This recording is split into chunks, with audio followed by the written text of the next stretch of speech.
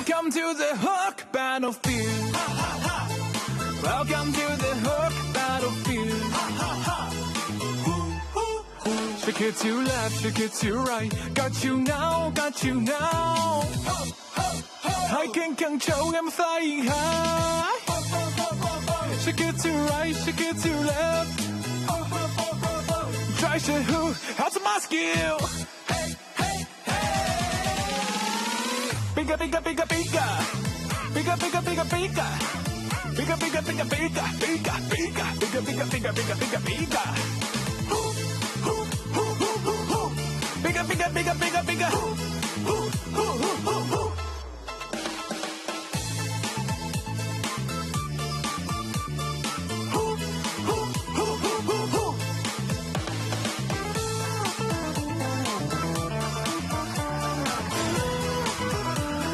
Welcome to the Hook battlefield.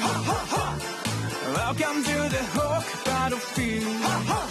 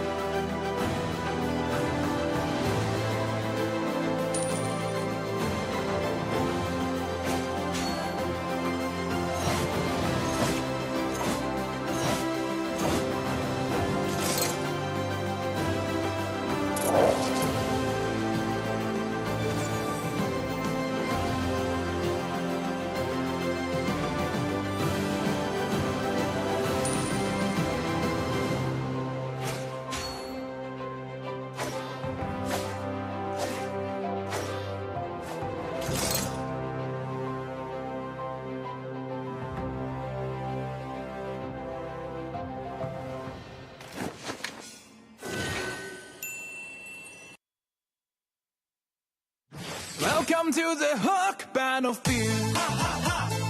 Welcome to the Hook battlefield. Shake it to left, shake it to right. Got you now, got you now. I can control, I'm flying high. Shake it to right, shake it to left. Try to who, how's my skill? Bigger, bigger, bigger, bigger. Bigger, bigger, bigger, bigger. Bigger, bigger, bigger, bigger, bigger, bigger. Bigger, bigger, bigger, bigger, bigger, bigger. Bigger, bigger, bigger, bigger, bigger.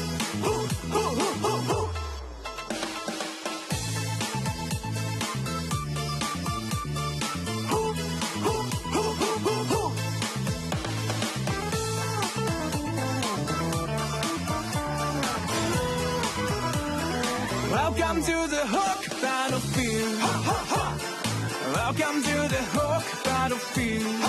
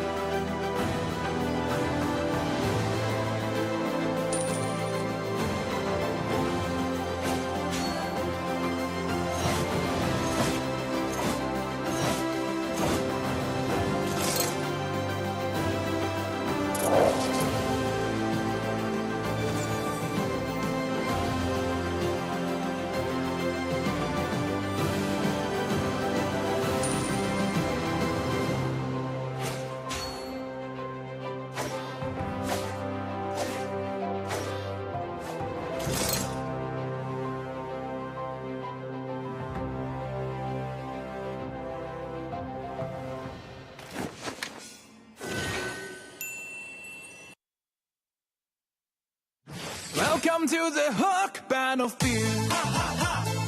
Welcome to the Hook.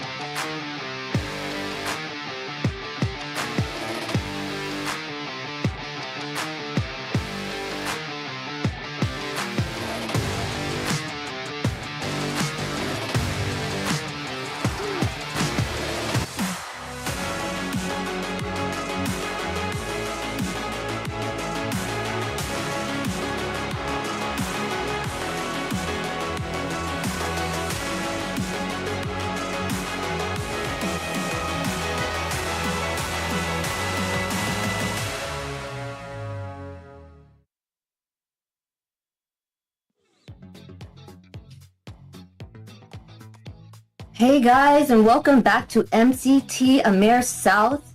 We are on day 2 of the Switch stage. We are super excited. The matches yesterday was so like a treat to watch.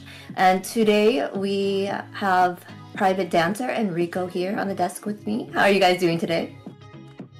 Doing great. It's absolutely exciting now to be back here with AMER South to see what other treats and maybe spicy little tangy treats that we have in store for these next 4 matches that are going to be coming up. That's right. Hi, Zina. Hi, Private. Today, it's a day that is very special because we also are going to have 4 matches. Winners are going to face winners. The teams that lost yesterday, they're going to face each other. So we hope for the best. We hope for the best action ever here in AMER South Day 2. Yes, it's just super exciting. The global bans was a treat to watch because we got to see non-meta heroes like Chang AB play, Terizla, right guys? It was really fun to see that on the stage. We saw a bunch of different strategies that kind of happened there, especially when it came to possibly having Jushin was actually used and actually got put out there as far as not banned for a little bit. As we got halfway through it, we started seeing her start getting more and more banned as people started realizing maybe she might not be worth dealing with out there for a bit. So there's a lot of different strategies that have been happening here, but I want to say like one of the high notes is just starting to see where people are going with this meta. Once a lot of those higher picked meta heroes are off the board, what do you have left, and are there interesting choices that can be done with that? Yeah, so guys, you showed us many special heroes yesterday, so I hope you show us also so many heroes. Yes, let us see what the format is for the Switch stage. Welcome to AMER 2026, the official league for Mobile Legends Bang Bang in the Americas. In this video, we'll walk you through the format of the competition. The league is divided into 2 regions, North America and South America. Each region features 8 teams, for a total of 16 teams competing in the ecosystem. The regions compete separately during the season before meeting in the Americas Finals. Each region begins with the Swiss stage. All 8 teams compete across multiple rounds. Teams are matched against opponents with the same win-loss record, ensuring balanced competition. Matches in this stage are played in a best-of-3 format. The playoffs are divided into 2 phases based on seeding. Lower seeded teams begin in Phase 1, where matches are played in a single elimination format. Higher seeded teams advance directly to Phase 2, which uses a double elimination bracket.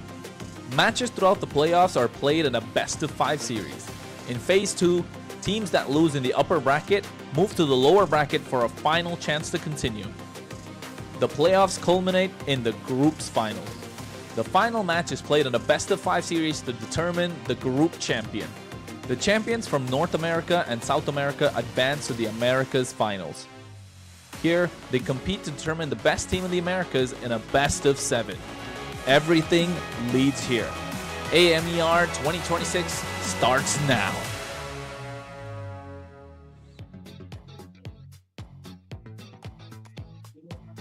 It's super cool to see how the Swiss stage starts. It's basically like a training for them right now, so they can see how the other teams play, kind of get a feel of it before they go into the playoffs, right?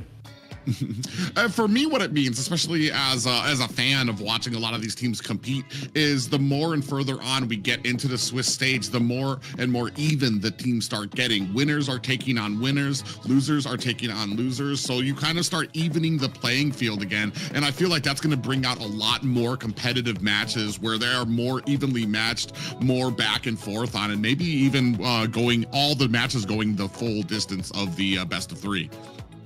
Yeah, for me, Global Ban is very special because it gives the chance for us to see a different heroes, you know? Okay, we were talking about best of 3 or something, you know, but it's also very special to see new heroes coming up. Yeah, let's hear about what the Global Band's got in store for you.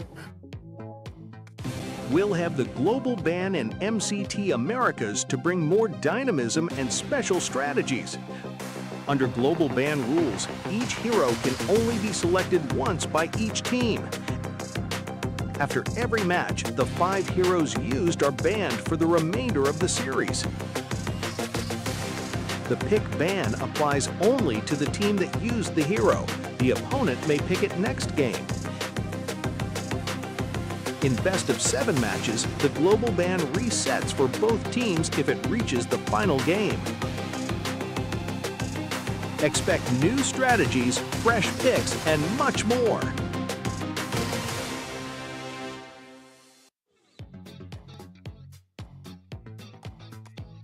Yes, and like I was saying before, the global bans being implemented is a treat to see. The fact that we're able to see Changi on the stage, Terizla, and even in the north they had Xborg as a roam.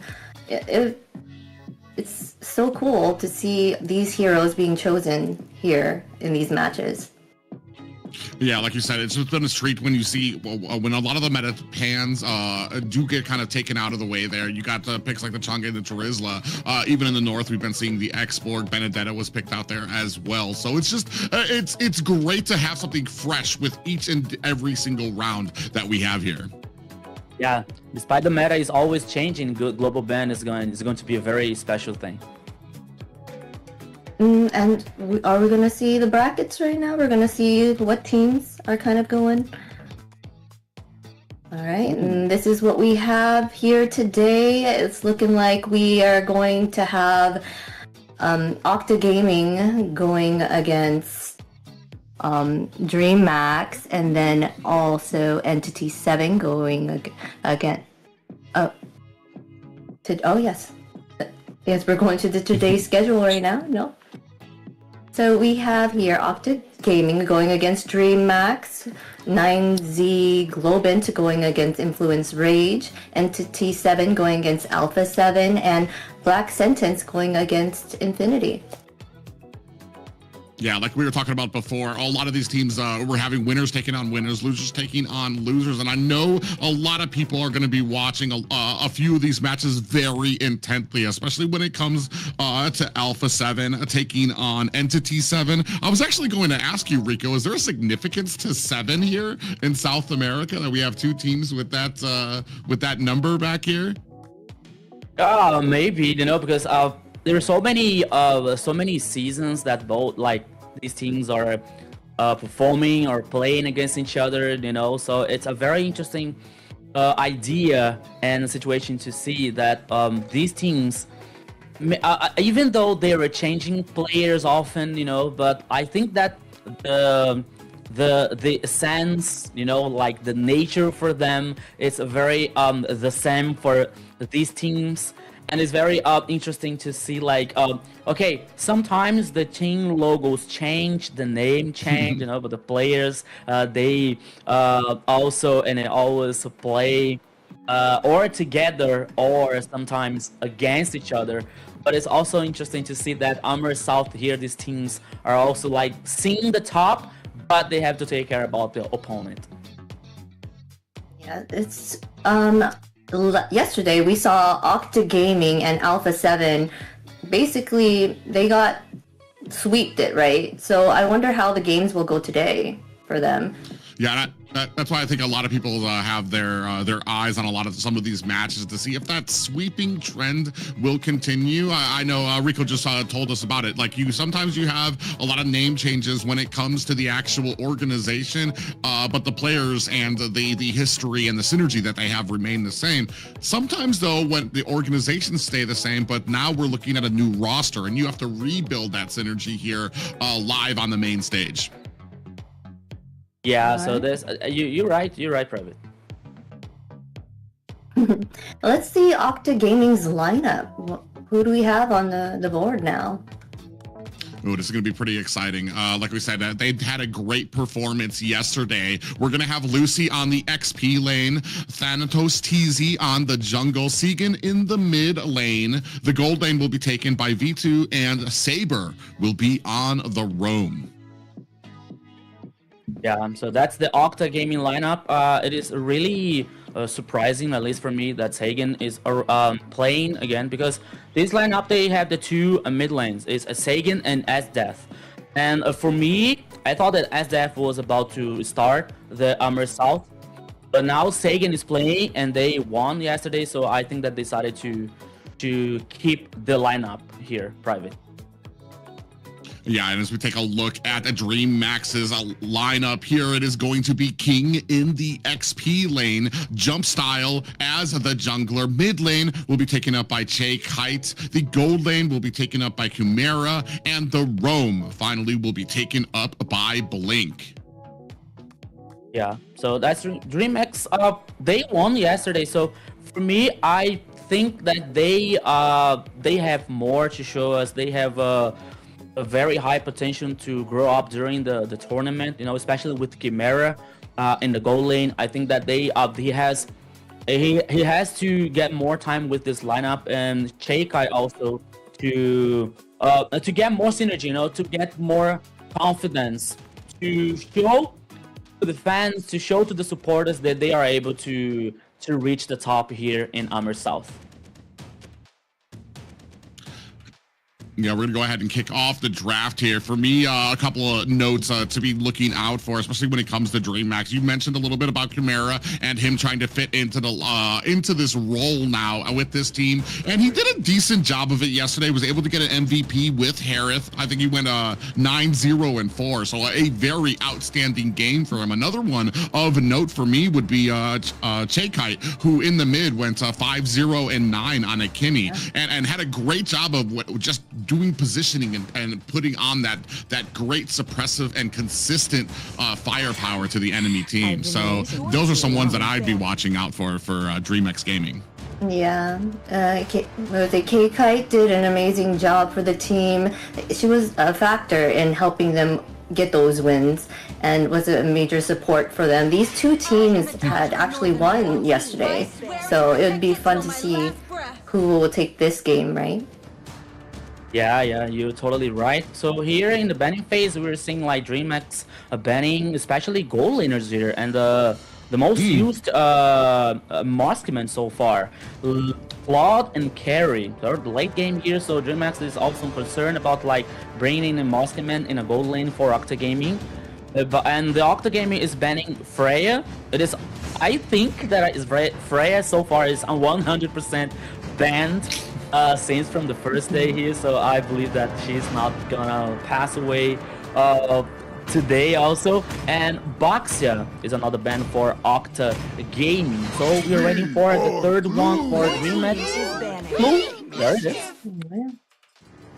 So what we have left right now is the Zushin, Valentina, and the Sora are still up there on the table right now. So that's gonna be very Or interesting. Marcel. And oh yeah, and of course Marcel. So we got all three of those picks out there right now: the Valentina, Sora, and the Zushin out there. And I want to say I was actually questioning on whether Zushin was gonna make it out, because for me it's just one of those picks that it's like, yes, you do have things that you can do against her, but I feel like just the time and effort you need to be putting into countering it, just it goes very high on my personal ban list. But here I want to say Octa Gaming, and they are one of the core reasons that it went through, because they feel like it's something that they can handle. I think we had an interview with Segan yesterday about it, and him saying that his team, and we watched it, they're very patient with it. They understand her strengths. They know that they need to kind of elongate these games to get to a point where they can get to that backline and take her out.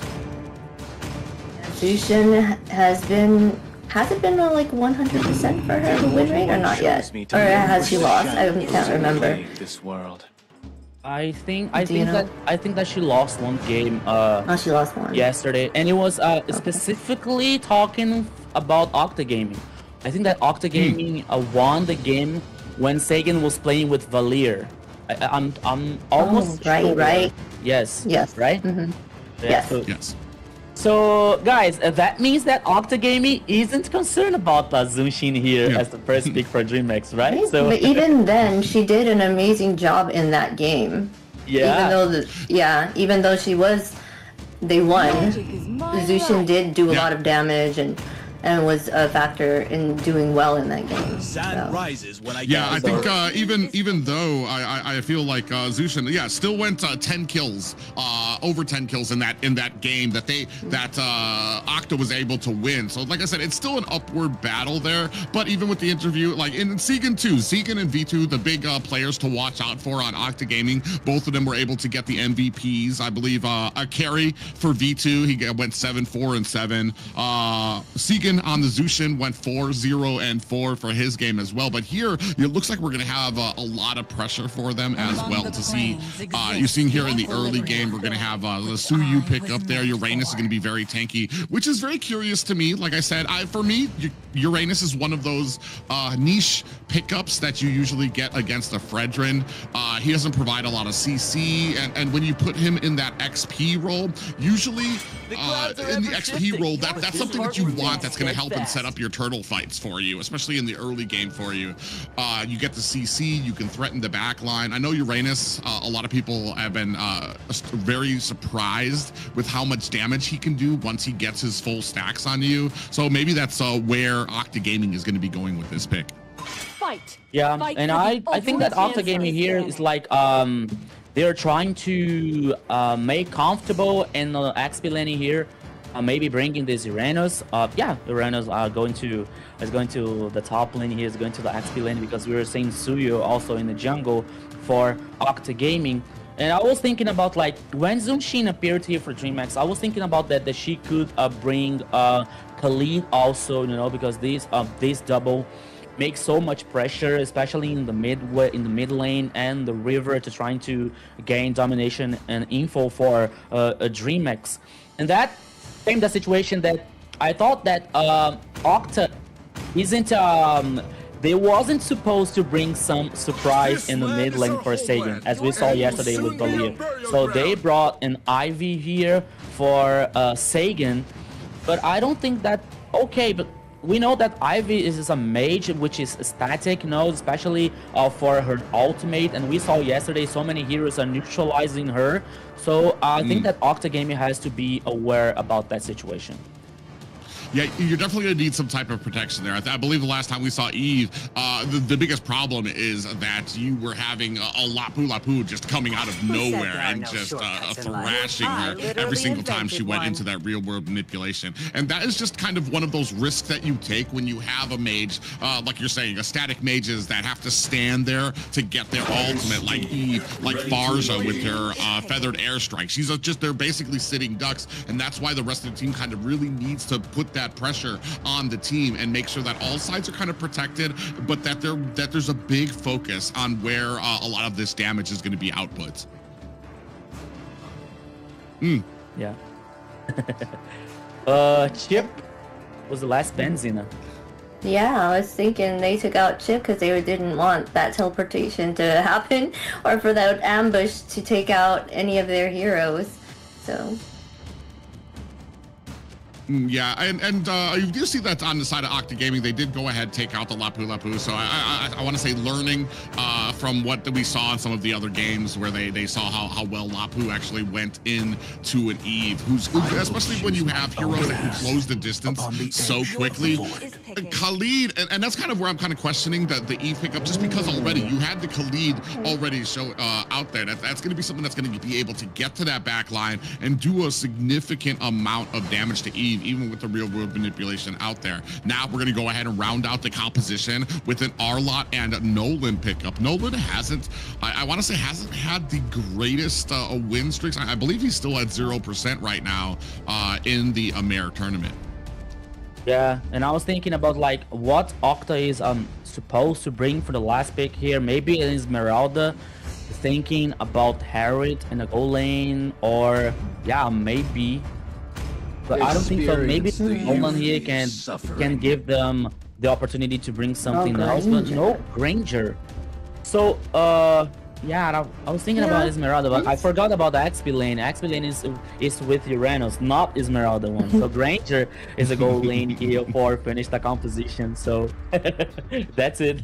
Well, I mean, you can be forgiven for, especially with how the meta has been shifting nowadays, where a lot of these things go, Uranus has been played in the jungle position and has had the most success there. So, I mean, it could be a big question where some of these picks are going. Heck, we've seen a lot of the fighters being going into the gold lane as well. Here, with that Granger pickup, it does mean I do look at DreamHack to be dominating that gold lane. Granger does have a little bit of a problem when it comes to some dash heroes because his most of his abilities are just kind of like straight lines, and they're pretty easy to dodge if you've got a very mobile gold laner there. So we're gonna see how this matchup goes with DreamHack taking on Octa Gaming, game 1 of day 2.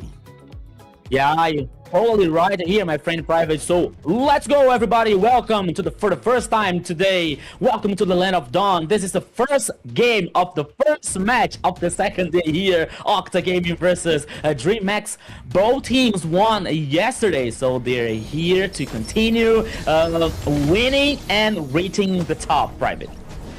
Yeah, that's exactly it too. The stakes are just a little bit higher because both of these teams have undefeated records that they're kind of putting on the line here. Both teams were very dominant in their victories yesterday and looking to try to continue some of these ways here. I know I talked a little bit about Nolan not having a great game when it comes to kind of, I want to say, like the sea of different junglers that you have out there. He does have a decent amount of mobility. It's just the squishiness that sometimes CC is a big hindrance for him. He's going to need to kind of get in there, get a lot of that damage off, and be able to escape. Speaking of damage here, Chaikai almost getting caught, might be in a little bit of trouble here. Has the flicker and able to get away, and this might have put Octa Gaming in a bad position anyway. Down goes Saber as Jumpstyles able to take advantage of that I want to say overstep coming from Octa Gaming.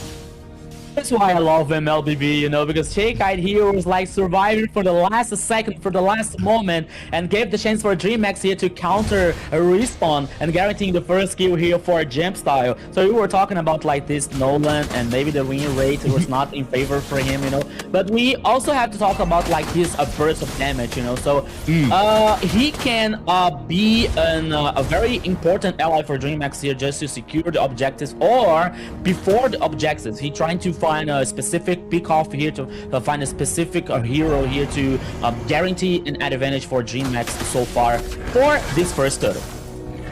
Yeah, and especially when it comes to stuff like that. Oh, Chimera actually might be in a little bit of trouble here. V2 laying on a decent amount of fire to him. Both of them going to go ahead and have to create some distance. We do have a fight there. Saber does find a kill onto Blink here. And you were talking about the Nolan thing. He's one of those big assassins that just, he really needs to keep up that momentum. Needs to continually look for a lot of those openings where he can get those kills, where he can be able to find some of those pickoffs. Where he does not shine sometimes is where you see those when it comes to some of those group fights. You don't have your team ready, unfortunately, he's gonna have to rotate away. Chaikai does go ahead, provide a little bit of support into the gold lane. It looks like, man, Chimera actually getting really pushed back there by the Granger from V2. Yeah, but we saw the opposite here because Octa Gaming was guaranteeing a kill. They got this advantage, they got superior in numbers, and it was easy to secure the first turtle for Octa Gaming. So it's a very even game so far for both teams, but now we're seeing the battle 1v1 Lucy versus King. That's gonna be very interesting, but Thanatos coming. Yeah, you got Thanatos DZ comes in there. King takes a big chunk of damage down. It's going to put him down to about 50%. Jump Style looking for an opportunity down there. It's going to come in for the fighter. They're going to be able to find the Suyo. Thanatos DZ in a little bit of trouble there. Does activate a lot of that defense. King comes in with the final slash, but gets taken out by Thanatos TZ. Jump Style just narrowly missing an evil Queller there at the bottom lane, but he does lose somebody there. Octa Gaming up by 1. You know, for a moment, I thought that Thanatos was about to leave the fight, you know, because he was hitting the head against the wall, but somehow he decided to come back and guarantee one more kill for Octa Gaming. So far here, Private, almost 4 minutes. It's a very even game, but Octa Gaming is surprising me, especially because it is versus a DreamHack. As we were saying, like, both teams know each other, and we have Sky Pierce to Thanatos. Let's go! Ooh, Jump Style gets taken out. A glorious pathway laid underneath him is going to slow him down, allowing the rest of Octa Gaming to come in there. Lucy actually in trouble here. Goes a little too deep underneath the tower. Oh, they're still going to be able to get the purple buff, but that a little closer than they might have wanted to come to that. But already, Octa Gaming inside of the enemy's jungle, starting to claim it for themselves. That's the runners, ladies and gentlemen. But now the second turtle here, I think that DreamHack wants to fight back. Or no. I think a Blink is just making sure to get that information, letting them know, hey, yeah, this turtle's being taken, boys. There's not really much that they're going to be able to do. I believe he just had Chimera up there right now. And man, I think they're doing just a great job. Usually I want to put Harith over a Granger up in that lane, but it does seem like V2 very much being able to hold his own up there. And the more and more we get into this game, I want to say the later and later we get, I feel like the less and less it's going to favor a Nolan pick and a Jump Style. If you're not able to continually get those kills, continually get fed up on this assassin. Yeah, you're totally right, and we're seeing like V2 always playing safe because he is aware about the Nolan and the burst damage. Oh, in the mid lane here! Yeah, they're gonna go in. Glorious Pathway comes up. Segan does get pushed back, and Jump Style right there to be able to find the kill for himself, bringing this to a 2-3 game. Thanatos TZ comes in, but I want to say a few seconds too late for that fight. J-Kite on the back, just putting on a little bit of harassment too. Lucy, you can see a little bit of that recalls down there, letting them know, hey, here I am. Hello, and how do you do? Yeah, it was like, hey guys, hey, leave me alone here, runners. But that's it, runners, ladies and gentlemen. That's it. That's him. He is very annoying. He has an absurd sustain here, and now he's trying to make an procs with a Saber too. So Octa Gaming has to take a chance and has to take this advantage, especially because of Uranus. But let's go for a dive. Yeah, they do have that glorious pathway laid out there. Ooh, Blink trying to go in as well. Chimera diving back and forth with Zaman Force out there, but it is not able to protect him. The real world manipulation did come down as well. Segan laying that out to try to trap the rest of the members from a DreamHack, and that is unfortunate. I don't think they counted the members because, like, the rule of thumb is that the tower you can protect and defend a tower as long as if you treat the tower like a number of what you have defending it, you can only defend against like an even number. So if there were 3 members coming at you, you could defend that. When there's 4, they pretty much outnumber what you can defend, and you're going to need to abandon that, maybe get back to the tier 2. Yeah, the third turtle here is on the upper side, but both teams are dancing around that, so maybe I think that Jump Style, I think that he gave up once again. So 3 turtles so far for Octa Gaming, Private. Yeah, that's pretty much the story of a lot of these engagements throughout the AMER tournament, is absolute control of that objective. If you don't get there early, if you're not in a position, you're just going to start losing these objectives. And unfortunately, it's not often that teams are able to kind of recover from that if they continually are giving those objectives away. Here, we can see Octa Gaming already has 3 turtles. DreamHack just have not been able to get with it when it comes to a lot of these team fights. seen Lucy versus 4 players here, but now Sagan is aware of this. You see, IG finds so much time, but oops. Yeah, he's going to activate that consecration. Down comes the real world manipulation. Glorious pathway on the backside. Kite is being chased out as well. Is going to be able to use that ultimate to get away. But I want to say, I feel like Octa Gaming is doing a great job of thinking 3 steps ahead. What we see is a fight coming up there, and DreamHack sees a fight that they need to disengage from. But what Octa Gaming is doing is they're trying to lure them in, push them away so that they can continually clear out this jungle, continually refuse those buffs. To jump style on that Nolan pick. Yeah, it's a very good and big surprise for me that Octa Gaming here is like, they're dominating the map. They know what they're doing, especially with Lucy, with the Uranus, you know, because he hasn't the hard engage or something, but now here they come again. Lucy. Yeah, Lucy on the bottom. I am sorry I ever doubted the Uranus pick here. He lacks the CC, but what he's doing is just going in and just tanking so much damage. Blink in a little bit of trouble here, gets double teamed. V2 and Thanatos TZ on the other end. King might be in trouble. Final Slash comes out, but it is used mostly as a panic, and he gets taken down as well. That is going to be 2 down for DreamHack. 2-7 right now. Octa Gaming doing a very dominant first game. Yeah, you know, we have okay, we can consider it here the Harriet and the late game potential, but if you're seeing the goal lead, especially Octa Gaming here is almost 6k ahead, and now they are going to the Lord, and probably no fight back for DreamHack. You know, I think that the first game here is being like very, very secure for Octa Gaming. Okay, we're talking about Mobile Legends, everything can happen, but here I think that Octa Gaming is very, very secure. But Lucy, yeah, Lucy maybe bit off a little bit more than they could chew, probably testing out a little bit of a limit test there for the Uranus. It's like, okay, I believe 5 members of DreamHack is the limit of what I can tank, and eventually gets taken out there as well. Now we're gonna go ahead and have another glorious pathway out there. Final Slash comes out onto Segan and Saber. V2 is gonna go ahead, dash to the back line. King is gonna follow there. Blink over here, gonna be able to try to take out Chimera. Down goes a Saber. Chimera with some great damage there, coming out to be able to take down the row, but Thanatos TZ and V2 are in tow on the back line, looking to maybe put some more damage out. They're not going to be able to find the team, but they are going to be able to find a tier 2 tower at the bottom. yeah, the second one, the Lord is heading in the top side here. Apparently they're focusing in the mid lane to take down this turret on yeah, the turret number 2, so only the high ground now for them, Private, and here comes the Lord. Yeah, Lord up at the top, and that's going to be a high ground. Oh, actually, they're able to protect their high ground there.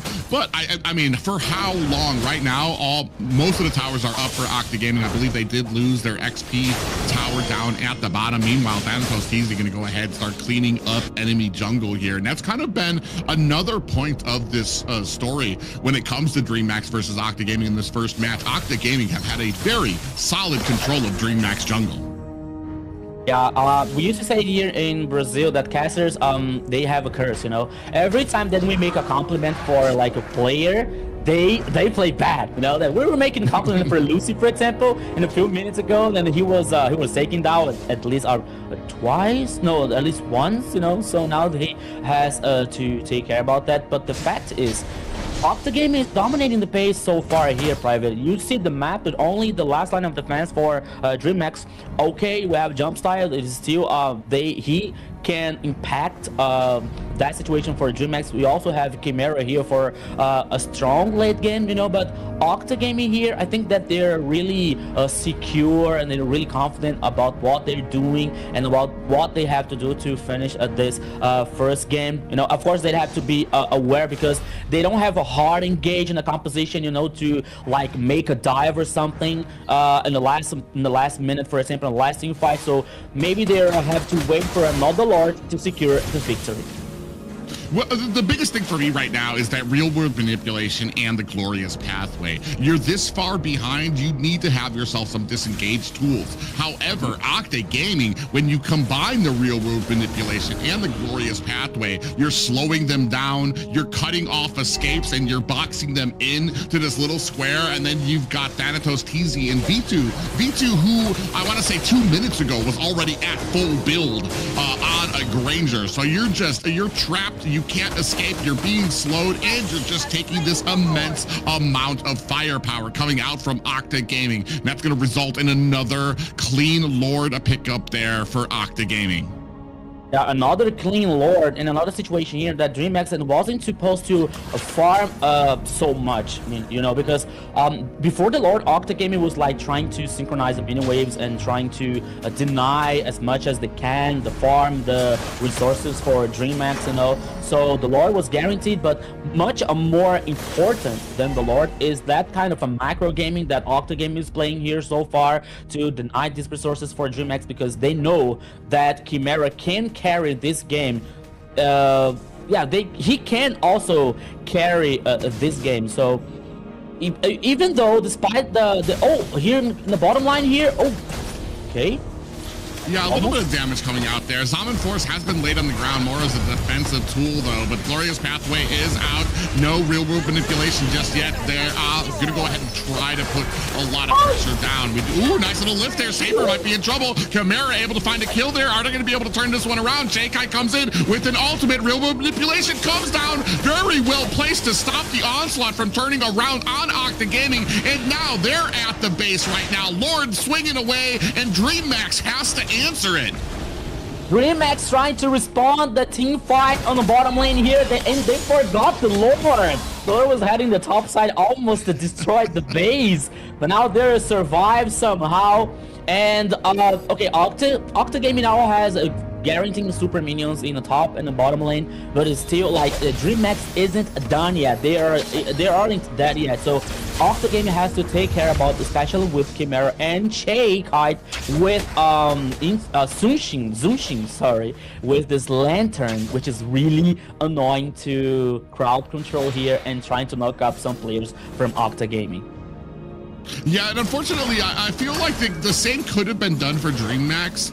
You've got Blink. He's got a setting tool of his own with the Raging Sandstorm. You've got the Final Slash from King. So you have tools for a setup from them. Unfortunately, I feel like the sustaining power is definitely on Octa Gaming. So they're able to outlast a lot of these fights. They've been able to get ahead on these fights. So they are in firm control. They get to decide now when the initiating factor comes. And the initiating factor, we do have a Glorious Pathway up, is going to be able to split up the team, while the rest of them may be looking to try to put some pressure onto this mid-high ground tower, but they are not able to find it just yet, not able to line up the minions to kind of create that full lane pressure onto DreamMax.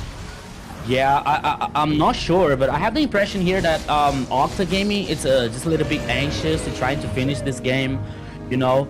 But they're not allowed to make a mistake here, because at this point of the game, any kill, Lucy, all right, he can survive.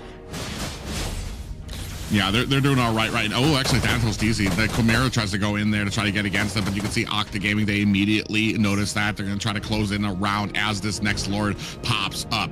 But the problem here now is the lane control for DreamMax. They want to try to take this fight, but you've got minions starting to push into the... No way. We're just not going to answer that. Minions coming. We're going to go ahead and start this fight. Glorious Pathway is out for Saber. The rest of them, V2 does activate his immortality right now. DreamMax looking for a fight. Blink in the midst of the fight right now. Thanatos TZ tries to go after King, who uses that flicker to get over the wall on the back end. Lucy is still chasing Blink, and now getting helped out by Kite in the back. Now they're finally going to have to answer these minions at the base, as Octa is free to return their pressure to the Lord. Somehow it was really good for Octa Gaming, because even though there was a big minion wave heading in the top, another minion wave for DreamHack had born, and it wasn't enough to destroy the base, you know. But now we saw like V2 taking so much damage, and they had to like farm in the jungle, trying to farm in the purple buff to regain this HP. So he lost just a little bit time in the team fight, but somehow Octa Gaming survived. And now another Lord for Octa Gaming heading on the top side here.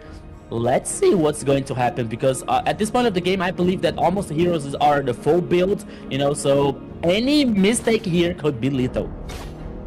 Yeah, the problem is though, I feel like the sustain that is on the side of Octa Gaming is really allowing them to kind of really continue on in these fights where DreamMax is having trouble. Thanatos TZ comes in, puts some damage on. Real World Manipulation is out. Evil Queller goes out. Thanatos TZ gets lifted up, and he does have the immortality. That's going to open it up for Chakai to get picked off into the back line. Saber looking for an escape, does get pulled back a bit, is going to try to turn it around there. Now the rest of DreamMax have to split their priority between the Lord, swinging on the core, and Octa Gaming, who are starting to get very, very low. Saber able to find a kill onto King. Jump style with the dash onto the side. Lucy finds a kill onto Chimera, but the swinging away Lord cleans the clock, and that is going to be a win for Octa Gaming. First game of the first match here, and it was wild. Octa Gaming guaranteeing the victory versus DreamMax in a very, very fighted game here, Zeno. Yes, what a first match. Octa Gaming was taking it over so much since the beginning. They kept that steady pace of having, you know, a little lead over DreamMax there, and they just kept going. They took all the objectives and snowballed their way in that one match, so...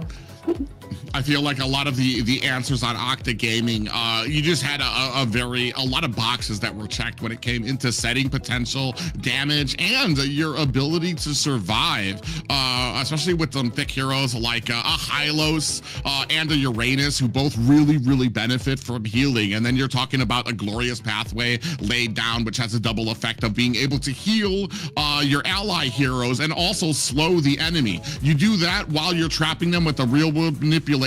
All you need to do is point to your Granger, point to your Eve, wait for Thanatos TZ to come in, and it was just a stars aligned for Octa Gaming with that type of composition that allowed them to just really outlast, outdamage, and outperform DreamMax. Yeah, I think that probably Thanatos is going to be the MVP in the first game here, but honestly, I liked really much Lucy's role with the Uranus, you know, because, okay, we talk about the Uranus that he hasn't an engage or something, or some kind of control, for example, but his role in this game, I think that he was so important, because every time he was annoying the team, he was like gaining info for Octa Gaming, you know, so it was really important for Octa Gaming to guarantee the vision and map domination so far. Yeah, and that's kind of unfortunate. You even saw kind of a little bit of the turnaround there immediately, that Jumpstyle was able to get himself a kill, but it was immediately answered by Thanatos TZ, and they had to disengage. And I want to say that was probably the beginning and the end of a lot of offense that came out from DreamMax. Octa Gaming here, you can see a beautiful 4-man gank onto that top lane there, not just covering the front, but covering the escape of DreamMax. So before they realized that they were outnumbered, they didn't even have an escape anymore. Here, this is just a beautiful example of being able to use that glorious pathway to split up the team, start claiming and pushing out DreamMax while they claim those purple buffs.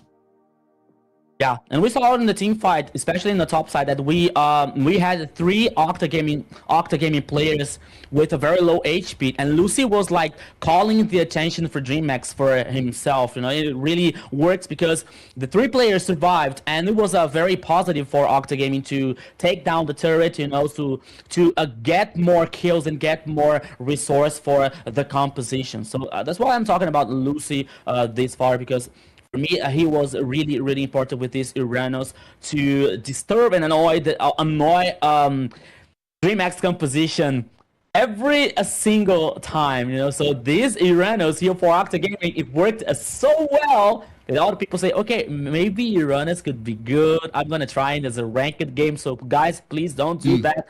You know, if you're gonna be in a classic game, for example, just to practice and try this hero, but for Octa Gaming here, it worked so well. And of course, we can talk about like Thanatos with Suyu. It worked so well also. And also Granger, V2, because he wasn't the star, as we can say, but he played safe. You know, he didn't compromise anything for Octa Gaming performance.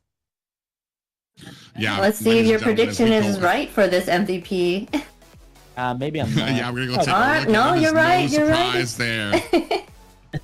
Thanatos TZ there, 5-0 and 2 KDA, 48,000 damage, and a 700 gold per minute. That's usually around where you want to be, especially a little high end there for a lot of jungles. We go to head and see how he was moving throughout the map, especially on this. We did have a Raging Sandstorm come in there with a beautiful flicker, but just look at the damage output coming from Thanatos TZ. That's a jungler who just got stunned and initiated on, and he just turned around and was able to blow up his opponents there. Another big thing for me is the fact that you were talking about the Uranus, and what we kind of thought, for me, it's the initiating factor, but what the Uranus provided is a target for the Zushin to not only put that lantern flare on, that's getting Uranus all the stacks that he needs. If you do get Uranus pulled back into you, he's a tanky boy. He's going to be able to use that consecration to be able to get away from your team, and now you've just wasted all of these abilities trying to blow him up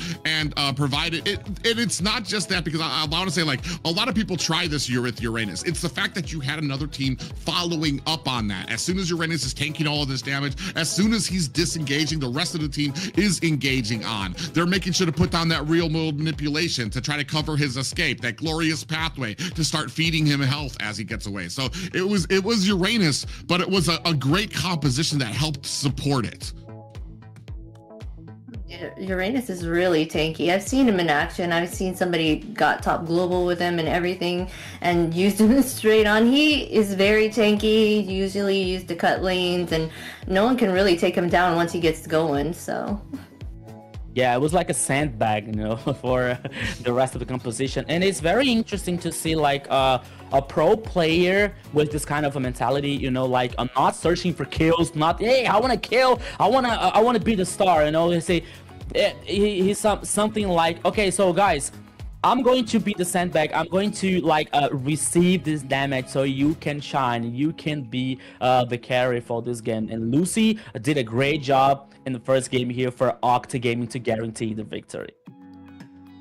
Yeah, a great game there for Octa Gaming. And I mean, man, they're the gold standard when it comes to allowing and dealing with a Zushin on the enemy team. And I'm actually kind of curious, are we going to see DreamMax? Are they going to go ahead and allow it out? But because I want to say, I'm pretty sure DreamMax yesterday went ahead and they banned that out, didn't want to deal with it. Here, I mean, Octa Gaming really showing that it's Zushin just is not as strong as a lot of people think it is, for as long as you allow that, especially as a first pick, and then you're able to answer with some of these great and strong picks. I think their first pick was to go ahead and take away the Suyo and the Uranus pick. They picked that up very quickly, and they proved to their worth and dividends here.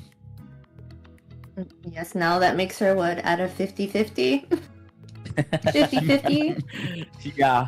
You know what? I think that the rest of the teams are saying something like, okay, Zunshin is really strong, but not for Octa Gaming, you know? I think that the rest of the team which is going to face Octa Gaming say, maybe Zunshin is not a good idea to choose here to pick it up versus Octa Gaming, because they have a very good idea how to counter Zunshin. But let's see what's going to happen in the rest of the tournament, especially for Octa Gaming, which has now one victory here, 1-0 against a DreamHack. We know the potential for a DreamHack here to turn game the even and maybe reverse sweep here versus Octa Gaming, you know.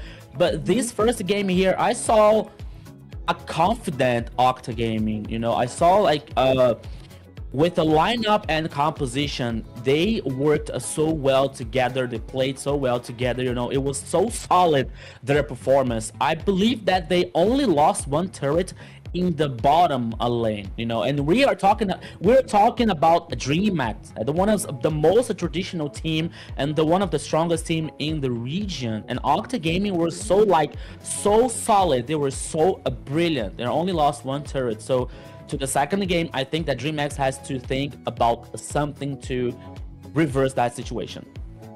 Yeah, maybe it was just go ahead. I was just gonna say, maybe it was just the first match, so they had their nerves, so maybe these next matches may be a different story, right? So.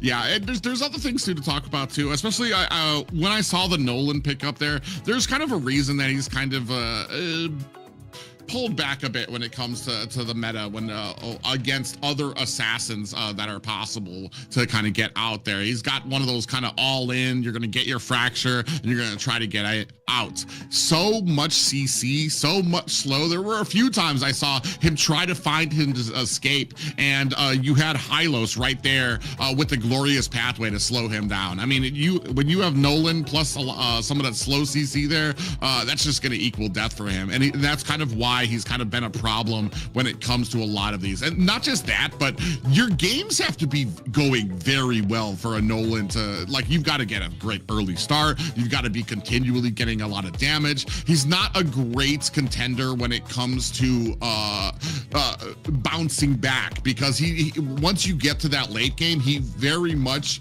not just late game, but once you get to that late game and you're behind, he loses his effectiveness in a lot of those team fights. And then you're going to possibly be looking at him to start split pushing, which isn't really a bad. That's usually pretty much the game strategy. It's like Assassin 101 when you're getting like put behind, whether you're a Hayabusa, a Ling, or a Nolan. You're behind, you can't do anything during team fights. Go ahead, split push this lane, hurry up and try to get back into the fight. Here, they were able to go so fast. I don't even think that DreamHack even had an opportunity to start thinking about split pushing, because not only were they able to dominate, but they were inside Nolan's jungle, making sure to refuse him a lot of those purple buffs. So he wasn't getting any farm. He probably would have gotten stopped by a lot of those minions in the first place once you get to that late game. Yeah, I'm missing Hayabusa, by the way. I listened to the last season. He was really, he used to appear a lot in the last season, but so far in the AMER North and South, I don't remember him on stage, on the Land of Dawn. But as you were talking about Nolan's performance here, we were talking about the meta, which is always changing, always like looking for new options. We were talking about the gold lane to be appearing in fighters, for example, and for the last seasons, we used to see so much tankers in the jungle. Like we used to see Akai, Baxia, or even though another jungle like Uranus, for example. But now I think it's time for the assassin, especially. Okay, we are still seeing some tankers like Baxia or Fragile, for example, that he can have this kind of a resistance. But now I think that they if they see the opponent choosing an assassin in the jungle, for example, I think they have the need to choose another or assassin or a hero with a high physical burst of damage here, or could be magic also with Harley, for example. But I think that most of these assassins, they have a high potential for early and mid game, for example, but for a late game, maybe they are too squishy for a team fight, for some kind of situation that you take so long for a respawn. So they are really aware about that, but they are choosing the assassins, and details matter here for the rest of the composition for working so well.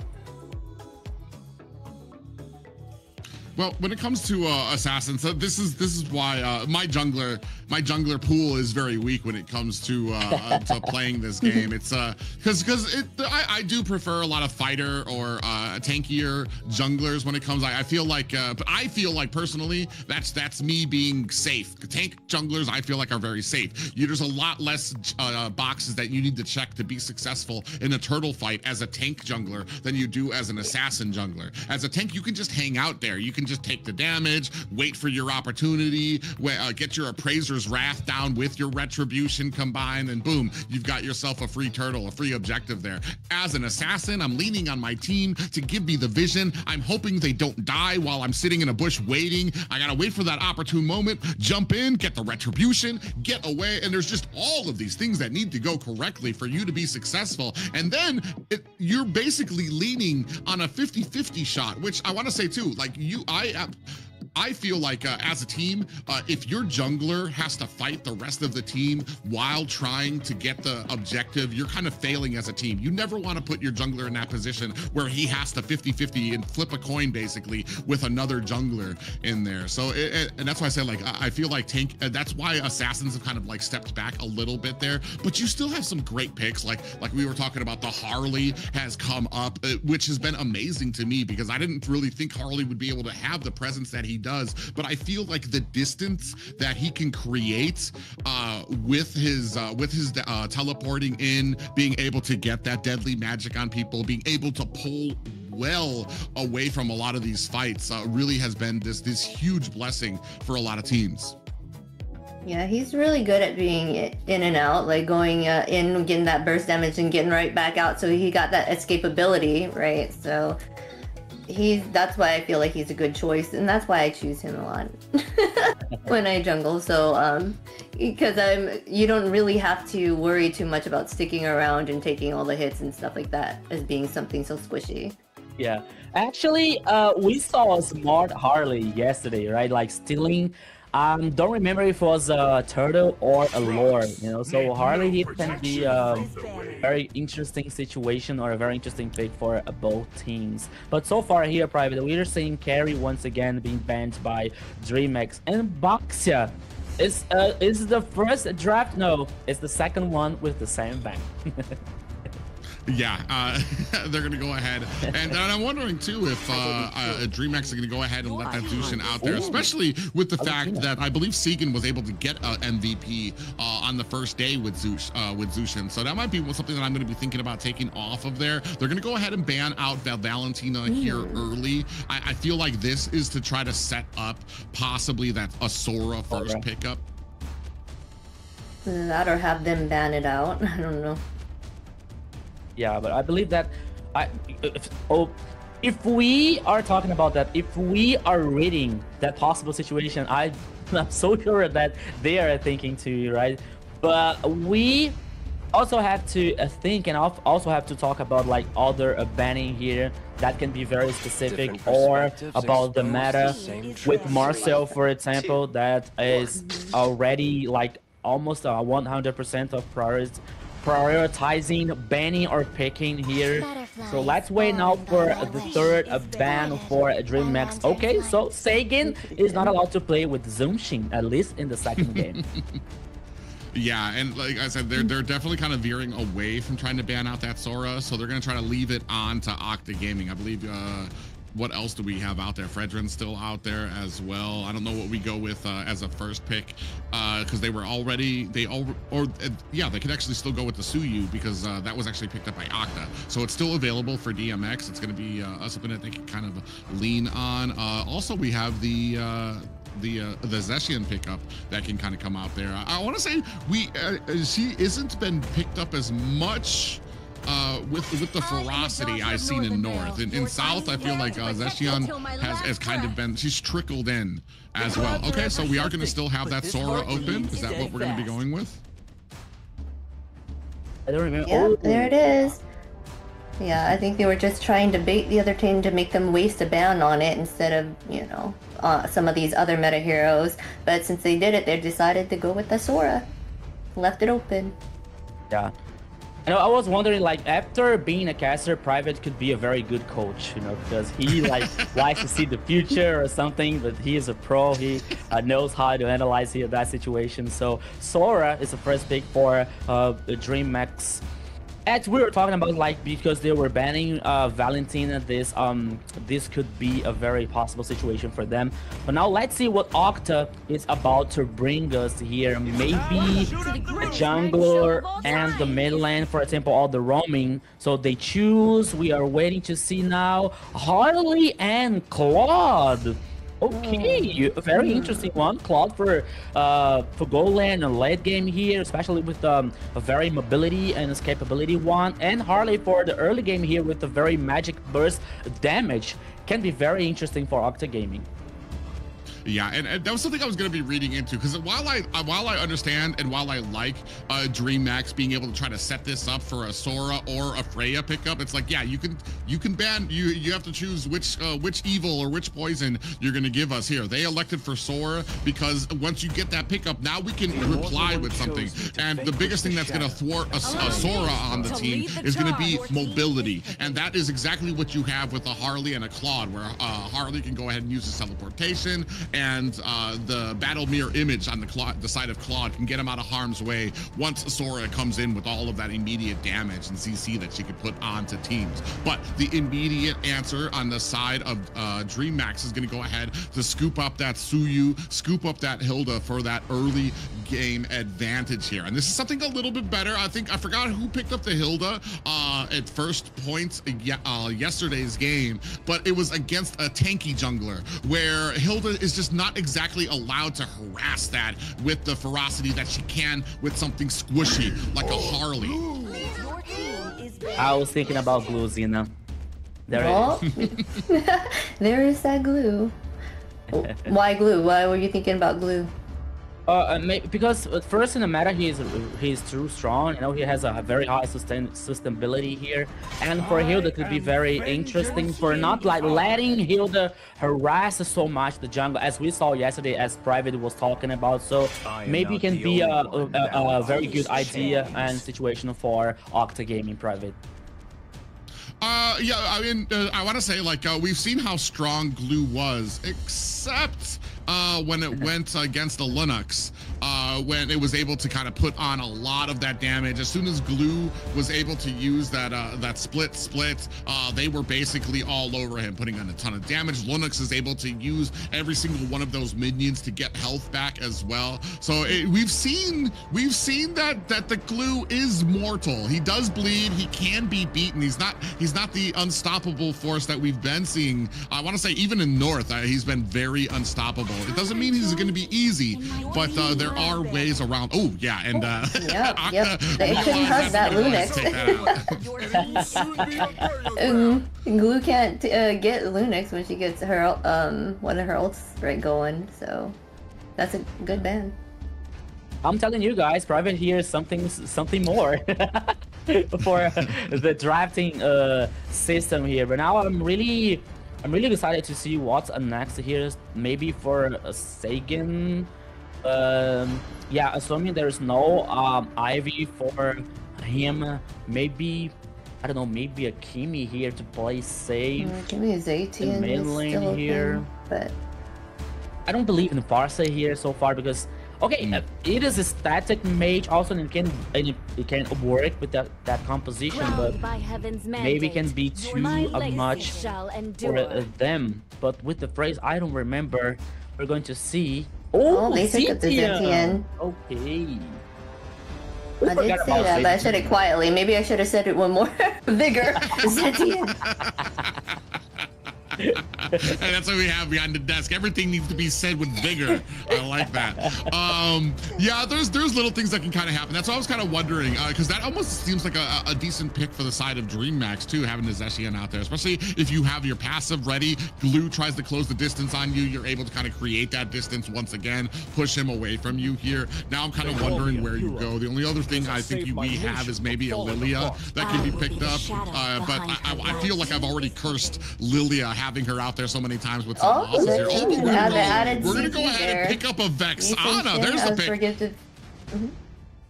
Yeah, we haven't seen a Vexana pick in a very long time. She does have a good amount of AoE damage that she can put out there. The frightening grasp as well. That can kind of like, I want to say a little bit of confusion out there. To me, it's just a basic CC that you can put out there. But the biggest thing is the amount of AoE damage you can put out there, especially with the the Ancient Guardian that can come out there as well to really chunk down a lot of those thicker, the glue type tanky heroes as well. The only problem though is the fact that she isn't very mobile, doesn't have an escape. So you're, oh man, and especially speaking of escape, especially going against the Yuzong. There's the play. Yeah, this Yisun Shin's gonna give vision as well with, so. Yeah, this.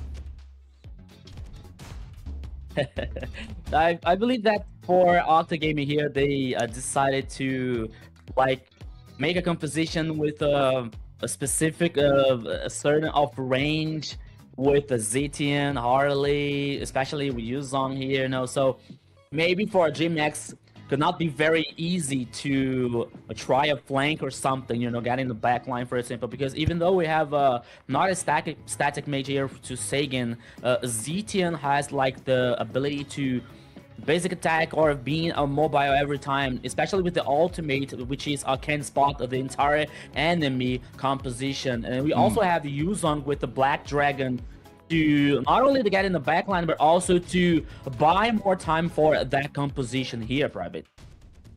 Yeah, but ladies and gentlemen, we're going to be moving on to game 2 of our first series of the day. Octa Gaming looking for a clean sweep, while DreamHack looking to set the tone and extend this to a game 3. Will they be able to with this composition? I think we're about to find out, Rico.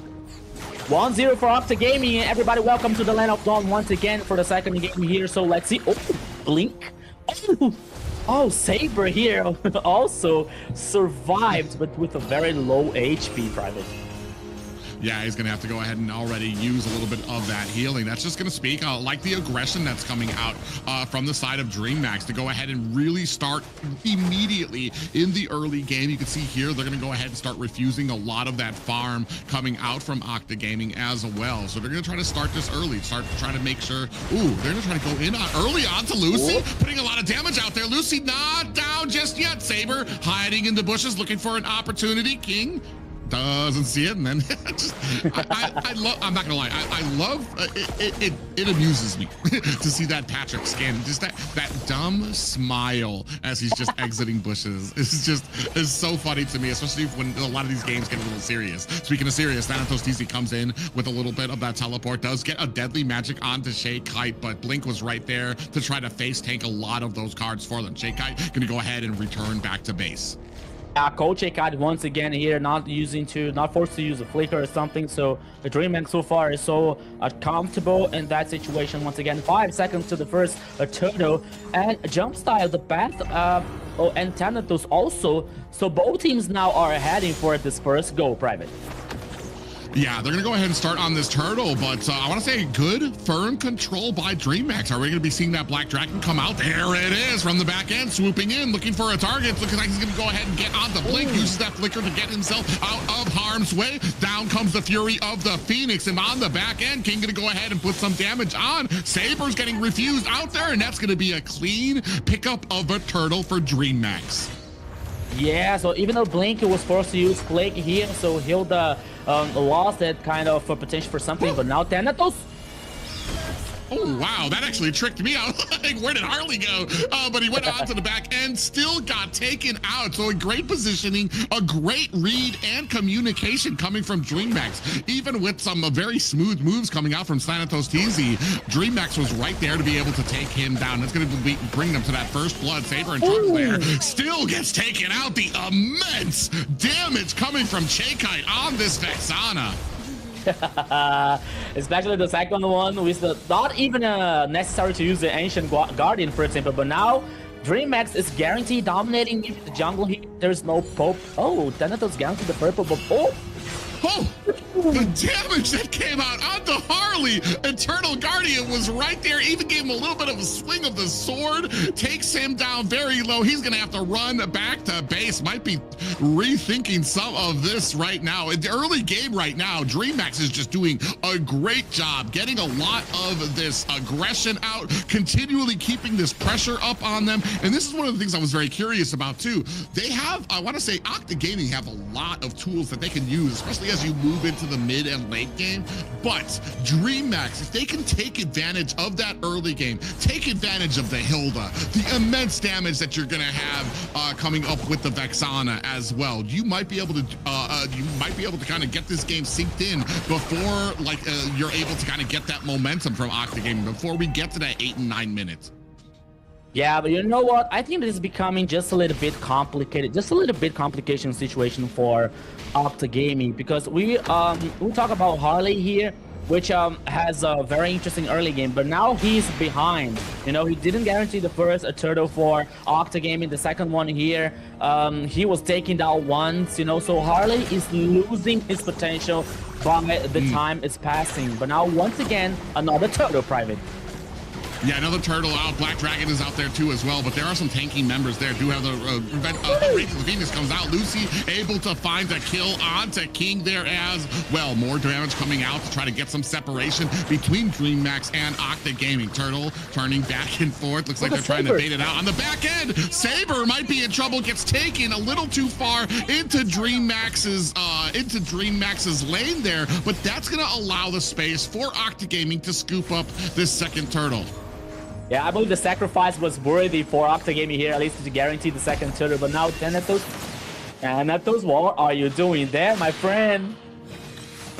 Yeah, I feel like maybe, oh man, that's one of the big reasons that Harlos has come back into the meta is because of the very, very low cooldown when it comes to that teleport there. So I feel like maybe he's a little overestimating his mobility when he gets in the enemy territory there. You saw he kind of was able to dodge, I want to say at least 3 or 4 skills there, but eventually DreamMax was right there to kind of close the distance around him.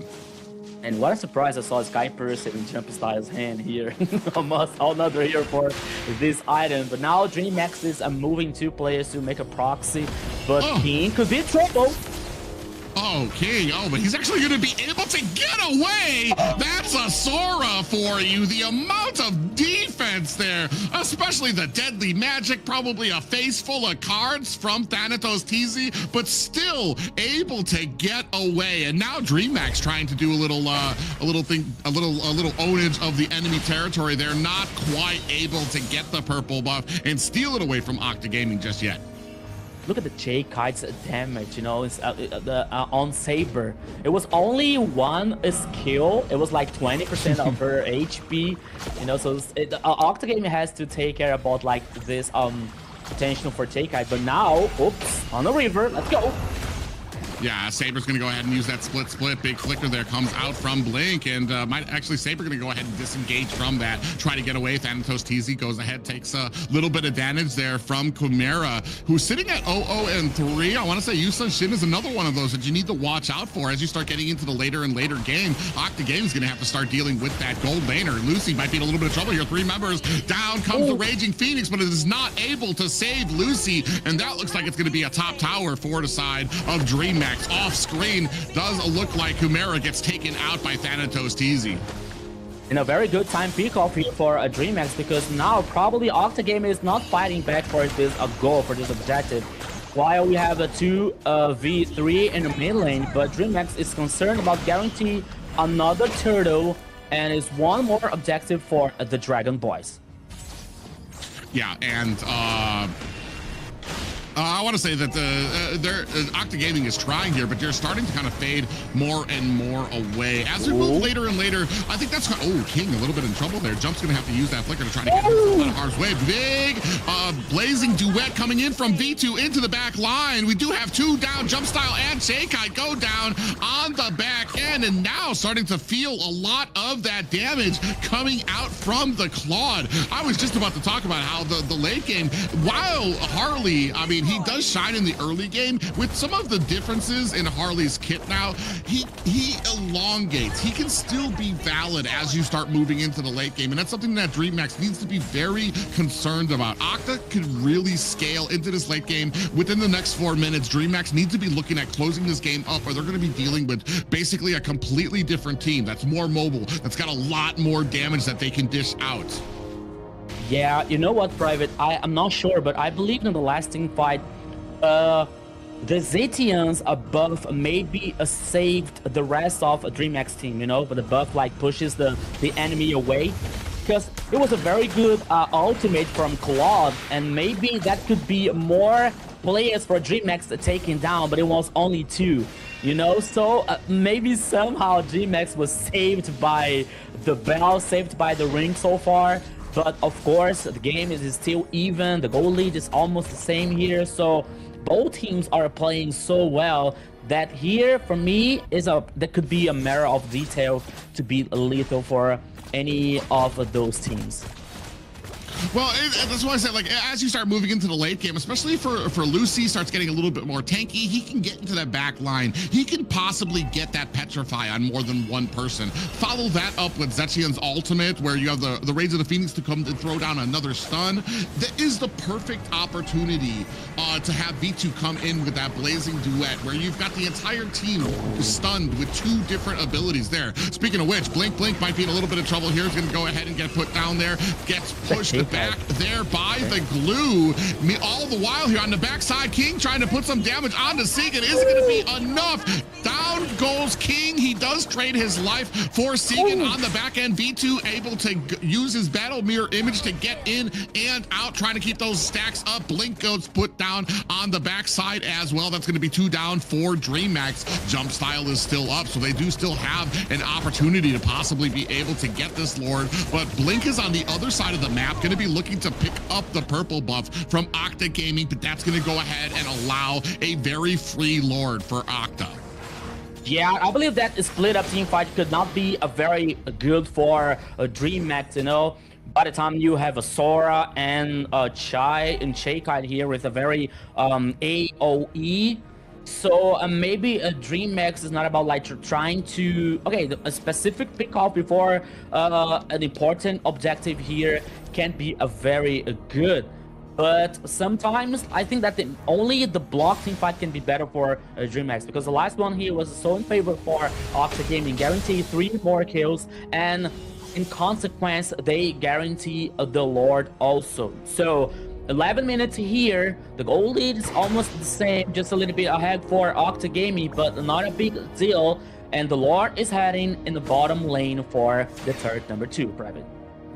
Yeah, V2 already has the 3 items he needs to be able to be doing a huge amount of damage onto the back lines, and things have just slowly been turning around on DreamHack. So Lord's gonna go ahead and charge into the tier 2 tower at bottom. Blink on the bottom side gonna be looking to maybe take some damage. They don't have an initiating factor just yet. King is split up trying to take away the top tower, while the rest of Octa Gaming focusing on that tier 2 tower at mid.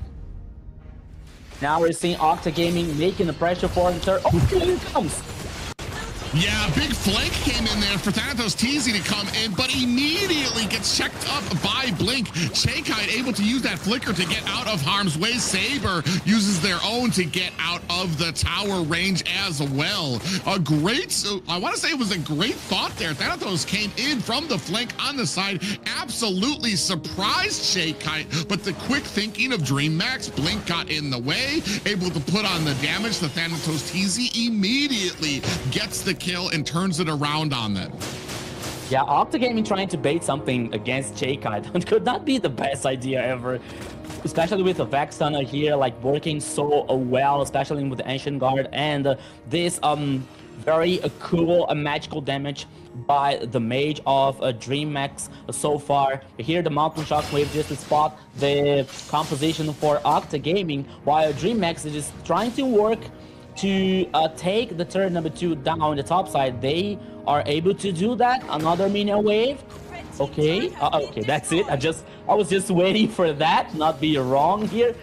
But you know what? After 13 minutes, I think I believe that the game is still even for both sides, because we were saying like, okay, maybe, not maybe, but Harley here with Thanatos, he is still very effective, but he's very squishy. So he has to take care about like peek off, especially before the objective. But now the Lord is open once again, Private.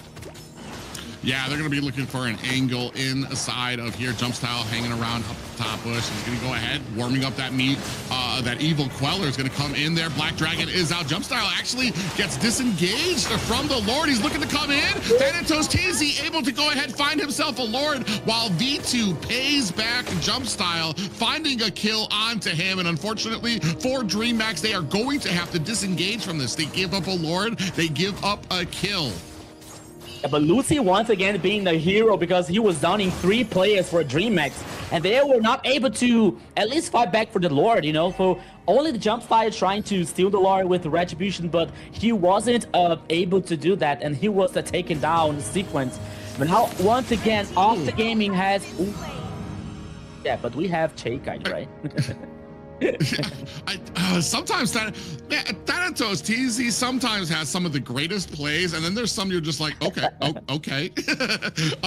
And maybe it's just the positioning, and Cheikite has some amazing games in them. Sitting at 3-1-3-2, especially as a Vexana with this type of mobility on the composition is already something to behold. Like we said, she was already MVP last time as a Kimmy, so we know she knows her positioning. We know she knows how to put on a lot of that suppressive fire. Another fight goes in here. 3 members go ahead and swarm out. Cheikite right there, gonna put some damage onto Segan. Find the kill there. Lucy in trouble. Chimera able to find the kill as well. B2 getting picked off by Saber. Oh, actually Saber able to pick off Chimera. So that's gonna be a 2-1 right there. DreamHack loses 1 while Octa Gaming loses 2. Lord's gonna be taken down as a DreamHack, so reset on the map. Yeah, that could be worse for Octa Gaming here after losing 2 players. The V2 playing so solid with the Claude, you know, using the Dexter hologram here so good, so cleverly. So it was guaranteed the life for Octa Gaming so far. The King now taking so much damage. Ooh, yeah, that's going to be it for Cheikite there. It's going to be taken down. Thanatos TZ found a great deadly magic onto the backside there, and you didn't have a flicker for her to be able to get away. The biggest problem here for the side of DreamHack is they found great success. The great success was a little bit earlier in the game, but the problem is that I feel like Octa Gaming, while they find great success, they're able to transition that into objectives, into tower pushes, to the point that you see that DreamHack is almost, they've got 1 tower left there, despite having 10 kills, and they're still in the entire mid lane open for Octa Gaming. And I want to say like that, especially when it comes to strategy, that mid lane is so important to be able to try to open up the map, and it makes it less so, once those towers get taken away, your team has less and less areas to be able to run away to get safety to. And that just says something about the way that the difference between the way DreamHack and Octa Gaming consider these fights and consider what they're gonna get out of these fights. Yeah, I was seeing, like, when you were talking about that situation, I was seeing Thanos trying to flank. Oops! Ooh. Yeah, they're gonna go, oh man, actually King's gonna go in there. Black Dragon's gonna go well into the back line, looking for some damage. King gets taken out on the side of Octa Gaming. Are they gonna be able to, oh man, jump style by himself, sitting there with Blink, looking to reset there. V2 very low, Saber gonna come in for the side there. Jump style in trouble, is gonna have to use that dash to try to get away. In comes Chimera, finding a kill onto Thanatos TZ, down goes Segan as well. Now, running for the hills is Saber going to be able to find the kill onto Chimera? He does. Chimera was doing the best he could to try to get those auto attacks off to get a lot of that health back, but it wasn't able to help him. He still gets taken down. 2 down for the side of DreamHack, 2 down for the side of Octa Gaming. The only difference being here, you do have a jungler on the side of DreamHack. It's unfortunate that they're just all not in a position to be able to really put pressure onto this Lord just yet. Yeah, 2 for 2 here. Saber now he's doing the front line. What a mess here in the last few minutes in this game. As you said, there's no Thanatos. Oh, now he's back. Okay. Now the Lord is open once again, and both teams are dancing around this very important goal that could be for anyone here, Private. Yeah, and the Lord's kind of going back and forth. I feel like Octa Gaming, they want the fight. They're very confident in their ability to kind of be able to win these. So they're baiting out the Lord, letting DreamHack see what's going on here. Now you can start seeing some of these lanes start pushing. King does get a little bit of pressure onto their Saber in the front. Actually is going to have to use that flicker. Is going to use that split. He's sitting right on top of a Blink. Lord still very healthy just yet. Nobody any worse for wear. Oh, here comes the Black Dragon. He's swimming. He's looking for Cheikite. I'm not sure if he was able to see her in that bush, but now the Lord, very low. Black Dragon did its job of zoning out the team, and Thanatos TZ able to quickly scoop it up. You know what? Octa Gaming here was really smart, because by the time they were fighting for the Lord, DreamHack lost 3 ultimates, and so they could read that situation and even lose into zone 3 plays for DreamHack. So DreamHack, they were not able to fight back. But Yeah, Saber in trouble here, getting whittled down, gets taken out. Oh, he has the immortality though. Is that going to be enough? V2 has his ultimate out, just used the winter crown, but the rest of the team swarming around him, but not before he's able to take down King. Jump Style is next. J-Kai gets taken out by Thanatos TZ. It's just Blink alone. Has to get the base, is not going to make it. Octa Gaming with a clean sweep over Dream Max. Take my energy, take my money, take my everything, Octa Gaming, for guarantee the victory here in the first match versus DreamHack. It's a big deal. It's a victory against a very traditional and a very strong team one here, Xena. Yes, Octa Gaming has made it a queen. Their streak is going strong. They're 2-0 so far in these past 2 days. They're doing an amazing job. Their synergy is on point. Yeah, I feel like this is something that I was kind of the little inklings that we were seeing from yesterday when it comes to strategy, when it comes to the understanding of the compositions and the game, whether it's yesterday where they were letting Zushin through because they understand what they need to be able to do to take down the Zushin, as well as being able to allow out a Sora and know what you need to be doing, know that you need to extend this game a little bit longer, know where their power spikes lie. I know we were talking about a little bit about the Harley. He's not as effective in the early game. I actually do want to see, I would love to see what his stats were for that game, because I feel like he didn't have the greatest effect, but the rest of the team was definitely coming in to be able to facilitate a lot of this victory for them. Here we're going to go ahead and take a look at some of those stats. Yeah, 6 and 5, not exactly like the overall jungle monster that you would expect from the team, but V2, I feel like a lot of their cards were definitely laying onto V2 to get that Trinity build to really start laying on the damage to the enemy team. Did you see what I saw here, Private? 2 Heaven's Feathers in Thanatos' hand? I had to believe in my eyes so far, but maybe for Thanatos here, like I think he thought about his responsibility, you know, especially to try to guarantee the objectives. And we were seeing like maybe sometimes he trying to do some kind of crazy plays, you know, and maybe it wasn't working out for them. But thankfully for Octa Gaming, the rest of the composition, they were working so well. But even though Thanatos played so well, actually, but he guarantees some the objective here, guaranteeing the Lords, you know, especially when the rest of the composition worked so well here, trying to like making some pickups before the Lord, before the Turtles here. We saw now a double kill for Thanatos, you know, so the whole team for Octa Gaming here was like very, very in a synergy, you know, they were very solid once again to win versus a DreamHack so far, guaranteeing a 2-0 for AMER South.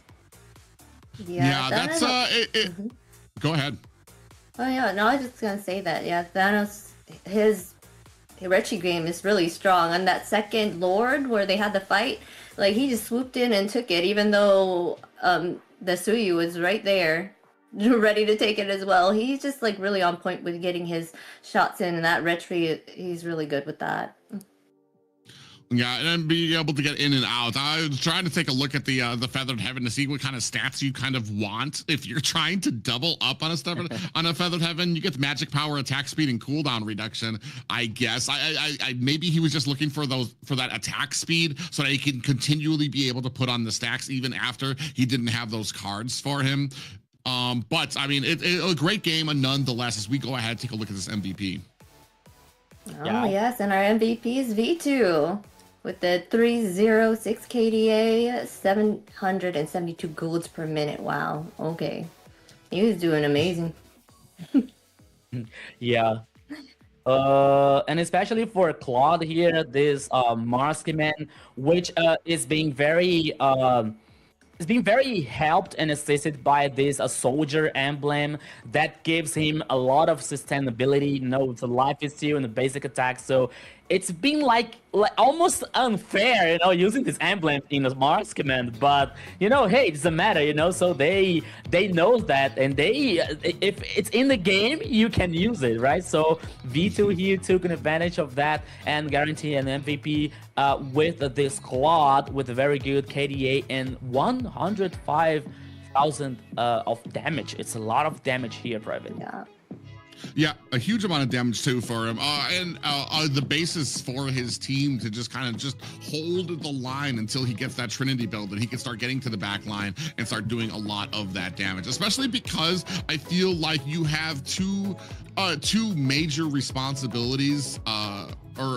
Two major responsibilities for the Vexana, for Chaekite, and that was to just not try to die. The only problem is you've got one flicker on you, so you're either waiting for the Blazing Duet to come in to try to get position on that, or you're constantly watching for Harley to try to come in from the flank, and we saw that especially in the early game, trying his best on the Harley to try to find those opportunities, find those windows to get into Chaekite. But like I said, she's got amazing positioning on that character, on a lot of her mids that she plays. Unfortunately, it just was not enough once you start getting into the late game, once a lot of those cooldowns started coming down, and you only have one flicker. That's probably the big weakness for the Vexana pickup, because at the early game, we saw the amount of damage. We saw the amount of pushing they did. The only problem, and a big one that I pointed out, is that once you get those kills, once you're able to win those team fights, we need to be able to transition those into objectives, to towers, to lords, to turtles and stuff like that. Because by the time you get to that late game, if you don't have the enemy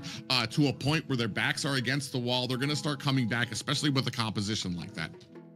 Yes, keeping map control is very important in the game.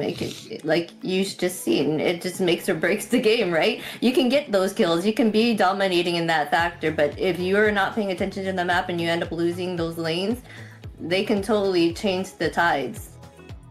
Yeah, he was really important. V2 was really important because I believe in the early game, the things were not so good for Octagame, you know. And I remember one team fight that he got 2 kills with the Blazing Duet that brought the Octagaming back to the game, you know, and gave them confidence to like fight as the same with DreamMax, and they were like very confident to the rest of the game, Private. Yeah, I mean, great gameplay by them. Unfortunate here for DreamMax. Like I said, just not able to find the control that they needed in that early game. Even with the Sora on their team, with the overwhelming presence. This is the big matchup that I've been seeing there has been having something else to threaten the enemy team when you're taking on a Sora. The Yuzong doesn't exactly win against the Sora in the XP lane, but I feel like the Yuzong also provides a lot of offensive capability for your team to offset what Sora brings to the enemy team, especially being able to get into that back line, being able to be a threat, and to kind of waste a lot of those cooldowns as well. So a great game by Octagaming, and like I said, when it comes to strategy, they seem like they're very sound in it as well. Yes, that was an amazing game. That sweep, well, let me just say, that was my prediction, right? My prediction was Octagaming. I was basing all of my predictions based off of the previous day, so. Yeah, another person that can read the future with us, guys. That's her. That's Xena, the master of the prediction so far here. Well, just for now. I don't.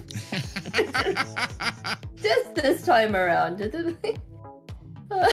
No, but it's been amazing watching this team kind of come together here, and especially seeing how the amazing thing for me is to see how successful some of these teams are from yesterday, especially seeing how great DreamMax was able to do, and then to just be shut down with, I want to say, with picks that you would think would be very powerful, very strong, and it turns out that they are there's an answer for it. I mean, like I said, they were setting up the draft so that they could either get the Freya or get the Sora pickup, and they ended up getting the Sora pickup, but it was immediately answered by something that could be able to clap back.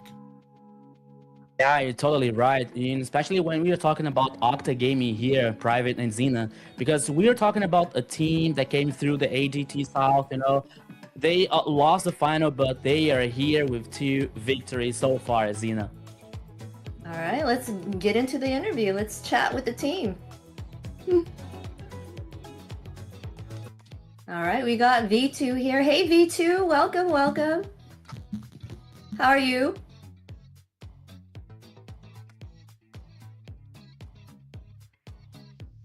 Oh. Yeah. V2, can you hear us? Oh no. Unfortunately, it seems like V2 little audio issues for the for that interview, but we can. But at least you guys got a glimpse of him. You got a glimpse of V2 in the live. Yeah. It was great to see V2 there too, because like I said, a big star of that last game, especially the trust that he enables in his team, where they're all just kind of like calmly like, all right guys, I know we're getting beat up here, I know we're this Vexana putting all this damage on us, we're just waiting. V2, I believe V2 was actually that what you were talking about. Yeah. Okay. Yeah, and we were talking, and we were talking about like the goal lane here for Octa Gaming. Like, especially in the second game here, he played so solid once again. You know, because okay, he was playing with Claude. Okay, he has a very high mobility, especially with the Dexter hologram and using the Blazing Duet, causing so much damage. You know, but you have to be good for that because, for example, I can play with Claude, you know, but I'm not so good as V2 to perform it so well as he did in the second game, you know. So this is very good situation for V2 so far. Yeah, would you say that Harley's way of playing and Claude is very similar, like getting in and out in that way with his Blazing Duet, with Harley's ult, you know? Is it a little similar? I have not tried playing Claude. I played Harley, but then I thought maybe I can try. But would you say it's similar? Almost. Almost in and out. Oh, it's looking like we get to speak with the V2 again. Hey, V2, can you hear us this time?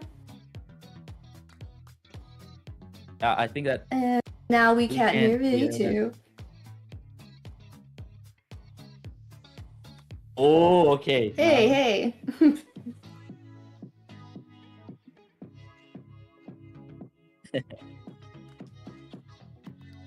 Oh, it's very low.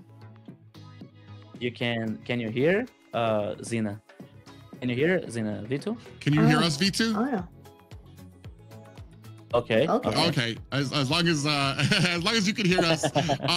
First of all, congratulations! Great 2 dominating games for your team, for Octa Gaming, and especially with that last game, your team not the greatest start off for Octa Gaming, but it felt like a lot of them had a lot of trust on you to just wait for you to start getting those items that you needed to be able to really start doing damage. Is that something that you guys were discussing? Was there any point where you guys were just a little bit worried, especially with the damage that was being output by them?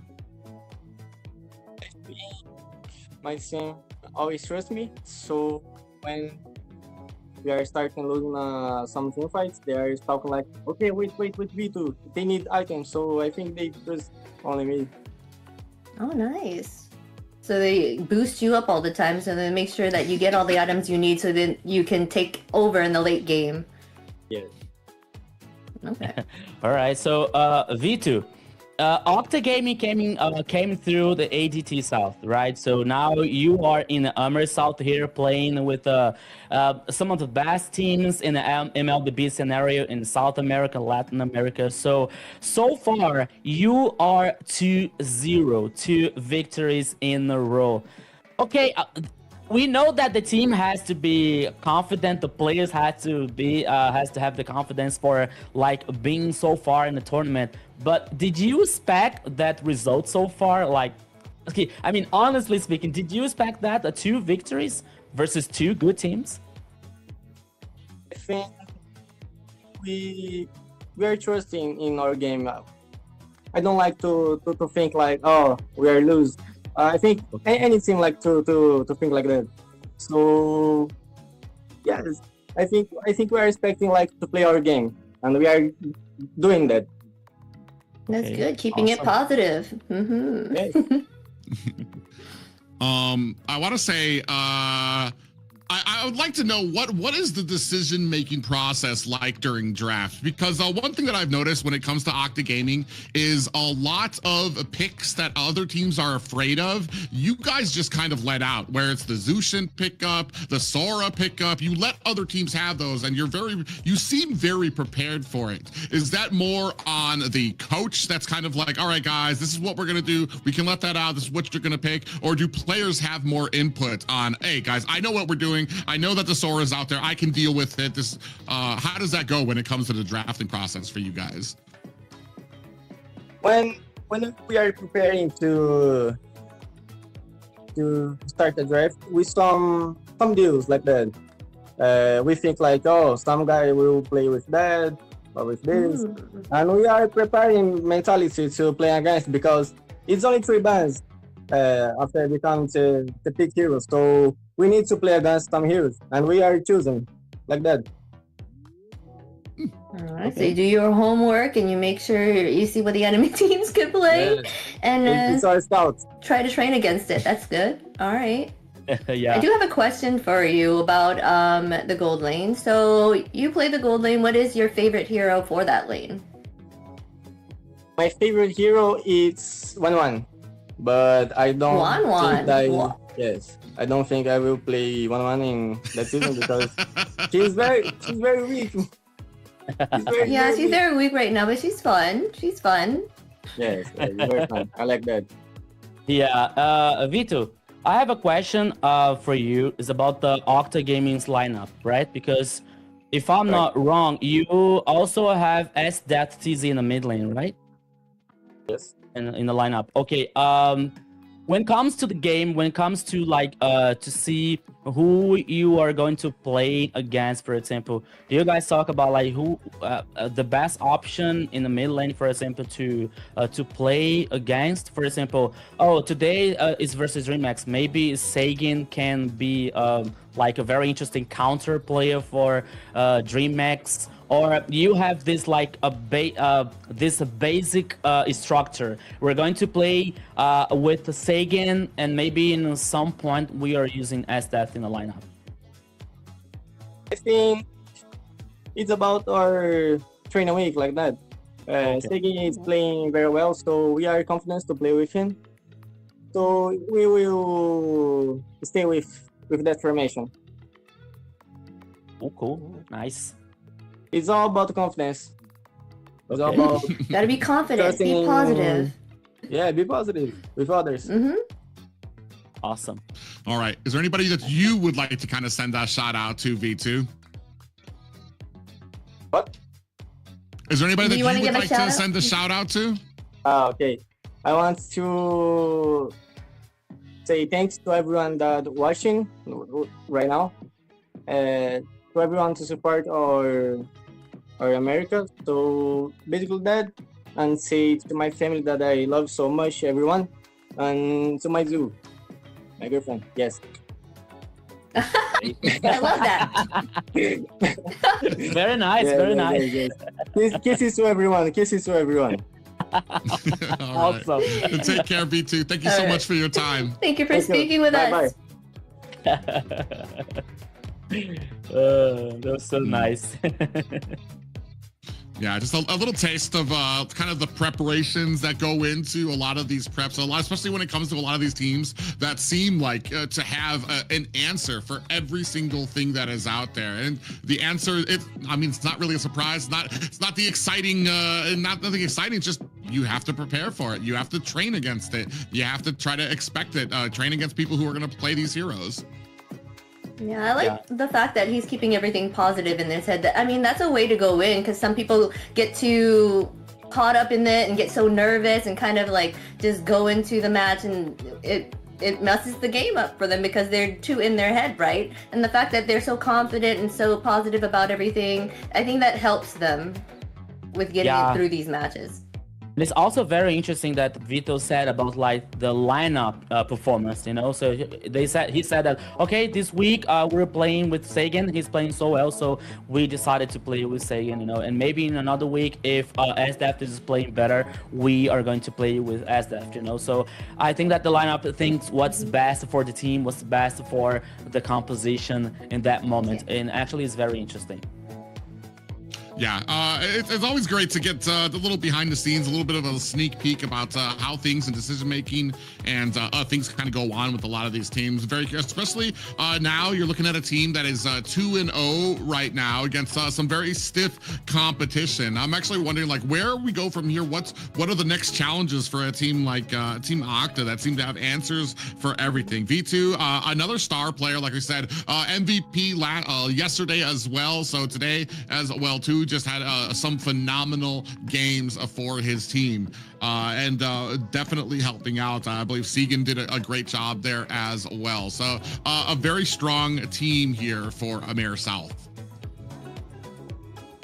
Yeah, and V2 gave his favorite gold laner. If you guys want to put in the comments below, like in the comments, what is your favorite gold laner and why? And do you like Wanwan? Which skin?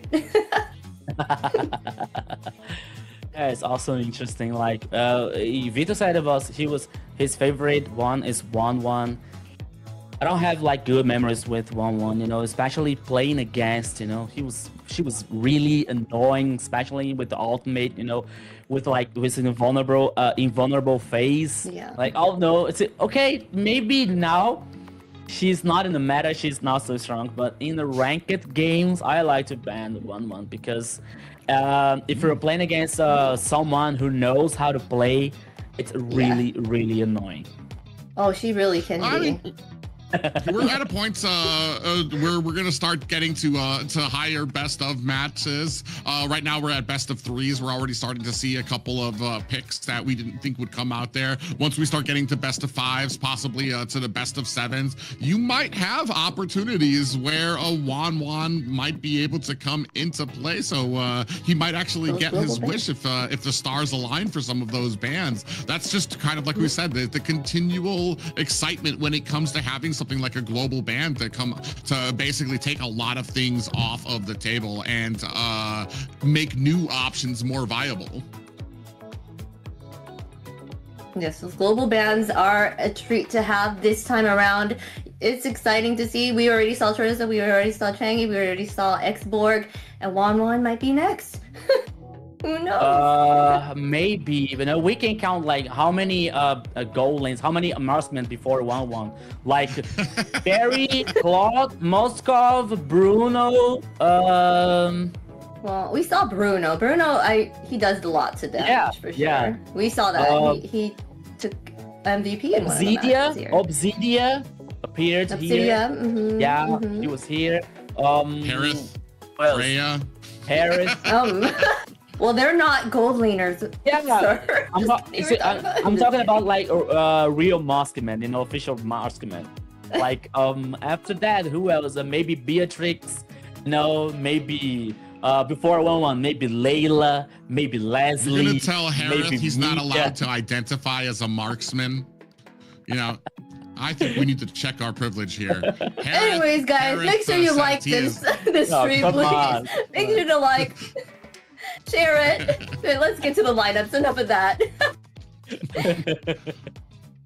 And here's gonna we be got the 9Z lineup Globin. for 9Z Globin. Chino gonna be bringing up the XP lane. Luisenho in the jungle. Fashion in the mid lane. Gusta La Gusta in the gold lane, and Alboro Crazy in the roam. Yeah. Oh, sorry. Okay, now we're heading for the lineup for, let's go, Influence Rage.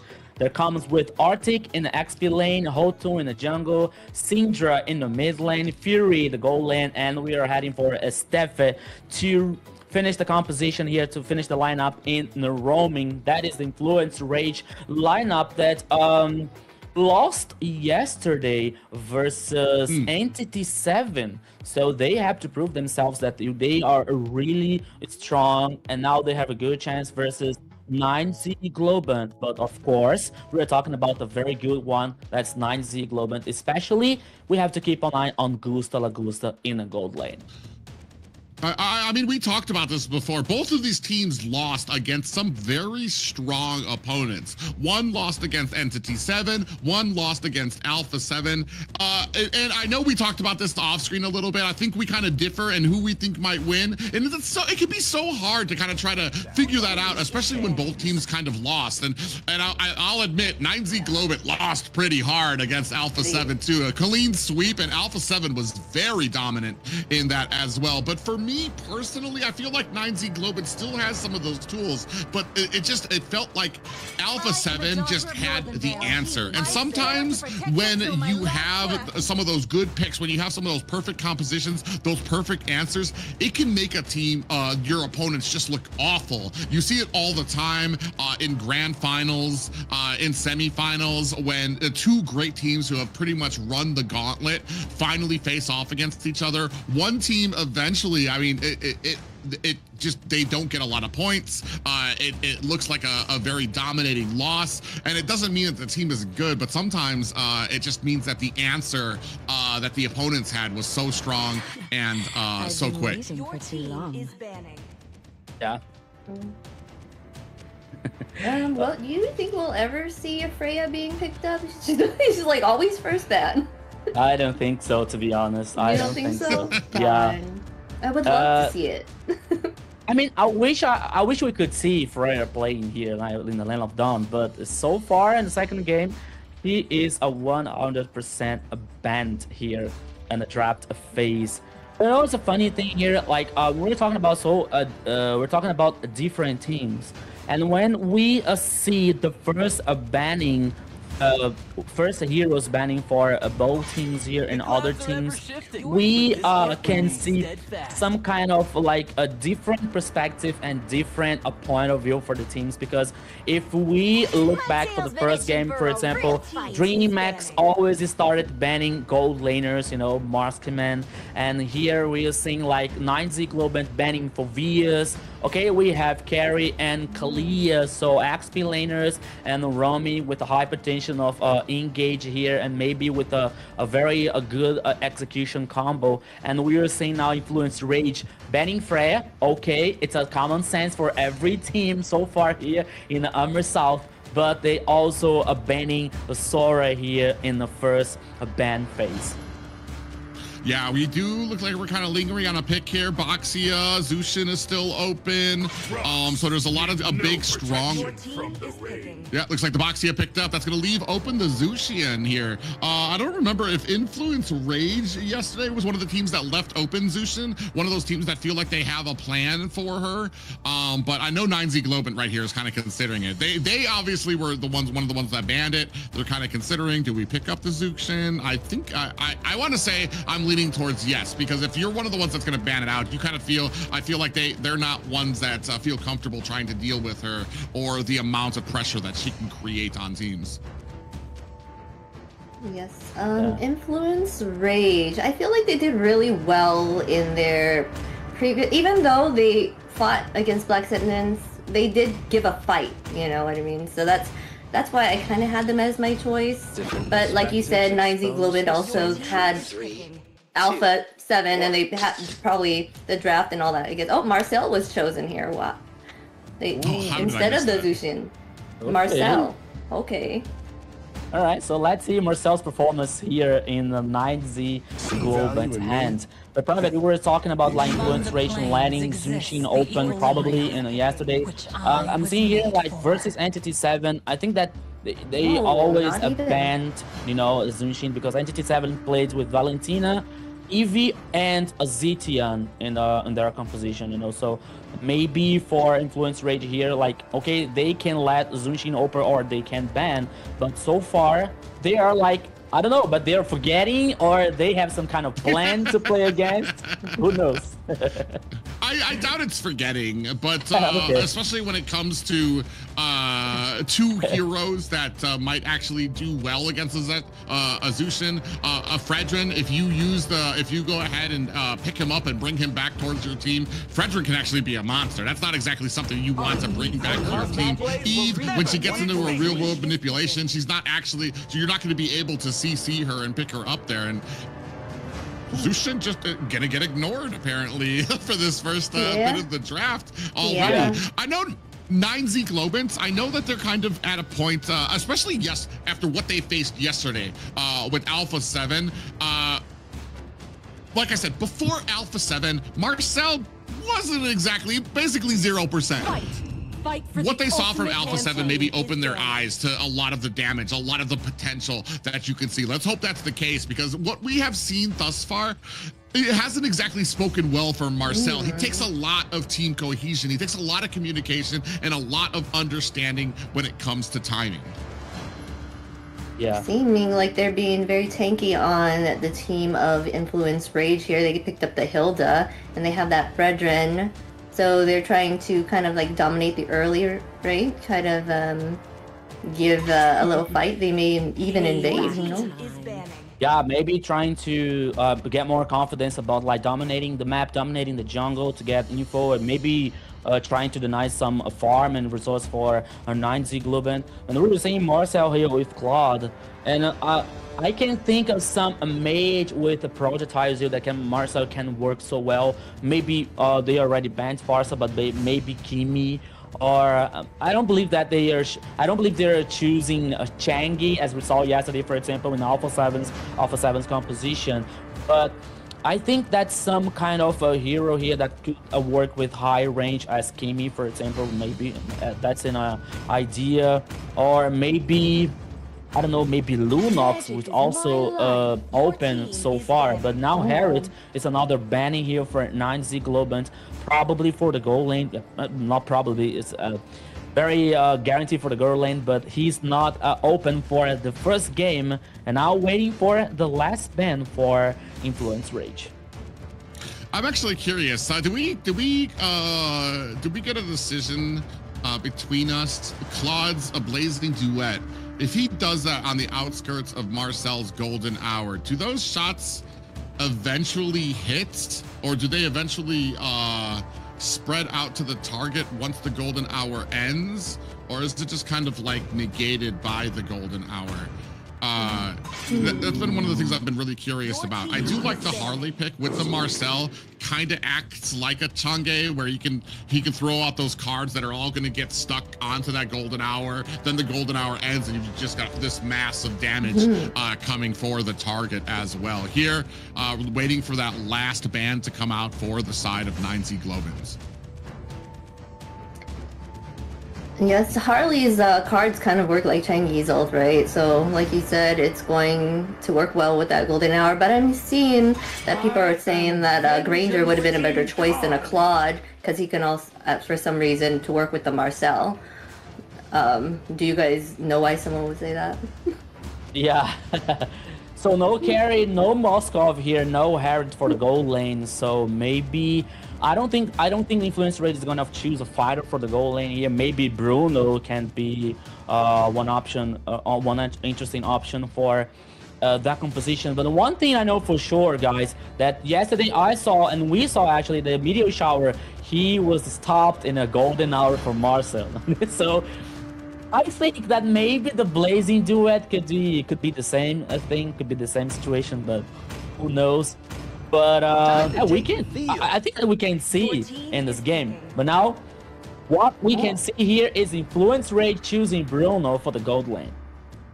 Yeah, that's going to be a lot of damage, and a smart damage if they can kind of continue on and get that protection. Early game, I do like the early game coming out from Influence Rage here. You've got the Eve, you got the Hilda, so you've got a decent amount of mid clear and rotating ability. You can harass the Harley. I'm not exactly sure how well, I guess you could consider him an early game roam as well. He's got a lot of CC. He gets pretty tanky in that early game as well. But like I said, I hate to say it, but it's just, I feel like this the entire match is going to be based around how well I feel like 9Z Globant can actuate with Marcel to compete with him, to get that CC and to get around it. And then they're going to go ahead and pick up Zushin as well. I had a feeling they would pick up Zushin. Once they saw that Uranus, man, they're like, we saw what happened. We don't want to deal with that again. So we're going to take out the Uranus so we can pick Zushin a little later down the line and kind of like throw him off thinking we're not going to choose her. Yeah, but I'm thinking here that maybe it can be too risky choosing a Zunshin here, especially with Marcel's in a composition, because if the golden hour comes in a bad time for her, especially when she's stacking the lantern to guarantee a crowd control, that could be a very bad thing, a bad time for 9Z Globant, you know. So I don't know, maybe I would choose Kimi and that composition, or the glue is another one, because I'm thinking a composition that can work in a perfect synergy with Marcel, you know, especially when you have heroes with a crowd control, you know. So we're not seeing so much in influence or in 9Z's Globant composition, and here now we have influence rage with Yuzong to finish that composition here. I agree with everything that you're saying, especially with a Marcel on your team. The setup that we have with the glue, with the Zushin, the potential to interrupt your own team's ultimates is there, which means that you're going to have to be on a level of communication, on a level of patience, and on a level of synergy that is going to need to be amazing to make this work. It's not impossible. It can work, but you guys are definitely, you're going to have to be one by one. A golden hour comes out. Wait for it. Then it goes down. Then we're using these different ults. You cannot be interrupting your team.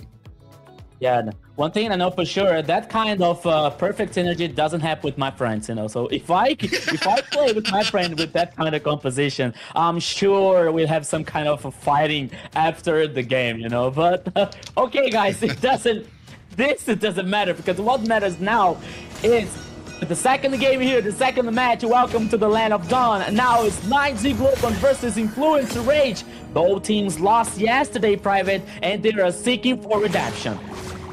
Oh yeah, definitely seeking for redemption. Not both teams want to go ahead and continue that losing streak here. So definitely want to show out and want to be able to kind of show that they have what it takes to kind of get a W in this scenario. I feel like Influence Rage, it's very interesting that they, with what they allow, for me, it's interesting to, I think at this point, depending on where we're at, allowing the Marcel isn't as much of a death sentence as it should be, especially when you allow Marcel, and then I feel like 9Z Globant adds the complication by picking up a Zushin, then adds more complication by adding the glue. So now you've got all these different factors, all these different variables that need to go correctly to make everything work. Whereas Influence Rage, their composition, I don't want to say it's not complicated, but it's pretty straightforward. You know what I mean? Like Black Dragon's going to come out, the real world manipulation's going to stop the enemy team from escaping. Steffi's just going to be up in the front trying to put as much damage on it while they're surrounded by the real world manipulation. Fury's going to be trying to rain damage on him. The timing that you need is not as immense as it is for 9Z Globant. Yeah, you're totally right here. The idea and execution for Influence Rage is way much easier than a 9Z Globant. You know, I think that the idea, especially with 9Z Globant here, with Louisine, with Harley, can work very good and very well with the Blazing Duet from Gusta La Gusta. But I believe that it is going to take time to this work and be effective so far in this game.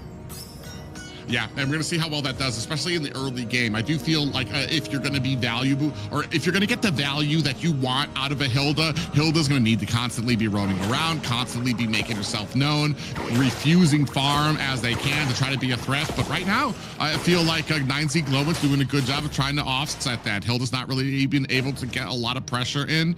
Oh, you do see like Chino, a little bit of a face-to-face there. Steph just kind of letting them know that they're there.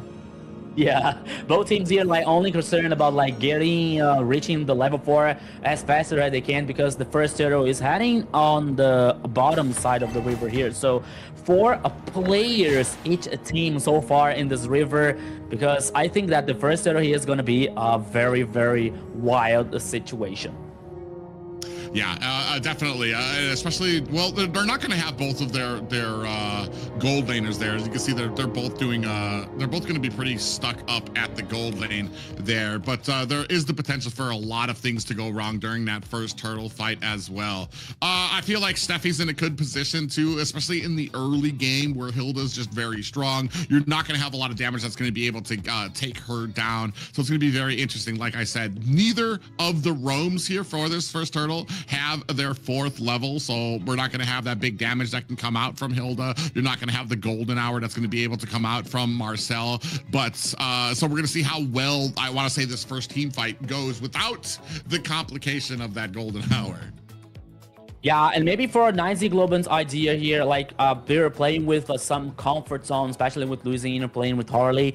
He brought Harley yesterday versus Alpha 7, which was not so good. But I believe it was more about Alpha 7's performance. You know, they're a very hard team, a very good one. So maybe today he can work very well with the Harley and Claude that was in the composition with Glue. But I believe that Glue was in roaming with a Burrow Crazy yesterday, and Chino brought Arlot. So I'm gonna see that idea of the composition, even though we were talking about like maybe it could be very difficult for like the synergy and the communication for the time for golden hour, the lantern of Zunshin stacking, the crowd control, you know, especially the ultimate to burst a magical damage for Louisiana with Harley also. So maybe that composition is some kind of a comfort zone for them, but more important than that, the communication has to be perfect, as you said in the beginning of the game or in the draft one. They have to be completely clean and 100% like in synergy. So this execution happened so well to benefit them, even though because if it's not working, if it does not work, that could be a very bad time for 9Z Globen in this first game. Yeah, and that's the big thing too. I think you even mentioned too, Gusta Lagusta, his performance yesterday. He had Claude yesterday, didn't do so well, but how much of that was on the lack of ability from Gusta Lagusta, or the ability and the overwhelming success that Alpha 7 had? And sometimes it can be really hard to kind of judge that. Did somebody lose because the hero in them, they're not just synergizing, or just that the enemy just had such a great game that they weren't able to be to get some of those kills. I do want to say though, on those victories, when he faced the Claude, he went 0-0-4, and this is kind of why my pick kind of leaned toward 9Z Globen, is because even with that type of a loss that they took, he didn't die. So he was trying to do what he could. He was trying to get some suppressive fire, and it has to be, something has to be said about not getting picked off on such an overwhelming success that the enemy was having, and still being able to maintain. Even though you lost the game, he still was making sure that his distancing was right. He was able to get out of harm's way. So Claude might be something that he's particularly decent on, especially to be comfortable enough to pick it here against the team like, and what influence Rage has. Big thing for me too is they've got, like I said, I like influence Rage's composition because it's like I said, it's kind of simple. It's just one of those things that you understand and you're not going to need a lot of complications for as we get back into this game with Turtle Up. Yeah, so we're back in the game here. The first one, the turtle is open, and it was started by 9Z Globen, but Influencer Rage wants to fight back. Yeah, they've already got 4 members there. It's kind of crazy that it was started by 9Z Globin with only 2 members, but Influence Rage actually has the numbers that they want here. And it looks like the jungle isn't even ready for this fight, so I'm kind of wondering, is there a little bit of a miscommunication here? Down to 10%. Hotun is able to pick that up easily because Harley wasn't even in position. Luisenho, Sindrak is going to go ahead and find a kill onto Chino. Feshin goes down a second. That's going to be 2 down for 9Z Globin. Luisenho going to have to use that teleport to get himself out of harm's way. That's a turtle and 2 kills for Influence Rage. Yeah, do you remember when when we were talking about like the team's composition, the team's lineup, and I talked about like 9Z Globin? In theory, they have a very good lineup, you know, with very good players. They're very experienced one, especially Gusta Lagusa, which was a champion for the last MPL seasons, you know. But one thing that we have to talk about is because there are some there's a lot of personality in this team, you know. Like, of course, okay, each one has a personality, but Gusta Lagusta likes to play in the late game. Oh, here you go. Okay, Steffi. Yeah, Steffi's able to get away from that. They're going to go big fight over this Litho Wanderer. Neither team was trying to give it up until Fashion came along. Okay, so Gusta Lagusta likes to be more like to play slow, you know what I mean, like to play in the late game to getting items, resources. It is the opposite from a Bro Crazy, for example. He likes to play aggressive, he likes to play forward, you know. By the time he was seeing yesterday, he getting killed so many times, you know. So maybe to this lineup, to the 9Z Global lineup, they have to be on the same page, you know. Like I think that they're not even the same page, you know. So that's why we saw something like that. Luizinho was in the purple buff and the rest of the team was trying to fight back in the turtle, so they lost the turtle, they lost 2 players, you know. So I think that they have to get in the same page to things starting working out for them. Oh, that's an absolutely perfect point too, especially when you bring in the game from yesterday where Albero Crazy took a lot of deaths, definitely trying to make the most use out of the early game, and ended up, I want to say, I don't use the term feeding too often there. Hotun's going to go ahead and scoop up that turtle there as well. But yeah, there might be a little bit of a miscommunication when it comes to team, different play styles, people who like to hang back, and maybe we need to kind of start getting onto the same line here where you shouldn't be at a point where the turtle is being picked off. Oh, we do have a little real world manipulation, and Gusta Lagusta goes down. 3 members of Influence Rage there, bringing this to a 3-0 game.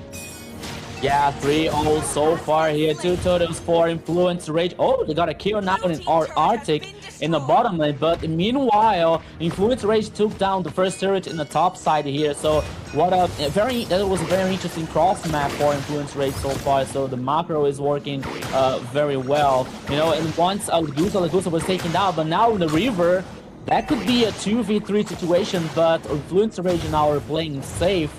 After like almost 6 minutes in the game, the goal lead here almost heading for the 2k for Influence Rage. The items, the Has Claws in the Bruno's hand versus Demon Hunter for Gusta Lagusta. So I think that 9Z here, they have to play, you know, one of the win conditions for 9Z Globin is Gusta Lagusta's performance and the late game in the power spike for Claude. Yeah, unfortunately, as you can see here, I mean, Influence Rage all the way at the bottom lane. The Fury's just chunking away at this tower on that Bruno. That's going to be a tower for Influence. That's going to be a second tower for Influence Rage as we're talking about it here. And not just that, though, but he actually rotated lanes. And I love to see that when it comes to the marksman. That's exactly what you're supposed to do. You get your top lane, then you immediately rotate to the other side while the team is busy and start chunking onto the next tower. And great, I want to say great forward thinking there by Influence Rage. Oh, we do have a golden hour that does catch on to 2 members of Influence Rage. Unfortunately for 9Z Globin, I feel like Albero Crazy more used that defensively because he had been caught by Influence Rage. No real timing there. Louise and Ho in a good position there. Does he come in? No, was not able to find it. Hotun actually able to scoop that up. Louise and Ho underneath the tower. They're not even trying to stop there. And on the back end, Alburo crazy. Oh, Hotun takes a decent amount of damage underneath the tower. But that's going to be another turtle, the third one for Influence Rage.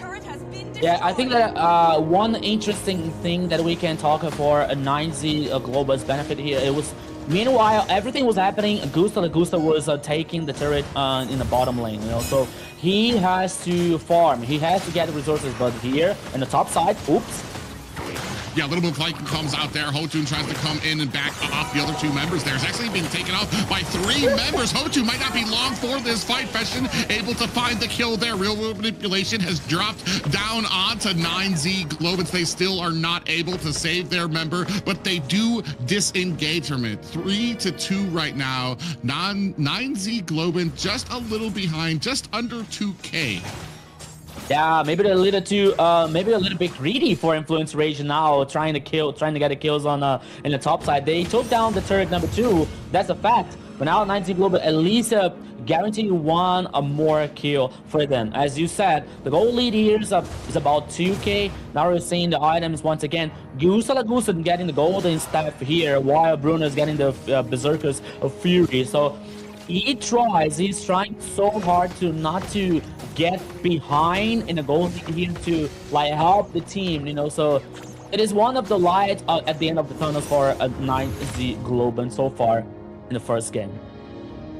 Yeah, it does mean that Fury's going to probably be getting his items a little bit faster than Gusta Lagusta. And the problem with that for me is that even if Gusta Lagusta eventually does get his, just get the 3 items that he needs to be able to do damage, that Trinity build, Fury is going to be a little bit higher and be just dishing out a huge amount of damage. And just because you can spray across 3 or 4 people with that Blazing Duet doesn't mean Fury's not going to be able to kind of put those one-hitter quitters onto you. Speaking of which, we do have a Deadly Magic on the back end. Is going to go ahead and force away some of the members of Influence Rage. Chino right there. Are we going to be able to find the retribution? Hotun for Influence Rage is going to be able to find it now, the disengagement from 9Z Globan, but you do have the split out onto the field too. Hotun might be very low as well. Gusta Lagusta sprays some damage onto Steph. Is it going to be enough? Down goes Chino for the side of 9Z Globan. That's going to back off the rest of the team here. Influence Raids get themselves a Lord, and right now 9Z Globan sitting objectiveless. Nothing worth it now for 9Z Globan so far, because Luizino was trying to take Syndra down with the ultimate, but it wasn't enough. Hotun was like with a full life guarantee one more Lord, and in the sequence they were taking down for 9Z Globan once again. But now in the river on a purple buff, almost Steffi was taking so much damage, but at this point of the game, Influencer Rage is so confident. They are now having the goal lead almost 4K, but oh, Steffi. Okay. Yeah, Steffi gets a little bit of damage, but it's just not enough, especially now that Fury has started to come online.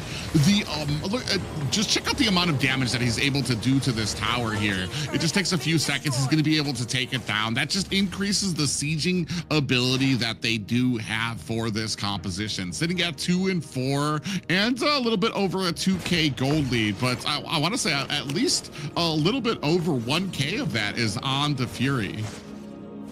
Yeah, so far Gusta Lagusta is trying to like that's it. Gusta Lagusta is a very good goal laner, you know, so he has a lot of experience, especially like playing behind the goal lead. So he somehow he tries to do some magic here and not getting behind the goal lead versus a Fear or any goal laner in the Emer South, you know. So that's why I think that 9Z Globan, the situation could be worse for them, because Gusta Lagusta is able to handle the situation, you know. But we're talking about Mobile Legends, right? It's a 5v5, you know.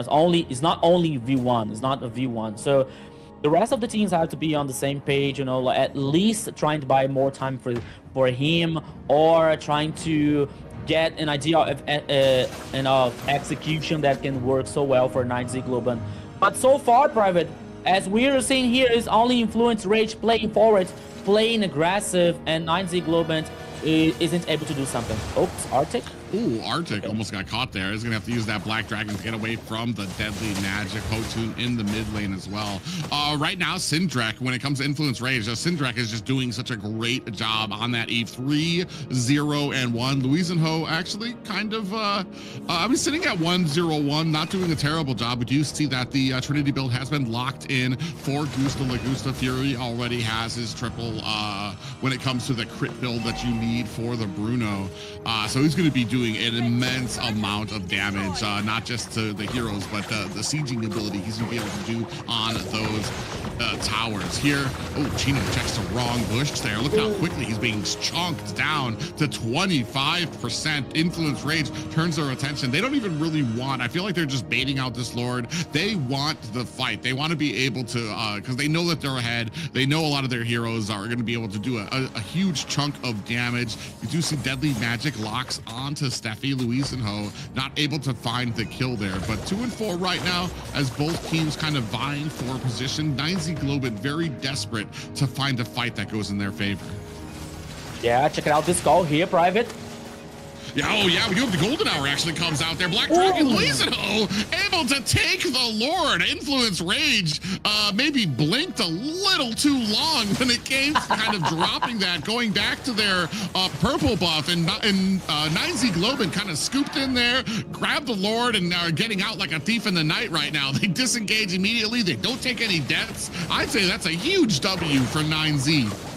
Yeah, I think there is no... Oops. Once again, let's go.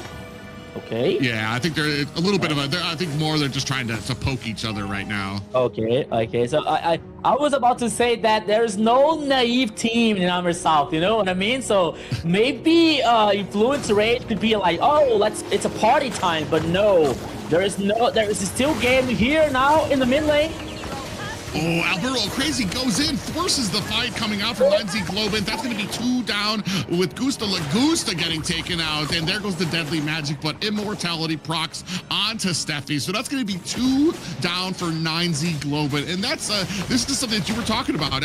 Unfortunately, the team sometimes is not exactly on the same page. Alberto Crazy, right after that fight, no vision on the enemy, just walks through the mid L bush and encounters the whole of Influence Rage there, and they burst him down. Yeah, I think that after they lost the Lord, I think the Influence Rage is, guys, let's wake up, come on, because we lost the Lord here, and once again, like we saw, like losing trying to burst the player for Influence Rage, but it didn't work out. So even though we were seeing Bruno that already has the Malefic gun that increases the basic attack range, so 9Z Global has to take care about that situation too. So when you have a whole team brethren here that can face check so much easier than a Burrow Crazy with Marcel, when you have also Yusong here with Arctic that can use the Black Dragon to zone the 9Z Globin's player out, you know, so it's become much easier for Influence Rage to dominating the map, dominating the page, you know, get more info about like the enemy spot and the objective, especially when we are talking about the Lord at this point of the game. Yeah, unfortunately, what I'm not seeing though, coming out from 9Z Globin, even though they were able to get that Lord, they did get themselves a little bit of breathing room. Is that I don't see the synergy with a lot of our abilities. We do see that the Golden Hour is getting caught out there as well. So take a look at some of these items here. You see still a 1,400 gold lead there by Fury over Gusta Lagusta. Still, both of them are locking in, looking for those last items. We do see that the Malefic gun has been picked up by Gusta Lagusta, getting just a little bit more of that range. I can only imagine that Fury, I was going to say Fury would probably be looking for some range, but it does appear he was going for the Demon Hunter sword. As he scoops up that last item, it's going to give him a full build as we start. Influence Rage starts on to this next Lord. Steph is going to have to use that flicker to get out of harm's way. Black Dragon onto the back lines of 9Z Globin. Big pop-up lands onto Chino, who's going to activate that split. He's way onto the back line. Is he going to be able to survive here? Getting chunked down by Fury. That's going to be Chino down for 9Z Globin. The rest of 9Z Steffi's right there looking for a position. It's very odd that they took the L, but they're actually in a better position when it comes to this Lord. Rest of Influence Rage comes in here trying to put on the damage. Steph from the backside looking for an angle. Ooh. Finds Luisano and some deadly magic. Down goes Steffi. So 9Z Globin finds the kill, but as that is going on, able to zone away 9Z Globin to allow Cindric to pick up the Lord. Once again, the sacrifice that was really worthy for Influencer Rage, because Stefan not only spotted Luizinho, you know, like he was like, okay, here I go, I found Luizinho, so I'm trying to do something with him. He was taken down, but meanwhile, Influencer Rage guaranteeing the Lord that is also already heading in the top side here. But now both teams are heading up. Influencer Rage is one step away ahead of 9Z Global, but now they can be trouble.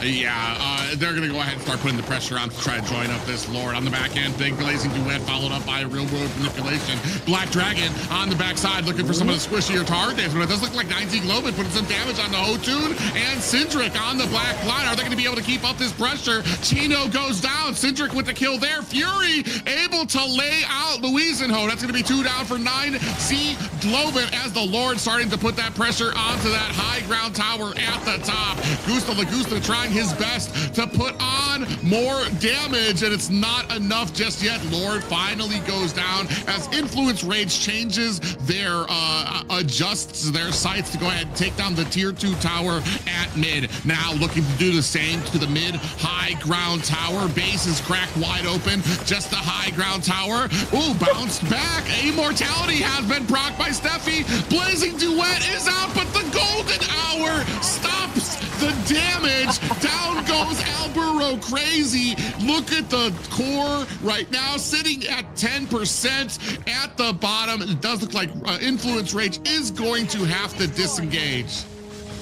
I don't like to be right, you know, because we saw that situation. Like the golden hour, like somehow, okay, maybe protecting the damage, but maybe it was not a good idea for 9Z Global, but somehow they survived. But you see the base HP, you know, it's almost taken down here for 9Z Global.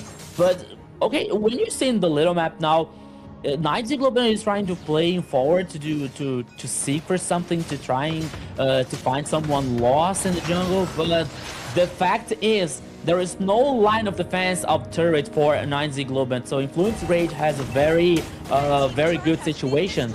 But still 9Z Global isn't done yet. They destroyed. They took the turret number 1 mid lane down, but it still is a very large advantage for Influence Rage. Here they come.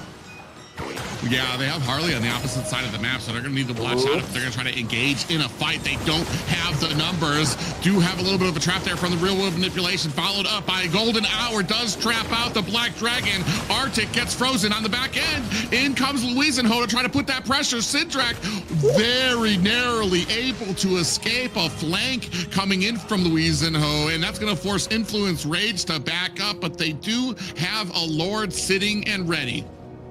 Yeah, now the golden hour came in a good time, like especially for it to counter the Black Dragon from Arctic here. So it gives a 9Z Global a time to disengage, a time to survive. But the fact is, another Lord, maybe 9Z Global wants to fight back. Yeah, you can see on the back end, Steffi actually taking the heap of damage, but that's not going to be the focus that you want. Influence Rage very easily able to pick up another Lord. Arctic able to jump over a wall to get out of harm's way from 9Z Globin. Influence Rage has been doing such a great job of sending and trusting that their team can kind of handle. Steffi goes into the line to push them back. Arctic swims around with that Black Dragon to kind of be that nuisance. And suddenly 9Z Globin forgets all about the objective, forgets that they need to keep their eyes on it. They instead have to back up. They start focusing fire. And then meanwhile, on the back end, Influence Rage able to get themselves another free Lord. Yeah, now the Lord is hand in the mid lane here. It could be a very good situation for Influence Rage. There's no line of defense for 9Z Global, and they have to survive somehow. But look at the flank for Hotun. Yeah, Hotu tries to come in, gets caught up immediately, but still you have a Lord charging through your mid lane. Golden Hour, look, there's no follow-up. Freezes 2 people on the back end. It does allow them to pick off the Lord, but with no follow-up for the Golden Hour, I feel like it's just been wasted while the rest of the team right now doing the best that they can to try to clear out these minions. Now we're gonna have mid lane and finally 2 side lanes about to start crashing in a moment as 9Z Globin kind of trying to scramble to try to clean up all of these waves. Good job by Chino to grab the aggro from those minions and kind of take them to the wall so that they wouldn't immediately crash onto the core. Yeah, so no hard engage, no crowd control here in the composition for Influencer Rage. So they decided to head back. They decided to play safe. They have a lot of advantage here. So, okay, at this point of the game, they're a full build, every player for both teams here. But more important than that is the execution. The idea for the composition, especially working with the follow-up of damage for Influencer Rage. So they know that they are aware about their potential. So that's why they decide to head back and trying to pick up someone to do some good play. But now here comes the invisibility. Oh yeah, you do have that coming out for the team there, and Albero Crazy is gonna have to get away as the Black Dragon comes swooping in. Albero Crazy swings around, no worse for wear just yet. The problem is those tanky heroes. You can see on Arctic, on Steffi, both of them have immortality, so they have more than enough tools to get to the back line, push them back, and even die if they need to start protecting a lot of these objectives. And this is exactly what we're about to see. We're about to see either the Black Dragon or Steffi on the back end here, looking for the flank, takes a heap of damage, all the while, all of this damage continuing on the Lord. Influence Rage trying to back it up there. 9Z Globin in a great position. Hotun able to find the Lord like it's nothing, like there's not even a fight going on around him. Meanwhile, it does look like Chino might be a little too far to the back line of Influence Rage. Ooh, actually, Passion comes in with a little bit of a flicker, looking for an angle. Hotun in trouble. Chino trying to line up that death there. The immortality has been procced for both of them. Oh, at the base, it's just Albero Crazy by himself trying to defend against this Lord while the rest of the team trying to scramble to get back. And the Lord able to finish it. That is a backdoor for the Lord and the minions for Influence Rage in the first game. Oh my goodness. And we saw that. We saw that coming here, Private. But Zina, what a match in the first game. Yes, what a match. It seemed like Influence Rage was banking on more on the objectives this time around, and it was paying off. They had total domination of the map, right? Map control, and it was like a low kill count, really. So it was like they were doing really well and keeping alive and stuff like that, and not really dying, actually, so... Yeah, they're just they pretty much stack the deck against 9Z Globant. Just little by little, you have no more towers. You're gonna have empowered minions. Now you have a Lord going against you. Unfortunately, and like the problem is like, there was no way out for 9Z Globin. Either you turtle in base and you continually let the noose get tighter and tighter around your neck, or you try to do something. I'm not gonna take away from them from like, all right, guys, we just need to go full send, go in there, try to get the kill. The problem is there was no right answer. They tried to go in, they tried to put as much damage onto them, but like I said, they're at the point, most of the team has immortalities. They're already so tanky. And then, unfortunately, you had the Lord coming down to your base and you ran out of time. They tried to send Albero Crazy back there, but the minions and the Lord were way too much for him to be able to take on himself. Yeah, so we are here seeing the stats from the first game here. Victory for Influence Rage. But there's one thing that I really would like to know. What really happened in the first game? Because if I'm not wrong, I think that every time there was like a fighting back for 9Z Globant for some objective, could be a turtle or Lord, Louisinho was far away, you know? Like we saw, like I I believe there was a Lord. Luizinho was in the purple buff, or it was a turtle. You know, another Lord. Luizinho was far. You know, so every goal, every objective, Luizinho was so far from the objective. So I maybe the communication could be a gap for a 9Z Globant lineup.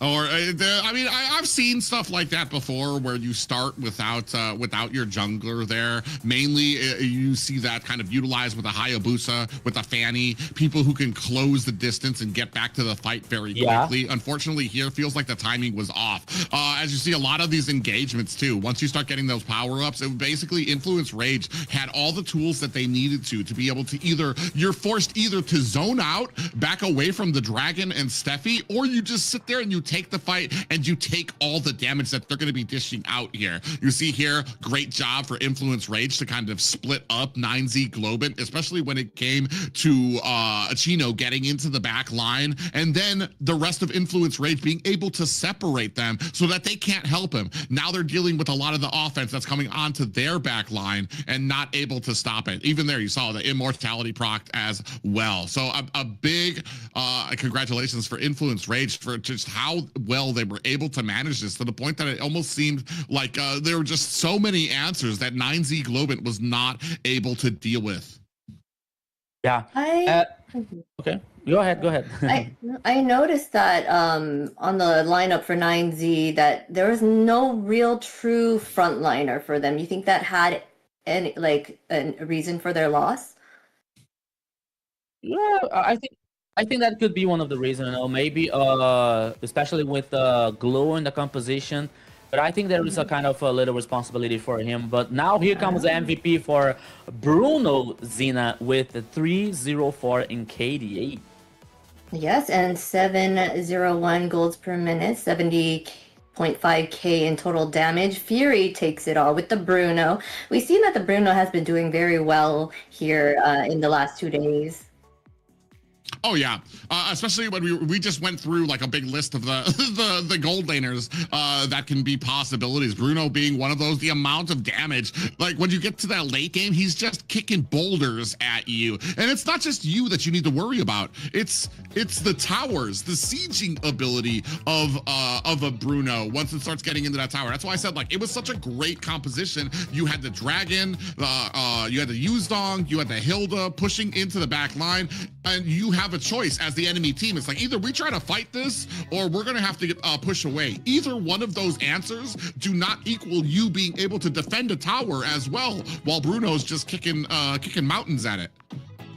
Yeah, and by the time the game was passing, it was only getting better for Influence Rage, especially when the heroes were getting their mortality to buy more time in the future team fights. You know, so the clock was taken against the 9Z Globant, not only because of the composition, but idea of execution with like the idea for Influence Rage only playing forward and playing safe. The execution for 9Z Globant was not so easy, especially with Marcel here. So maybe in the second game, maybe 9Z Globant could think in a easier composition, you know, with a Wamba combo or something to turn the game even to win the second game.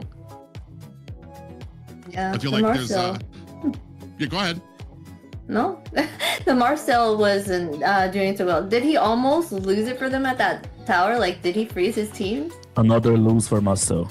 I'm not gonna say he specifically lost it for him. It didn't help. But it wasn't. I don't want to say that was specifically the reason for the loss. And I feel like, as we're talking about wombo combos, I feel like now with Marcel out there, there's such thing as too much of a wombo combo out there.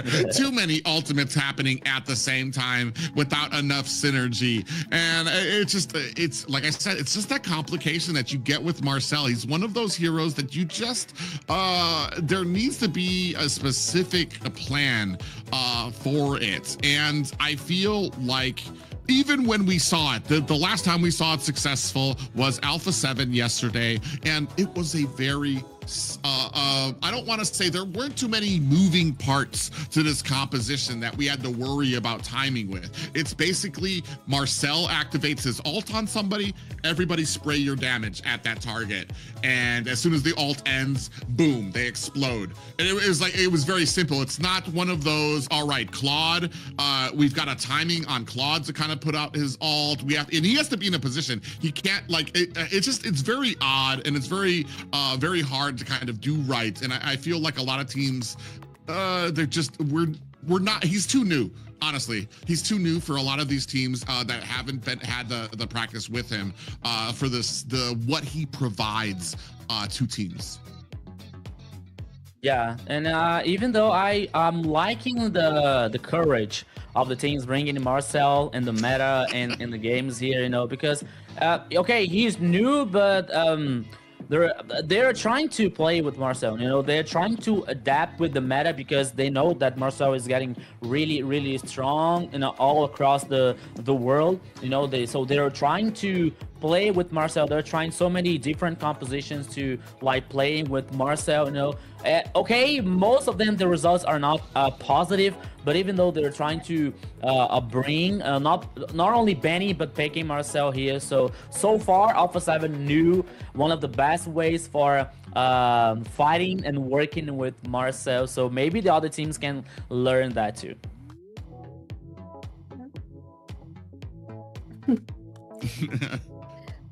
Well, yeah, Marcel has not been a big factor for sure. The only way he worked was with that off the non-meta Changi, right? And I've seen that played a lot outside of like tournaments and, you know, all of that and ranks, and they make it a thing, and that combo is deadly, so I wonder if that'll come back again, you know? Well, and then there's also other things that kind of go along with the Marcel. I feel like if you treat him like another CC that you have to treat him like another CC that you can use to lead into other CCs that you had. Like I said, when he was successful, they had what? They had the Terizla, they had the Guinevere, all heroes that specialize, that only get stronger when you can hold a team down and basically root them somewhere very still. So when you have heroes like that, it can't all be ranged. You have to have something else that can maybe follow up with it, but there has to be the timing with it. Like I pointed it out yesterday. There's timing that's expected. We saw a Suyu that tried to use what was it, the Soul Sever to be able to kind of spring out damage, but the ult hadn't ended yet, so he basically kind of wasted the ability. There's all these things that kind of come in line with using that I'm definitely not at that point for I hate having to deal with the Marcel on my team. I feel like there's a lot that he provides that I myself am not ready. I'm sure to the bane of a lot of roamers out there who are starting to get good with him, starting to learn. He's one of those that I know probably drives people crazy in like in ranked matches, because like you have all these expectations as a Marcel. You want the perfect synergy, you want the perfect ultimates or CC chains to kind of come up, because you're like, all right, I'm providing you guys this huge window for this ultimate to come out. All you need to do is wait and be patient for the ult to end, then you can put your damage or you can put your CC on, and sometimes the timing just doesn't work like that. And we saw here 9Z Globit, still some work to be done with that to really fully utilize that. And I don't think Marcel's at a point right now, personally, where his inclusion offsets some of the more established strategies, the more simpler strategies that are out there. Yeah. You know, I'm still banning Marcel when I'm playing solo in the ranked games, you know, because people saying, oh, why did you ban Marcel? He's so strong. And I say, okay, he's strong is one thing. You know how to play with him. It's another completely different thing, you know. So give him more time, you know, and I'm maybe in the future I'm not allowed to ban Marcel, but even though like we were saying here in a competition, like in the competitive scenario, so it's not so easy to work with Marcel in some kind of composition. So maybe to get just a little bit time to work with him, you know. He's really strong, that's a fact, no one can deny it, you know.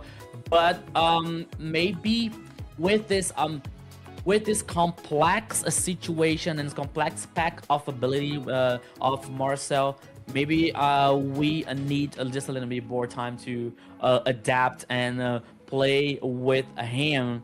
So I don't think that, okay, maybe the teams are trying to do something new. They're trying to surprise the opponent or surprise the enemy, you know. But we are talking about AMER South. Okay, we're talking about Swiss format that gives you just maybe 1 or 2 chances to still survive in the competition and trying to get to top, you know. But if you lose time trying to find that kind of composition and not trying to play the safest way, maybe there is no time enough to get back in the competition. What do you guys think is the biggest reason for Octa Gaming for their win? You mean for them winning that Rage? last? Oh, sorry, Influence Yeah. Rage. Sorry, my mind is still back in Octa Gaming in the other match.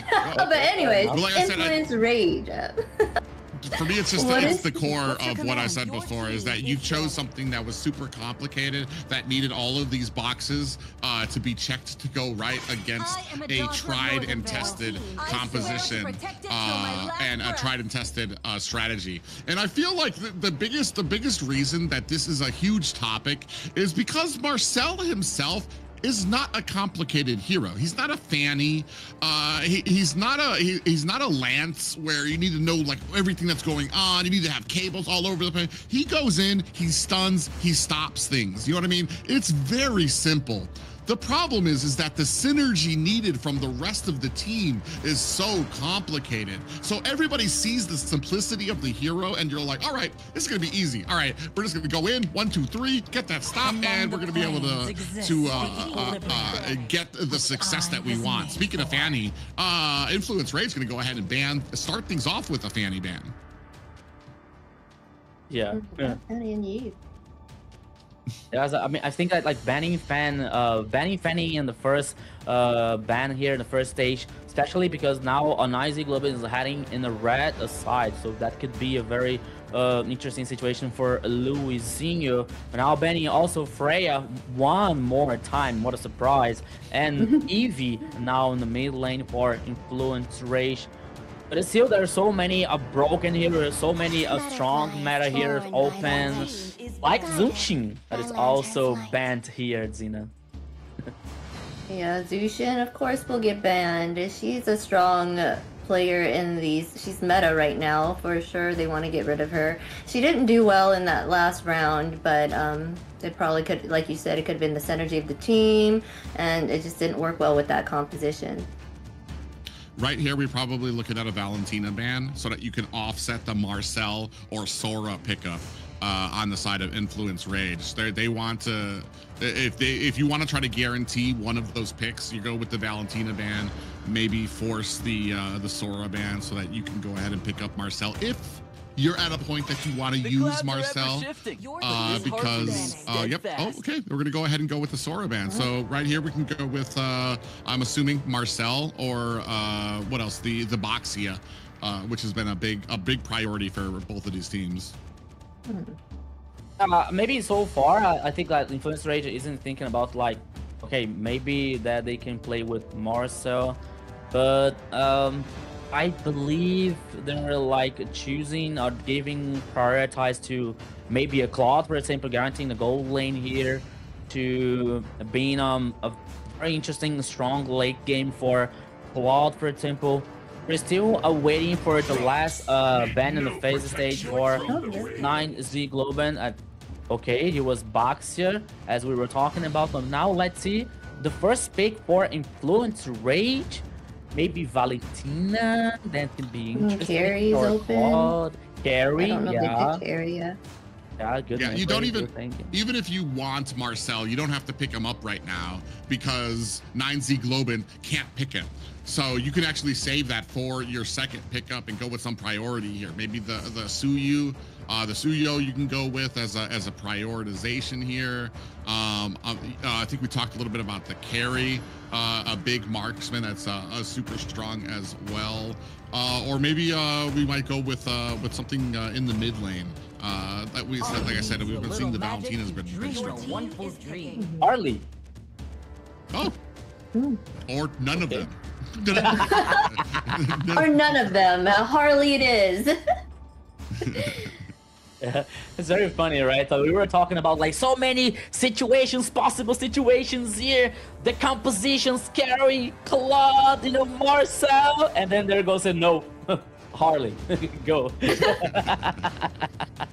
a lot of meta heroes right now and a lot of choices to choose from, so it's really hard to kind of guess what their first choice will be. Yeah. It just depends on their team draft or what they have planned against the other team.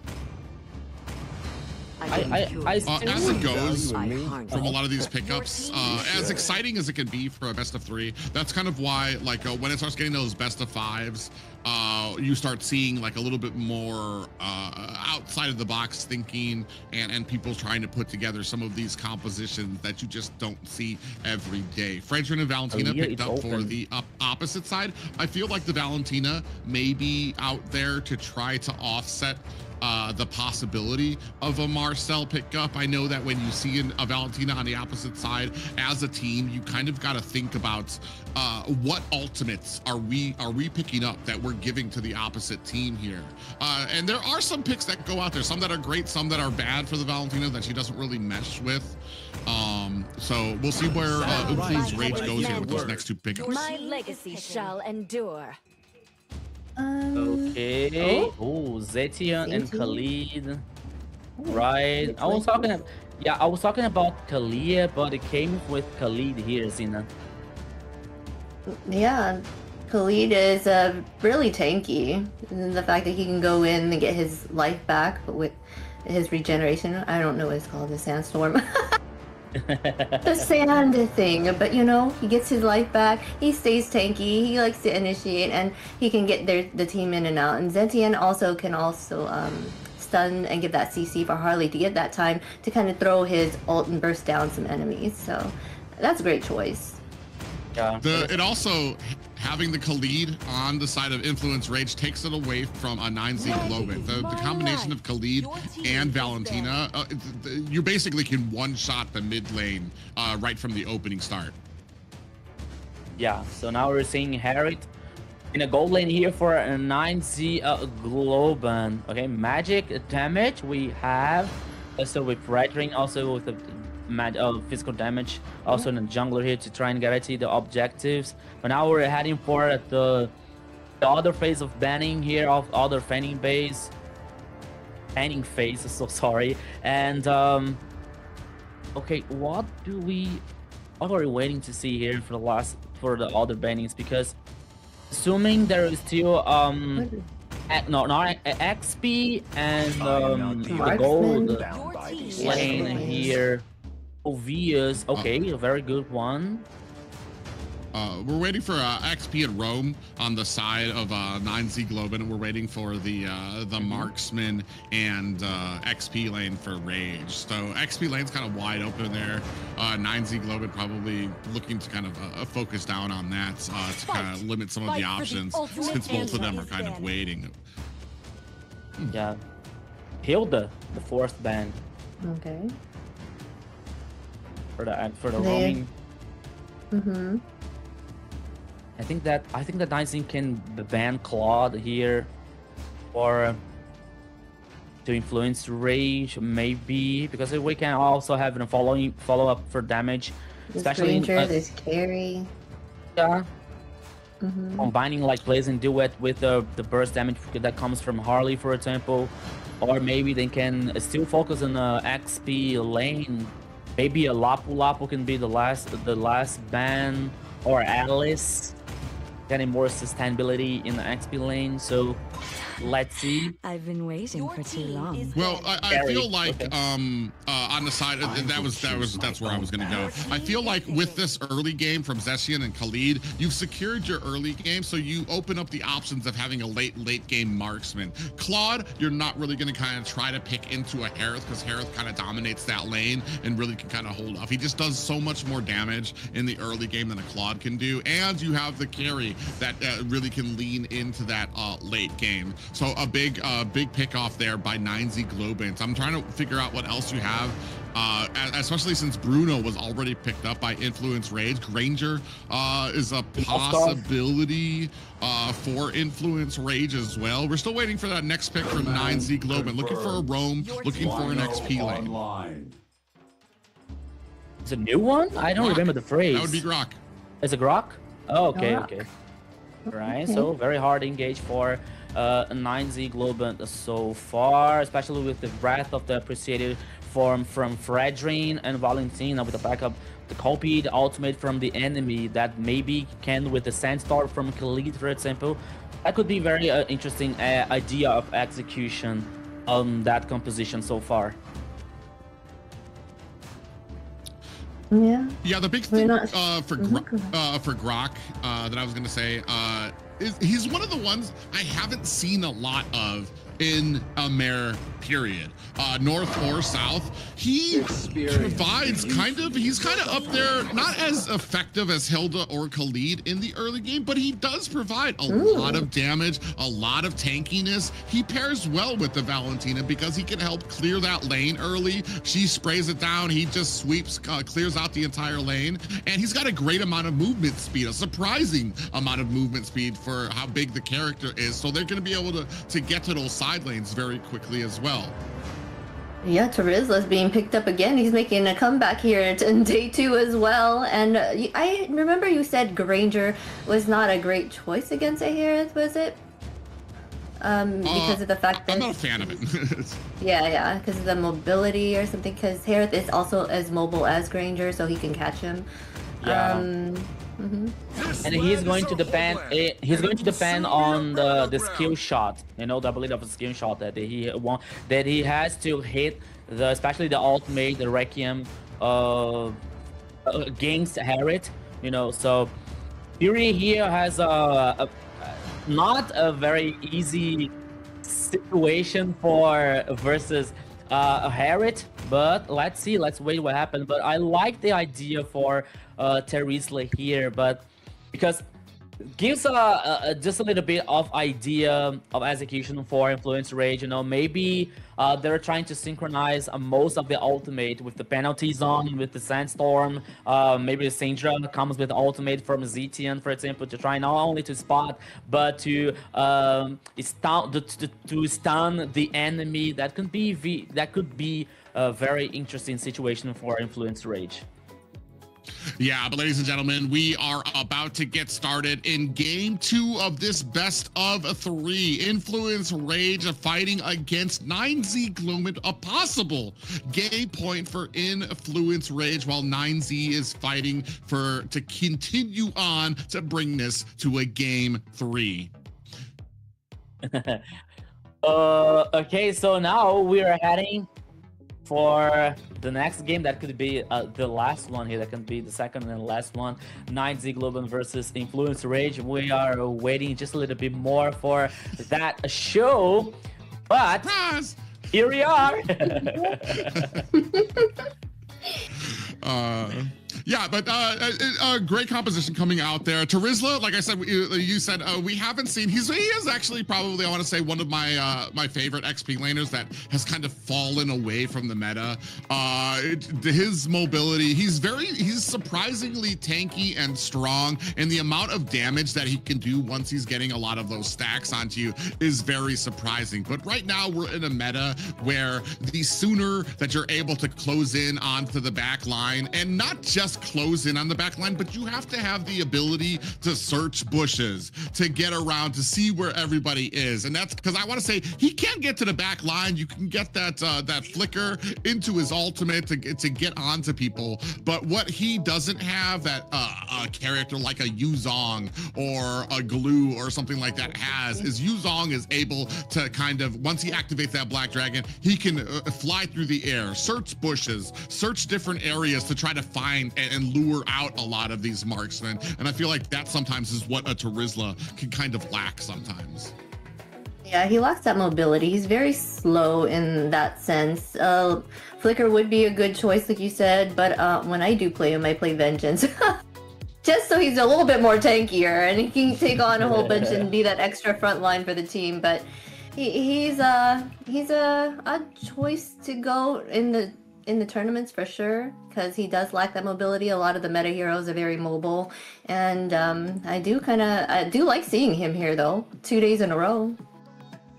Yeah, we saw them yesterday. We saw him yesterday. Like Hester was saying that yeah, he's too slow, you know, but he has his a strong point. You know, he has his ability, especially with the penalty zone, that could be very interesting for the idea for influence rates, composition here, and execution.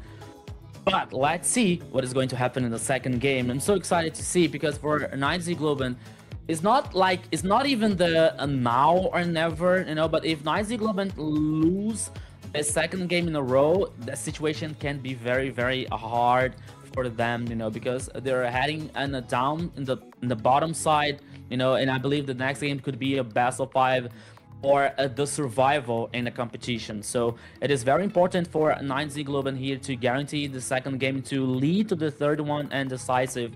But it's not going to be easy, because we're talking about Influence Rage that went through the final in the last season, lost to Black Sentence. This is still a strong team here so far. Yeah, definitely a strong team to be competing in. They've been showing it, especially when it comes to a lot of these strategies, and kind of letting 9Z Globans pick themselves into kind of a circle. They still kind of remain very, very strong, even when they weren't doing so well in the early game. And that's kind of one of those big marks of like a great team, is being able to kind of have that patience, let the enemy kind of run themselves out while you're kind of being, you're just kind of waiting for a lot of those power spikes to kind of come out. And here we're about to get started here with the second game already at the 40-second mark. Yeah, so once again, everybody, let's welcome to the Land of Dawn in the second game here, Influence Rage versus 9Z Globen. So far it's 1-0 for Influence Rage, and it's now or never for 9Z Globen, at least to trying to lead to the third game. But now we're seeing Gusta that can be in trouble, 2v1, but he survives. Yeah, a lot of mobility on Gusta on that Harith. So, and that's why I said I kind of, and I think you brought up a really good point when it comes to like the Harith versus the Granger. I feel like Granger has like a little bit of he's gonna have a harder time than Harith is in the lane, but that doesn't mean that a Harith is gonna be absolutely dominated Granger, because there are some great Grangers, and it does take a skill shot. So if you're absolutely great at predicting where the Harith is going to go, where those skill shots need to be, you can actually dominate in the lane. Right now, it does seem like both of them are pretty even back and forth, even with a little bit of that support that came from Influence Rage at the top lane just a few seconds ago.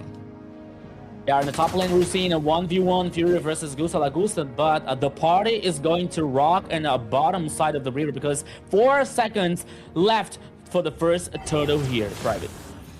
Yeah, Turtle is up. Does look like both teams in a very good position here to try to contest that. One more here waiting for 9Z Globe, but they do have 4 members. In comes the Khalid. We do have a big stall, big stun coming out with that Rage of the Phoenix. Arctic actually able to find a kill onto Louisenho. A great wall from the side of 9Z Globen to reset the Turtle. Push the Turtle out of the Turtle pit there, reset it, followed up by the big stun and a big pickup for the side of a big pickup for the side of Influence Rage. They do find the first kill, the first blood there, and it does allow them the ability to get that turtle.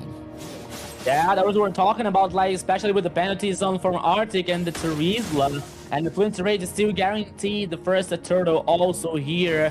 A very interesting early game for them. 9Z Globe has to, like, okay, it was a good idea for Burrow Crazy, like spanning the wall to getting reset the turtle, but so far they didn't get the goal, they didn't get the objective. So more than a good idea, they have to do something about, especially with the execution on the composition here, because if they don't do that, Influence Rage is gonna play forward.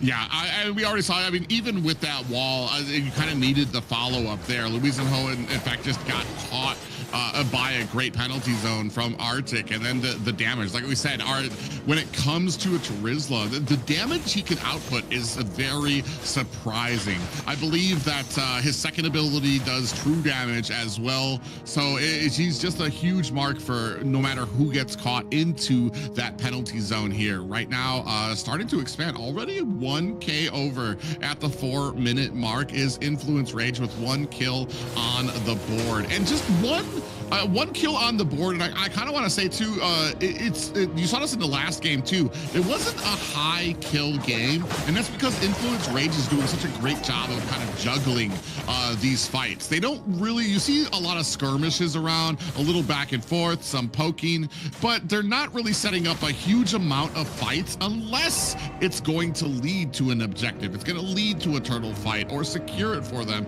or a tower.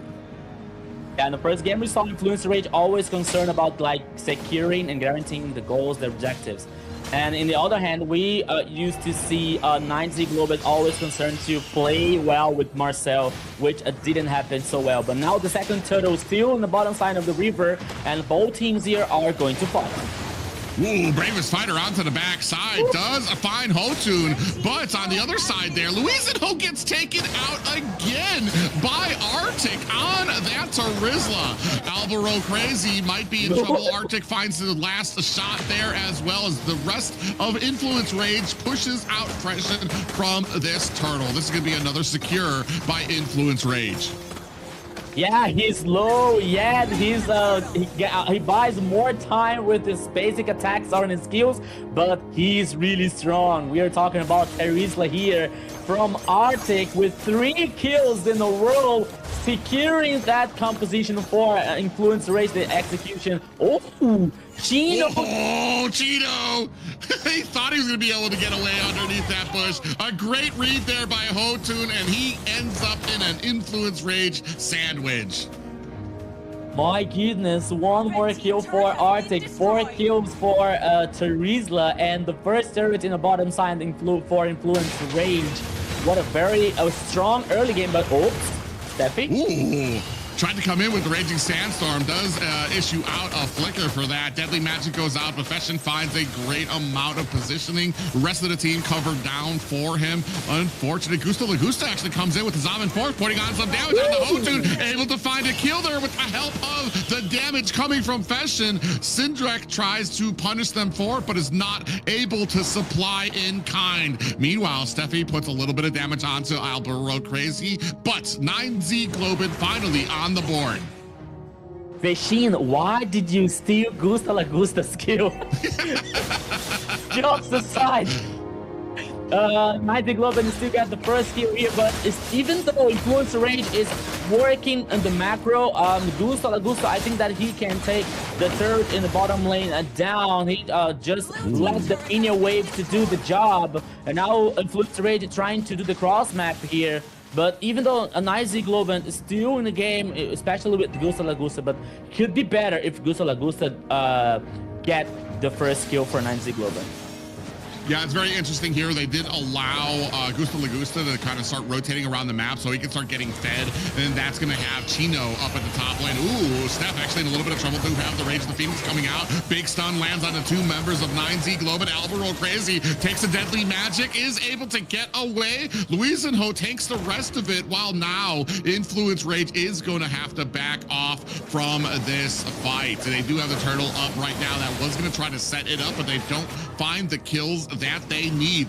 Ooh, a big wall that traps Arctic, but now they need to worry. Can we protect Luisenho from Arctic? Yeah, they're honing in on Arctic. They don't want him to get another kill onto their jungler as well. Coming in there, does find a penalty zone. He still manages to get in and get the kill onto Luisenho, while Hotun comes in, snatches away the turtle. Arctic with a kill onto Chino. That's going to be 2 down for 9Z Globin. And what a setup by Influence Rage. Oh, we're continuing. We do have the Zaman Force on the back end. Alvaro Crazy takes a damage from Fury, gets taken down. Arctic, you are unbelievable. You are ridiculous. Teresa with 6 kills here. Did you see the penalty zone? I was sensing, I was feeling that playing coming away because, okay, Arctic was with a very low HP, but he wasn't heading back to the base, you know, like, okay, he's up to something, he's trying to do something, and there was a really beautiful penalty zone for Influence Rage, guaranteeing more kills, guaranteeing one more turtle, one more turret for in the mid lane for Influence Rage. Now here we probably have a hero of the game that could be Arctic. Oh yeah, definitely. Especially if we're talking about the beginning of this game, they're doing very quick, very swiftly right now. 7-1, about a 6K gold lead for decided Influence Rage. Arctic just finding the great maneuverability to get in there and hone in on Luisenho. It seemed like actually, as we talk about that. Oh, a nice little tectonic charge does go out there. Zaman Force is out. Gusta Lagusta tries to lay down some damage to rest Fashion on the other side. Lapu is in the mix of it, but Fury finds the kill onto Chino. That's going to be one down for 9Z Globant. But as I was saying, like, Arctic has been doing such a great job through these objectives. He has a wanted poster. The only face on it is Luisenho, and that is his only job during these objective fights, and he is executing to perfection. You know, Private, what I saw in the last team fight, like when Aburo Crazy put the wall to try to stuck Steffi. I remember that movie, right? So Steffi was like in the wall and he was saying, I'm not stuck with you guys. You are stuck with me here. So Steffi went too forward. He played aggressive and he provided more damage, especially for the following up for Influence Rage, guaranteeing one more kill for Fury with 2 kills. But now the Lord on the pit. Both teams are fighting for this goal. If I'm Luisenho, my first focus is where is Arctic on this map? I need to make sure that this man is more than a distance away from me, because he has been a factor in every one of these fights. You can see him, look how far back Arctic is. He's waiting for a good opportunity to be able to get in there. Like I said, his only job is to jump onto Luisenho to be able to do all of that damage. And now we're at the point where 9Z Globant realizes how hard it is to just try to stop him. Oh, we have the stun coming out. Big penalty zone comes on to Chino. Chino is down. Fury with the last hit there. Alburo Crazy down to about 50%. Steph's going to go ahead, latched on, get some damage onto him. Now we're playing around with the Lord. Does look like Influence Rage does want to kind of bait this out. Wants the fight with 9Z Globant, and I'm still on defense. Does 9Z Globant want that fight? It doesn't look like it, as Luisenho being forced back, and that's going to be an easy Lord pickup for Influence Rage. Yeah, first Lord guaranteed by Influence Rage. Gusta Lagusta is trying to at least reduce the damage for 9Z Globant, trying to take the turret down, but now he decides to head back in the base because Influence Rage is focusing on the mid lane here, taking down the turret number 2, and maybe a possible team fight? No, they decide to play safe. Yeah, and now they are only left to high ground towers for the side of Influence Rage. 9Z Globant just having a hard time. They're at a point right now, it's 10K gold lead, that Influence Rage is able to force them back, take the towers as they will. Now you're going to have minions crashing at the bottom, the Lord starting to loom up at top, and your tanky players aren't as tanky as they should be at this point. Like I said, 10K gold lead, Lord crashing up at top, and the rest of the team going in. Influence Rage trying to put the damage on there. 9Z Globant looking for, we do have the stun coming out from the Rage of the Phoenix. Hotun finds the tower, able to bring it down, and able to find Luisenho. Chino gets taken out. Gusta Lagusta returning the favor. Zaman forces out as he takes 2 members down from the backside. Arctic coming in, looking for the damage onto Gusta Lagusta, while Fury gets taken out by Fashion, but answered and replied by Hotun as well. Now the team has to turn around to take care of this Lord. 3 for 3 here with Gusta Lagusta saving the day, at least for now, for 9Z Globant. But the fact is, the base is open. Only the last turret in the bottom side here is still standing for 9Z Globant. But as we see here in the items, Gusta Lagusta with almost full build, Infinity Glaive, Heaven's Feather, you know, a Magic Crystal if I'm not wrong, sorry. But it's still is a very good advantage for Influence Rage, but I think that they are waiting for the next Lord to finish in a safe way here this second game. Yeah, maybe overstayed their welcome just a little bit there. They did get a decent amount of kills. They got 2 high ground towers down. There's only 1 left. So I don't exactly feel like that's completely flipped the script for 9Z Globin for Gusta Lagusta. I think he just it was just Influence Rage waited just went a little too long under enemy territory, and that just allowed Gusta Lagusta to really rain on some damage. Right now 12-4, and I believe about an 8k gold lead for the side of Influence Rage. Absolutely correct, but there needs to be something done. 9Z Globit needs to figure out an engagement tool that they want, get to the back end. The only thing is that's just easier said on paper than anything. If you try to engage on the Syndra, you've got that passive that's going to create distance. You try to engage on the Fury, he's got a dash and a flicker that he can use to try to get away from you. We already know Hotun's got his teleport, so it's very complicated for what you want to do. And now, as we've been seeing from a lot of these matches, now they have a timer. Now they're gonna have minions pushing through it, and they need to keep track of that while they're fighting. Yeah, and now Lord here with a half of HP for Influence Rage, but now here comes 9Z Globin. Yeah, 9Z Global, we do have a conceal play coming out there. Step on the back end, do have a stun coming out as well. Gusta in trouble, activates the Zaman Force. He's very low. Is he going to be able to get away? Look at all the shield that he's able to get. Chino on the back end, looking for the escape. Fashion, Gusta Lagusta and Chino are so low, while Chino's able to dash his way back to safety. Gets taken out by Fury. Luis and Ho on the back end. It's just 3 members left from 9Z Globin. You do have a decent amount of damage, decent amount of clear coming from Fashion and Gusta Lagusta. Luis and Ho might be in a little bit of trouble. Zaman Force has been activated. A face tank of the Rhapsody and the Death Sonata, but down goes the jungler for 9Z Globin, and a clean core pickup for the side of Influence Rage. Another clean, fast victory for Influence Rage. Guaranteed the first one here for them. 1 by 1 now for Influence Rage. Still survive in a competition. Xena, it's a very good one, but now guaranteed victory for Influence Rage. That is a 1-1 in the Swiss stage for them. They're doing an amazing job. They kept dominating the map, keeping that map present and making sure that they had total domination and control of it. They were in sync. They did a great job here. Yeah, and a great synergy there from Influence Rage. I mean, and especially when it came to like the pushing power and being able to transition a lot of their kills into objectives, into towers, into being able to creep into enemy territory.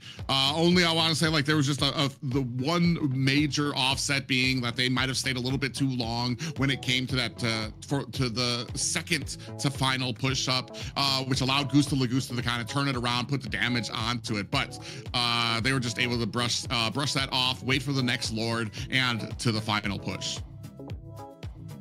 Yeah, so we saw like 9Z Globin trying so hard to still survive in some team fights, but the idea for Influence Rage was so better, especially for the execution with Hotun and Arctic. My goodness, what happened to Arctic in this game with Terizla? 6 kills, the gold, and almost a 10k for him.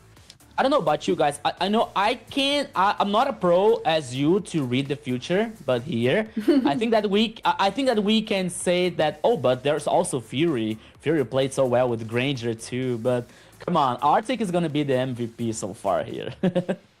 Oh yeah, absolutely. Yeah, Terizla can be. I always feel kind of ashamed that we were talking a little bit about how slow Terizla can be, but being able to get to that back line all these times, being able to take down Gusta Lagusta. But you could see there, I want to say it wasn't just Arctic too. There was a big focus. Even that last time you saw Deadly Magic was already on Luis and Ho. So Hotun was able to kind of get to the flank, hit him with the Deadly Magic, while Arctic was able to come in with that penalty zone as well. Here you can see him going in, big penalty zone, lands on, and then still swinging away at Luisenho. I wonder if we have that third one too, where the entire team finally realized, okay, we need to focus onto Arctic. We need to be able to bring him down. And they tried to focus onto him. Unfortunately, he was still able to get back. I believe he used the flicker and the penalty zone to get on to Luisenho to find that final turtle. Yeah. He can go in and chunk down that damage with all of his hits right there and get his life back. He's a really tanky one to deal with, and especially as well, Steph here on the Khalid. He did an amazing job initiating and getting in on that and allowing his backline to go in and get the kill and finish it off.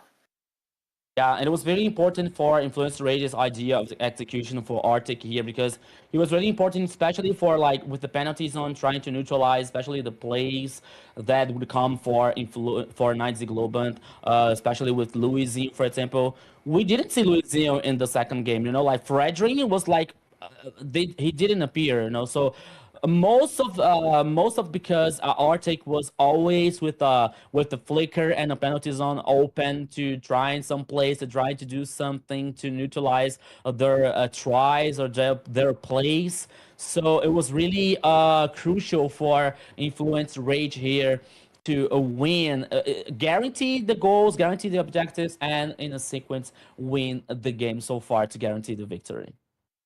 Yeah, well, the big thing is they basically reduced Fredrin to what an assassin needs to do, which he needs to hide away until he can't just linger out there with the threat of Arctic and to be able to single shot him as we take a look at the MVPs. Oh. All right, our MVP, of course, is that Terizla you guys were saying. He did not die. He was so tanky. 608 over here. 631 golds per minute. 40.3k in total damage.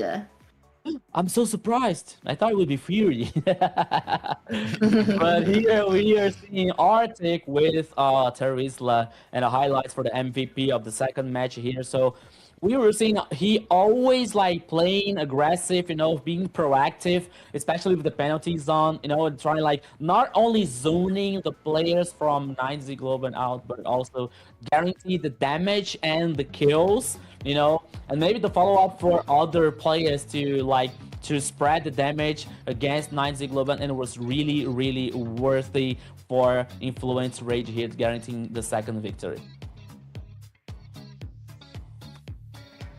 That penalty zone, though, I can't talk enough about Terizla. I love him. He's an amazing hero, and the fact that he's being chosen now, I'm fangirling. Yeah, Arctic did a great job, really took advantage of what the Fredrin was going to be trying to do. And I had talked a little bit about this when it comes to the tanky junglers versus the assassin ones, whereas tanky junglers, they're comfortable to just sit out there in the fray, waiting to be able to get that retribution. And Terizla able to punish that on to the Fredrin too. He's just hanging around. It makes him the prime target for a penalty zone, for not just the penalty zone, but also for the Harley to be able to kind of get in there to get that deadly magic, makes him a prime target. And with that combination, definitely being able to kind of chunk down into Fredrin, like to the point where you said we weren't even able to see Fredrin for most of these fights because it's like, what do you do? He's no longer able to sit in the center. Now he's got to play the assassin game where you have to hide in a bush and wait for like the prime opportunity to try to dash in and maybe get the retribution off on the Lord. And that's just, once you're at that point with a Fredrin on your team, it's just a matter of time. Yeah, you're totally right, because they came up with the Fredrin, like, okay, he is a very tanky, he can buy more time with possible team fights, for example. But when it comes to objective, when it comes to goals, when you have a Terizla in the other side, when you have a Harley with the teleportation situation, that could be very not so good. That could be very very bad for Fredrin. So maybe if they come with another jungler, another like a mobile jungler with a mobility one, maybe Joy, maybe Hayabusa, for example, who gets the invincibility in the shadows to trying to guarantee or steal the Lord versus Harley could be better, But as you said, here, Fredging was totally neutralized, not only because of Harley, but and the rest of the composition for Influence Rage, but because of Arctic, what Arctic did in the game, you know, especially with the penalty zone, zoning the players out, so they could do nothing in the second game here to try to guarantee the victory for a 9Z Globan. So 2-0 Influence Rage. Well, yeah, they did an amazing job there. Having those front lines actually really helped them in the fact that their back line was really bursty damage, right? So they were able to dish that out and keep them stuck there and keep them engaged with them to get those shots in. So that would be, if my math is correct, that would be 2 2-0s that we've had today. It's a very dominating matches here. First with Octa, then with Influence Rage as well. They're really showing out here for South America right now when it comes to being able to get these strategies that really to the point that it's not even it doesn't feel like an even game when you have those answers that basically are affecting every angle of a match to be able to finish these in such a dominating fashion. It's just some great games here by Influenced Rage as well. I'm not gonna lie, I'm very surprised by some of the picks that are actually doing very, very well here. To Rizla, like I said, I kind of almost had him just confined to the fact that he provided so much on the Alpha 7 strategy where he was able to line up with the Golden Hour. He's able to provide a pop-up for Guinevere. Here, it was just as simple as being able to take advantage of the slowness of a Fredrin and find a lot of those kills in there as well. So a great job by Influence Rage. Yes, we're gonna ask for that 3 game now. We've been having these sweeps, right? So this next one, I'm gonna be like Rico and be like, so where is that 3rd game? We really want to see it. We want to see this fight, right? Yeah. Getting the back-to-back fights. Maybe the next like 2 matches that we still have for today. But you know, also interesting here because now we have two teams with 1 victory and 1 loss. That is a DreamHack and now Influence Rage.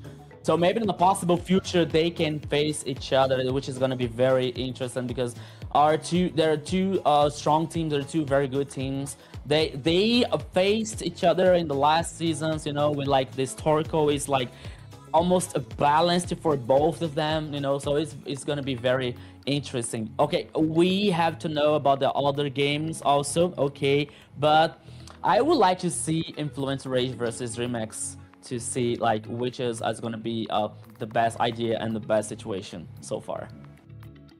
Well, eventually, I think we might, once we get out of the Swiss stage, start getting into the playoffs where teams start getting eliminated, getting to the lower bracket, we might have an opportunity for that. So it's going to be a double elimination. So they will have, I feel like, the opportunity for the better teams to face the better teams as well. So we might have an opportunity for that. Like I said, right now we're at the point where a lot of teams are kind of feeling each other out and making sure that they can kind of maybe at the point, I'm just kind of like guessing here, might be at the point where they're kind of trying certain things out, see if it works, see if it doesn't. But I want to say some of them maybe not so successful, that being one being the Marcel, others being super successful, where we saw that just now with the Tarizla, that's something I wouldn't even ever have considered to bring out and have such domination. Yeah, he was doing a wonderful job for sure. The fact that he can give that CC for his team, even just for a short time, was really helpful to those matches. Yeah, so yeah, we were talking about Tarizla now. Tarizla appearing twice, the 2 victories so far. Maybe we could see another Marcel coming, but now with Tarizla. Well, they work well together, right? Yeah. So, I didn't even think of it, but Tarizla is 100% right now. 100% win rates in the AMER South, which is kind of crazy. It's happened 2 times. It's not it's not crazy that it's happened 2 times. It's just weird it's happened that it's twice. So and 100%. So I mean, great little things that we're seeing here in the Amer South, and that's why I said when it comes to the global bans, it brings such surprises and different things for us as casters and as viewers and probably as players. I think as players, from most of them, I've just heard nothing but good things about it because they like being able to play something different or think about something different when it comes to their lane. I'm gonna see a lot of Terizlas being played now, for sure, in the community. You're gonna start seeing him pop up right and left. They're like, he's meta now, guys. We gotta play him. It's gonna happen. It's gonna happen. Don't mention that. So speaking of the community, can you guys like and share the stream? You know, make sure you get more views on here. Show them what NA is made of. You know, North and South. We're all trying to, you know, grow and be a bigger community for everyone. And you know, we'll just share what we love, right? Yeah. Well. That's well noticed, well remembered, Xena. So you in the chat, you were the main star of the show. It is all for you guys. So please send a like, share the live, call your friends, you know, to stay tuned and watch only the second day of Amer South. We still have Amer North too, and on Thursdays and Fridays and Saturdays and Sunday we are here with the Amer South. So things are gonna be wild. Things are getting wild since yesterday. So call your friends, call everyone to watch Amer South here, which is, we promise you guys, you are gonna enjoy it so much as we are enjoying here, watching, like bringing you all the action, all the emotion for with these games so far, you know. So it's going to be very good. But Xena mentioned about like the community bringing this meta heroes, especially in the ranked games. Guys, please practice before, you know. We have the classic games to practice with the hero, you know, so we used to have some kind of situation like that.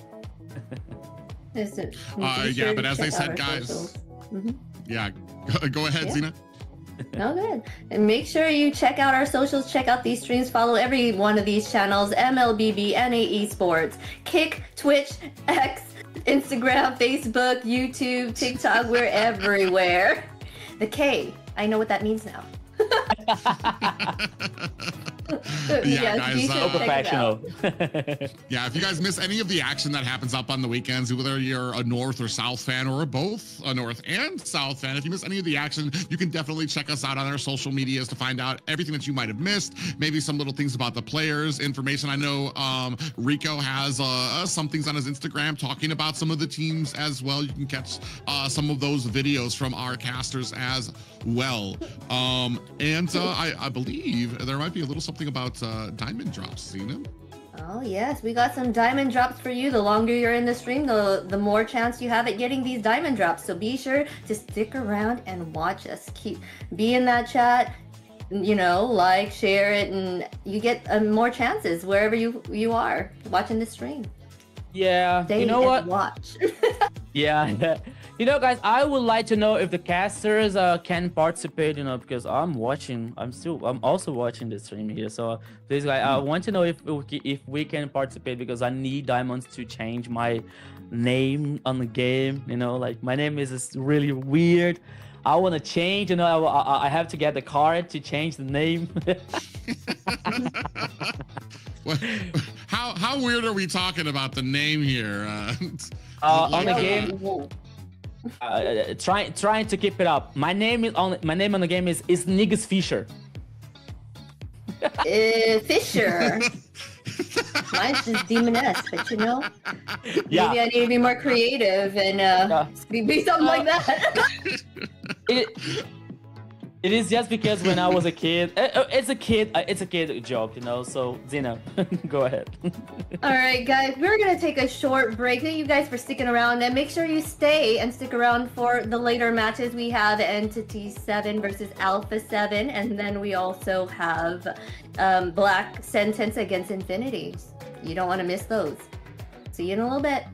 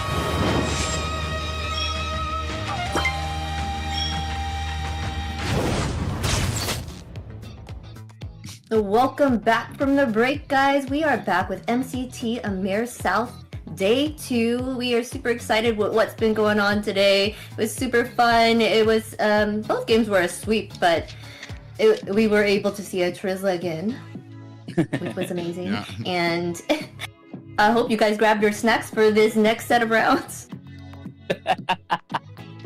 We Yeah, were we're about able to to move. see. Sorry, Private.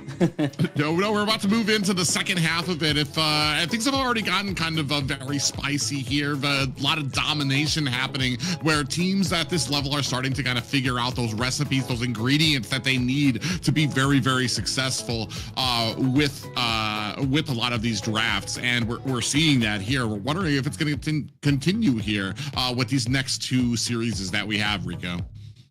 Yeah, Entity 7 versus Alpha 7. Both teams with 7, you know. I only pay attention to that now. Entity 7 versus Alpha 7. Both teams won yesterday. Yeah. Both teams won yesterday, you know. So I'm really excited about this match because you have an Entity 7 with the Trinity that they were the former champions in the last season versus Alpha 7, which lost to the Black Sentence with 3 players. They are now in Entity 7, so let's see what is going to happen. And let's see if Alpha 7, they readapted to play against these players, you know. But now we are heading for the lineups, you know. Yes, here we have on Alpha 7 side, Hisu, Flick, Frost Steven, Steve, sorry, Alpha Tizzy, and Pakitu. With no coach. Yeah, I think they talked a little bit yesterday about that how much synergy that they have with each other and on the agreements that they have, and just being mature enough to kind of being able to take each a person's opinion in with them. But Rico, let's go ahead, take a look at the next roster. Yeah, now it is time for Entity 7 lineup here with Akashi in the XP lane, Hiram Bush on the jungle, Shin in the mid lane, Doom in the gold lane, and Vagine and the roaming. Always reminding you guys the Trinity that they were the former champions, Hiram Bush, Shin, and Doom for the old Black Sentence now in Entity 7. So it's gonna be very interesting how they are gonna play against Alpha 7, which that considering that they already won the last season with the Black Lanterns with another players, Steffi and Orochi. Steffi now is in Influence Rage, and Orochi, I forgot where is he now, but I'll look for him. But now we are seeing the present. What matters now is the present, like Alpha 7 playing against versus Entity 7. And I know if you remember, guys, yesterday Hasu said that what in the past is a past, you know, like it's behind. It's not like what matters now is the present, and they Hasu told us that their rival is themselves, you know. They're like the greatest enemy is themselves. So let's see how are they gonna play versus Entity 7. Yeah, that's going to be the big question here. Yesterday, a very, very dominating performance against 9Z Globins. And especially being one of the only teams that has successfully used Marcel as well, speaks to the cohesion and the synergy that they have as a team, and the understanding that they have together. Here, does look like Marcel has been left open for both of these teams as well when it comes to speaking of which. And I'm wondering, yes, and that's going to be the first pick up there. E7 scoop it up. Not even a hesitation either. A very quick scoop up there by E7, if I heard it correctly. I'm pretty sure. Okay. Yeah, Got me a little nervous there for a second. Yeah, I was pretty sure I heard Marcel. Okay. Yes, they didn't want to give it to Alpha 7 after seeing what happened the other day. Yeah, it's a very interesting case to analyze now, because we saw Alpha 7 with a very interesting idea and execution and composition. So let's see if Entity 7 is also able to do something like almost, if it's not the same, at least almost the same as Alpha 7 did yesterday. Yeah, and then there's other things that can kind of come on. I believe I heard a lot. Oh, I thought I heard a lot too, but that's going to be we have the Claude and the Harley coming up for the side of Alpha 7. So I'm very eager. For me, especially as a fan and a player, I'm definitely honing in right now because I want to see what are we going to do against Marcel, because obviously as Alpha 7 we have the respect for it, we understand how it's used, how it can succeed. I definitely want to see where it flounders, what is Alpha 7's plan to kind of deal with that here. A lot of abilities here that can kind of get stopped by it as well. Harley, yeah, like we said, when it comes to ranged hero, I feel like Marcel kind of excels at it. I don't even know if you could tell it, like you've been saying, Rico, when it comes to Marcel, what he provides to your team, he kind of provides to everybody. When it comes to like stopping and shields and stuff. Okay, they're looking for like the exact same composition that Alpha 7 tried to go with when they had Marcel. Oh, so they're trying to see if they can do the exact same thing, so we'll take them down with their own plan. I don't know. I feel like Harley was chosen to deal with the Marcel because he's able to get in and out, maybe try to waste Marcel's ultimate, you know. Do you think Entity 7 will be able to repeat exactly what Alpha 7 did? Cure the pain. I harness it. Maybe, but I think it's not going to happen, because if they do something like as Alpha 7 did yesterday, I think that Alpha 7 has some idea to how to counter or do something with that situation, you know. But now he comes with Valentina and the third pick here for Alpha 7, which is really interesting, considering the pack of ability and the ability to copy the ultimate for all the sides, you know. But I was thinking about something here that can be very interesting for Entity 7, especially with the ultimate from Harley here, which we know that can cause a burst of magical damage. But with Marcel, it can be interesting for Entity 7, because even right at the time of the ultimate like stacks and blow it up, I think that Marcel can help the ally with the golden arrow and avoid the elimination, you know. So it might be one of the things here that it's gonna help Entity 7 in this first game. I think you hit the logic on the head. For me, it just goes to the basics of this is a composition that they showed and that they were very strong with, and I doubt it's a composition that they are completely unprepared to deal with themselves. You know what I mean? You don't have something and then give it away to the enemy without really having a plan for it. And especially with that interview yesterday, I don't think that they're the type of team that didn't try to consider this, and here they're going to be able to answer back, especially when it comes to the Guinevere. Their entire composition right now, these first three picks, are completely about mobility on the map. So everybody here has a dash or a way to get around the map, to try to dodge abilities, to try to get away from a penalty zone. The only problem for me is that you're banking on the supposed ability to be able to get away, but that's what Marcel is supposed to like go against. He's supposed to hold you there. So if he does catch you, it's going to be, and that's going to be the big thing for me. Either he catches you or he doesn't. If he catches you, I think we're going to be looking at a bad game for Alpha 7, because you've got all of these abilities that can kind of stack up and really kind of put the hankering on you. If he doesn't catch you, it's going to be a very hard game for Entity 7 to deal with all of these dashing abilities. Yeah. Valentina is able to take Marcel's ult, right? I'm not sure if you guys spoke on that earlier because my earbud was kind of dead, so I had to swap it. But she's able to do that, correct?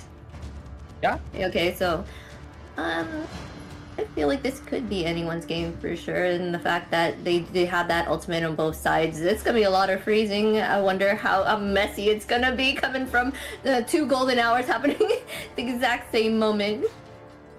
Yeah, it also gives Alpha 7 so many options here, you know, because Frost can copy, for example, a Terizla ultimate here, the penalty zone to trying to do some combo with the Blazing Duet, for example, with Claude.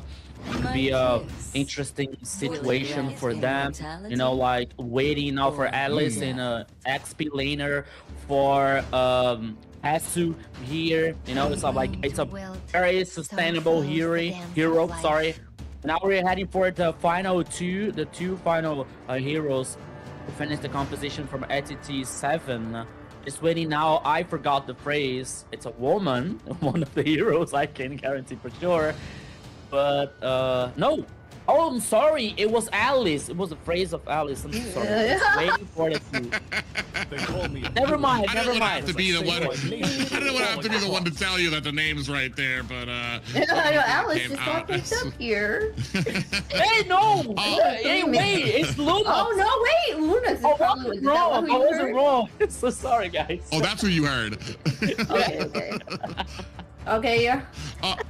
So the big thing here on the side of Alpha 7, they are pretty heavy on the magic damage side. So I'm wondering if that's going to kind of become a part of it, at least for the early game, because if you stack the deck against like magic defense for the early game, you're definitely going to have to worry about the Claude into the late game. Lunux coming out here looking, I'm assuming it's going to be looking at like hopefully a counter to try to take down the Alice with that darkening ultimate. She starts doing percentage health damage, so a big pickup when it comes to trying to rein in on some of those tanks that you see in the opposition. And a Kaja pickup, which I'm actually a little... Kaja has had a mixed reaction. He takes a very interesting amount of time. Your team, like I said, Alpha 7, we've seen the interviews, how it comes along. You need to be on the same page. That is something that Alpha 7 has in spades. So if anybody can make the Kaja work, I feel like it's them. Yeah, you're totally right. But Kaja here, I have to be honest, that blew my mind just a little bit. But it can be very interesting for Alpha 7, especially with this potential for peaking, for a peak off. But I was thinking about like what targets are Alpha 7 are aiming to in Entity 7's composition. Maybe Guinevere to suppress her, maybe in the jump, or the Requiem Violet. I don't believe it's gonna be Sheen with Lunox because she has an ultimate that she can be invincible, like with the light and a shadow. So I'm still thinking about like the idea for Kaja here. Yeah, it's gonna be very interesting to see how these compositions come together and if they're gonna be successful. But ladies and gentlemen, welcome to the first match of Alpha 7 taking on Entity 7. Both teams walked away yesterday with a victory here, looking to do the same today.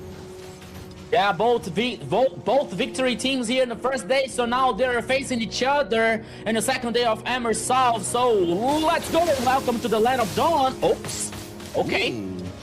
Yeah, Vagwin came in there. I'm actually wondering who got that. It does look like Flick from Alpha 7 was able to get the Litho Wanderer, but not without Alpha or Entity 7 looking to try there. Here, Hasu looking to try to put some damage on. I believe, I'm not even sure who got that. I don't see the gold emblem anywhere on there. But I mean, both teams, I want to say both teams probably here very evenly matched. Yeah, and I believe that Proxy here is very comfortable with Valentina, especially with the dash one to get this mobility and not getting surprised or suppressed by Guinevere, for example, or Marcel with the crowd control. So that could be very interesting situation for Alpha 7. Meanwhile, on the top side here, it's an interesting matchup here, but I think that it's not so interesting for Terizla. As I had to say yesterday, that is a slow hero, but now Paquito is heading on the top side. Yeah, they're going to go ahead and try to see if they can getting a little bit of, I want to say, letting them know that they're there. Hide on Bush coming up from the bottom side. Hasu actually comes in there trying to put some damage on, but Hasu has already activated a lot of that ability to start draining health from the enemies. Now we're going to go ahead and start onto the turtle. Entity 7 getting a good position of it. Comes in with the penalty zone and a flicker. Down goes Flick immediately for Alpha 7. And that's going to put Entity 7 Alpha 7 in a great position to be able to take this, but they are not done. Hesu comes in, does a look, able to find that ability and get them down on the ultimate. Hidedown Bush is down, and Alpha 7 has not given up on us. Even though they just lost their jungler, the team around them able to find and pick up the first turtle. What a great response for Alpha 7, because as you said, Private, the tempo here for Entity 7 was really, really good. By the time that Terizla reached the level 4, it was immediately the flicker and the penalty zone to guaranteeing the kill on Flick. But Entity 7, I think that they took a little time. Oops, in the mid lane. All right. Yeah, a little bit of damage there, but no worse for wear. I think just kind of went into that bush, got a little bit of surprise for them. Mountain Shockwave here just to spot the enemy, just to spot Alpha 7 players, but now, okay, so the tempo here was really interesting for Entity 7, but I think that they took a little time to, like, guarantee the turtle. So it gave times for Hesu with a big and very good outplay here from Alice to guarantee the kill, and gave time enough to Flick to respawn and heading to the pit and guarantee the turtle for Alpha 7. So far, so good. The first turtle for Alpha 7, now Blazing Duet for RPTZ versus Doom. It's not a very interesting matchup here. A Claude versus Instant Shin so far. Yeah, it is very interesting. I feel like both heroes actually scale very well once you get more gold, a couple of items on them. So it's gonna be very interesting to see how this plays into it.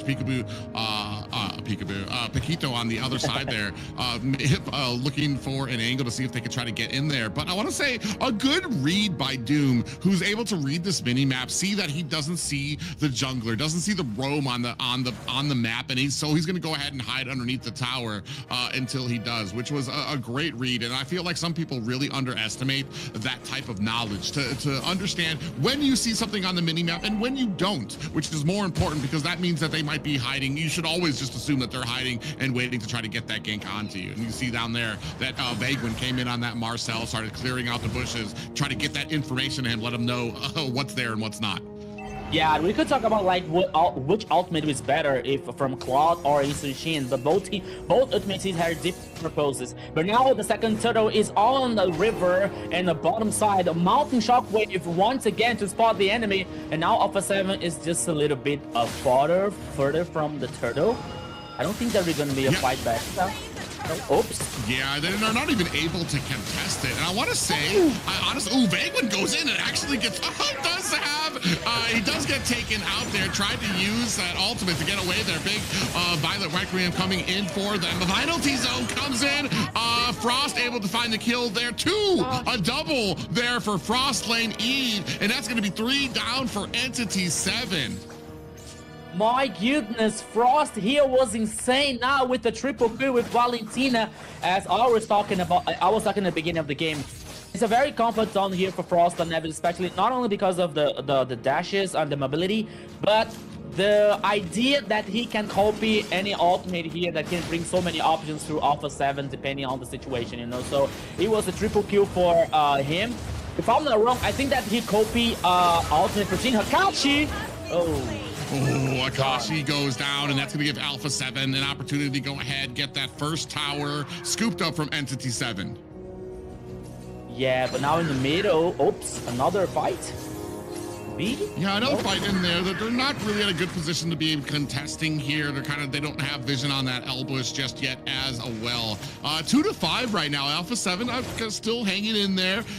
Gold firmly, I want to say starting to firmly get in their side, about 2K advantage for Alpha 7.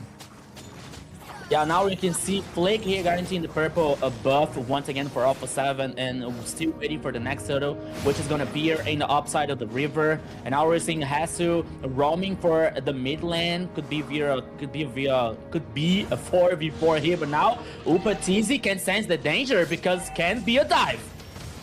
Oh, he's actually come in with a little bit of a blazing duet. I feel like that was more or less to kind of shy them away. He wanted to be able to take down that minion before it did too much damage to his turret there. While the rest of the team, I feel like they're doing such a great job. Entity 7 taking advantage of this, the river now, that the expanding river here, to be able to kind of make their way and get to this objective very, very early. As we go in with another fight there, do have the golden hour. It is out. Oh, but they missed time. I saw the jump go in, but they do find the Violet Requiem as well. Shin able to find a kill onto Hesu, but Frostlane comes in, able to answer back and reply to find the kill onto Vaguin.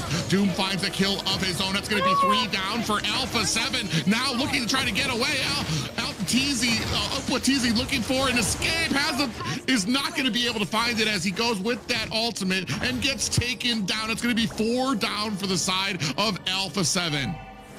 The golden hour was really golden here now, Private. Guarantee a very important kill in front of Hesu, because they took down Alice here, so it was impossible to Alpha 7 buy more time to trying to respond back the team fight. And now they could guarantee more kills and the turtle for Entity 7. So far, the game is like, no, not a good lead now, because it goes in favor for Entity 7.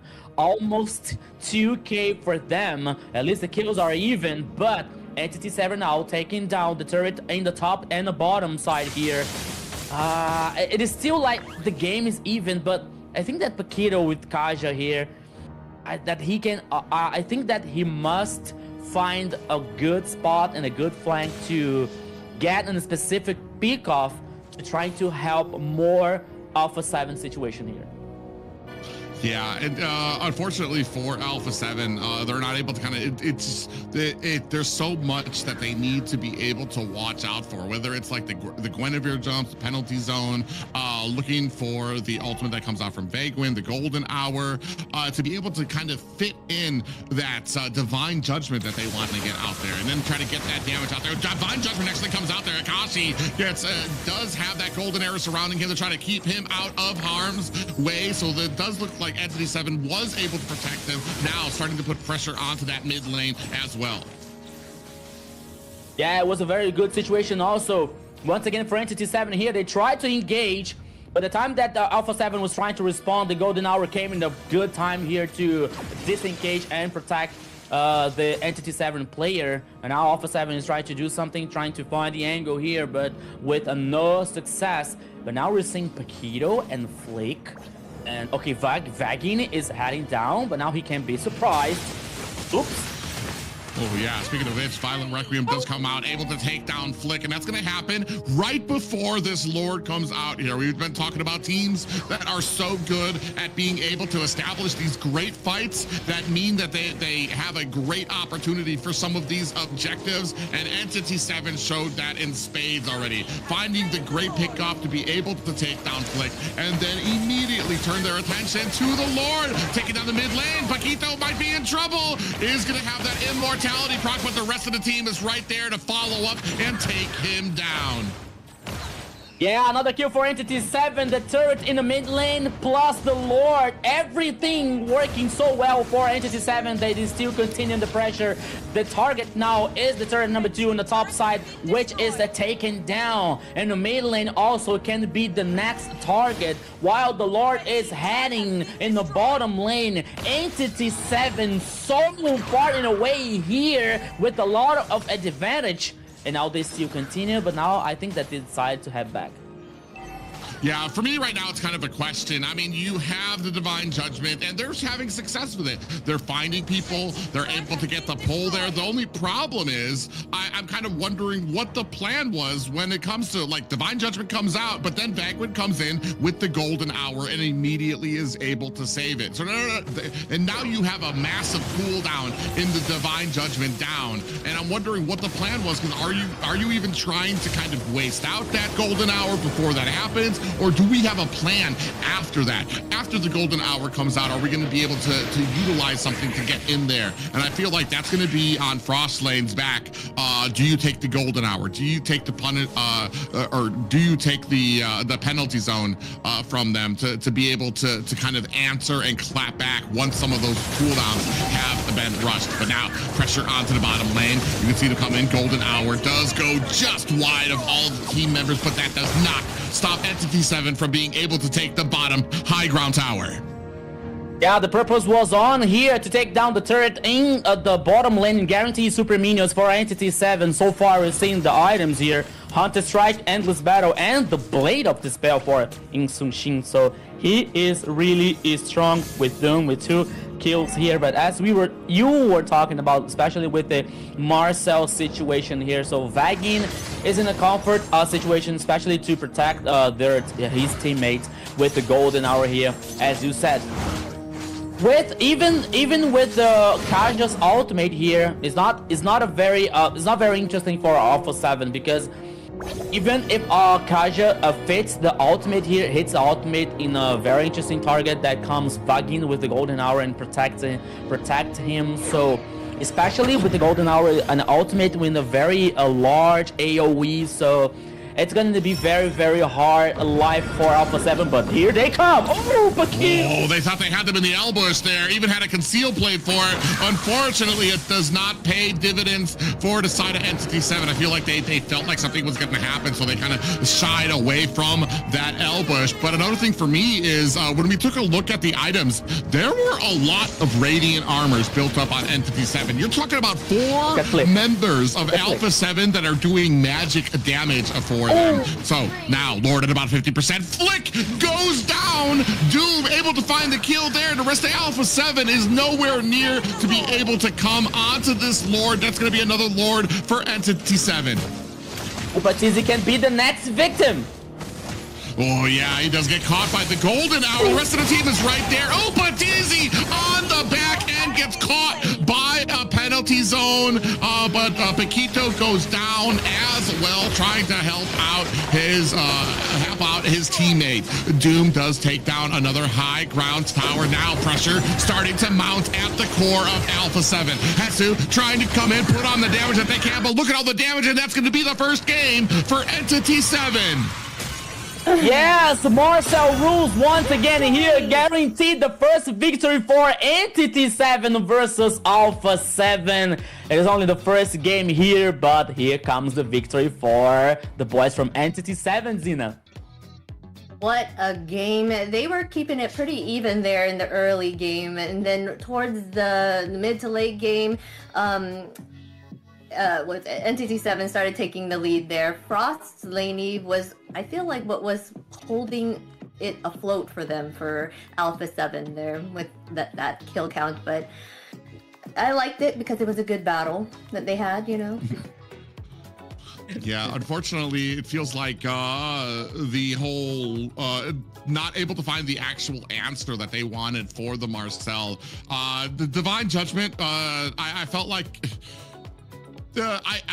I would like to know where we were going to go with this, because I felt like the Divine Judgment was the only real initiating tool that we had. Maybe what we were looking for something from the Valentina pickup, for her to pick up something that could be an initiating tool for us. But the Divine Judgment by itself was just not it, because it just immediately, that's the strategy came in. They were able to find Akashi, get a lot of Divine Judgments. They even found, I think they were able to find Marcel one time too. But most of those Divine Judgment were stopped immediately by the golden hour. The rest of the team was able to get there, offset that, and they were able to find themselves an escape. Yeah, especially with the idea for Entity 7 for Vagin being a protector from his teammates, you know, working with the golden hour to avoid the Divine Judgment and some kind of pick off from Alpha 7. Here now we're seeing the stats: 11 kills, sorry, for Entity 7 versus 6. We're seeing some items also with the glowing hand and Infinity Glaive in here and a Flick's hand, but it wasn't enough for Alpha 7 to guarantee the victory versus Entity 7. And all the players from Entity 7 here, they played so well, you know, especially Vagin. They didn't compromise anything to give a chance for Alpha 7 in the first game. The early game was like really up even for both teams, especially in the first turtle that we saw the first kill for Entity 7, but now then Alpha 7 was able to add back and guaranteeing the first turtle, but it seems like Entity 7 know what they are doing, know the purpose, the idea of his composition and execution. So Vagin here, I don't think that is going to be the MVP on the first game, but Vagin was crucial with Marcel. And now we know that at least both, so far, 2 teams here knows how to use Marcel so far. I guess it's the Marcel and the Turizla combo. Turizla now with the 100% win rate still, 3-0 in his games right now. So he's doing an amazing job here in these tournaments. Yeah, very interesting to say. Yeah, Turizla still 100% win rate. Maybe deserves a little bit of a higher spot onto that meta there as we go ahead. Take a look at some of these highlights there. You see that big penalty zone with the flicker to start things off. Immediately took down Flick. Another penalty zone came in there as well. Frostlane Eve as well, trying to put on the damage. You can see here every single time that there was some type of offense coming out from Alpha 7. Akashi was right there with another penalty zone to be able to try to offset that. There was a successful divine judgment coming out from them as well as we take a look at some of these highlights. Yeah, we're seeing Hasu being taken down before, right before the third turtle here. It was really crucial for Entity 7 as Private is talking about like this execution and the time for golden hour, not only for engage but also to protect the Entity 7 players. It was really good. But not only because of that, but Sheen here with Lunox, he played a very well because they knew that they have this potential for late game with Doom and Sheen. But now, Sheena, we are heading for the MVP. Yes, let's see who our MVP is. Oh, you were just speaking about Lunex. Our MVP is Shin with the Lunex at 415 KDA, 40.5k total damage. What are your thoughts on this MVP? I just get blown away every single time I see the picture of Shin with those that beautiful head of hair that he has there. Because I remember he was MVP along yesterday as well for that mid position. As we go ahead, take a look at his effectiveness here. Did a great job, and as we were talking about, Lunox has kind of been sneaking into that mid lane because of the offensive power that she has to be able to come in with the brilliance to kind of offset a lot of the engagement tools that enemies have, and then be able to use the darkening to chunk away at a lot of the tankier heroes that are making their way through this meta. Yeah, I can feel you, Private, when you talk about Sheen and in the shampoo hair commercial. You know, I can feel you. Don't worry about that. But jokes aside here, we saw Sheen with a very high performance and solid performance with Lunox. It was like he called in the spotlights through the execution with Marcel and the rest of the team, so it was really good for Entity 7 to guarantee the first victim. But we are talking about global ban, so this composition is not allowed to repeat for Entity 7, maybe for Alpha 7, but it's another another point. It's a talking point for another time. But now we're adding for the second game, and as we were talking to you guys, it's something like historical here. It's a history because in the past, Alpha 7 lost to the old Black Sentence, which we have the Trinity players, Doom, Sheen, and Iron Bush. But now it seems that the history is like it's repeating just a little bit because they are losing the loss of the first game. So, but we're talking about Alpha 7. They have the tools, they have the potential to reverse that situation. But so far, it's 1-0 to Entity 7. Yes, they did put on a fight there, and so I do believe that they can have an the upper hand in the next match too. So you never know; it could be anyone's game. That's what I love about Mobile Legends, that it can always go. Someone can mess up, and there you go. There goes the game. So I feel like these two teams do an amazing job. They have that great synergy, and this time around, it didn't work well in Alpha's favor. But then maybe Alpha might take on that Teresa Marcel thing again, unless they ban it out from Entity 7. I'm wondering if they do ban it out or they allow the Marcel to get through and take away some of the other pieces that have been pretty integral to the success of the Marcel strategy, that being the Terizla, the Guinevere as well out there. Both two heroes that meld so well with it when it comes to timing on it as well. So we'll see what it comes up with. I know you talked about the history of this team. Alpha 7 have come up short when it comes to certain players. that are on this team when it comes to Entity 7. So I know there's a lot of emotion probably behind it when they want to get some of those picks out. They want to be able to kind of prove that they have been able to overcome and grow from some of those losses that they have taken from some of the players on this team. That's going to come with time and with drafting here. You're absolutely right.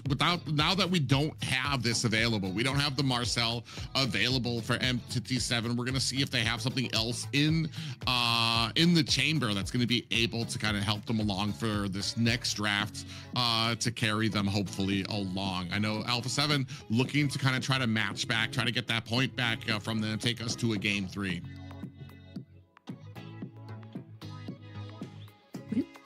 Well, it's looking like we were gonna have to find out, right? I feel like I think this would be the game, if any, that it's gonna take us to a game 3. They basically used Alpha's lineup here, so now what are they gonna do? Try to match that again and find some other out there thing, you know, and try to copy that. So it's gonna be interesting to see this next match happen. Yeah, you're right, Zina. It's gonna be very interesting because they both know each other. We have some changes in the lineup, especially with Paquito, that came from Influence Rage from the last season for Alpha 7, and the Trinity with Entity 7. And now Entity 7 is like they live a new situation, because the last season they were like the 7 seed, the seed 7. You know, like they almost were to the relegation. Actually, they went through the relegation through the ADT South to continue in the AMER South here. They were able to do that, and now with the Sagan acquisition, which was really good for Octagame. Sagan's Octagame. We're talking about like Entity 7. Sorry, and now with the Trinity, it's very good for them because they're living another history now.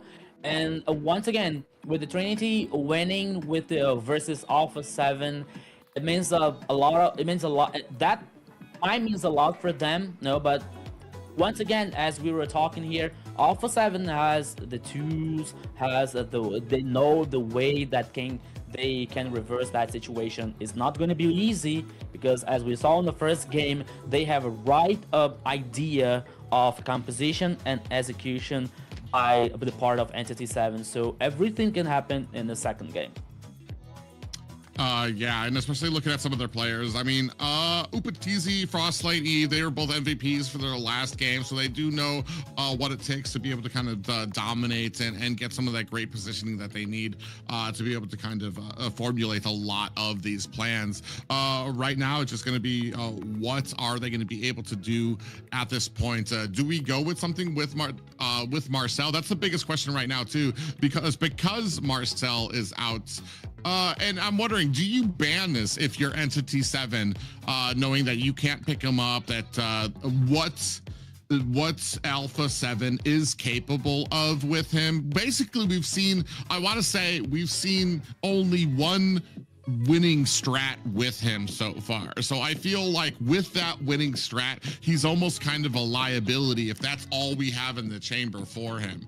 This is going to be the big question for me. Is Marcel strong enough to still need a ban because he's got so many of these different options that will meld well with him, or is he not? And we can allow him out knowing that he's got a very thin or a very specific lineup that he needs to be able to be successful with some of these series.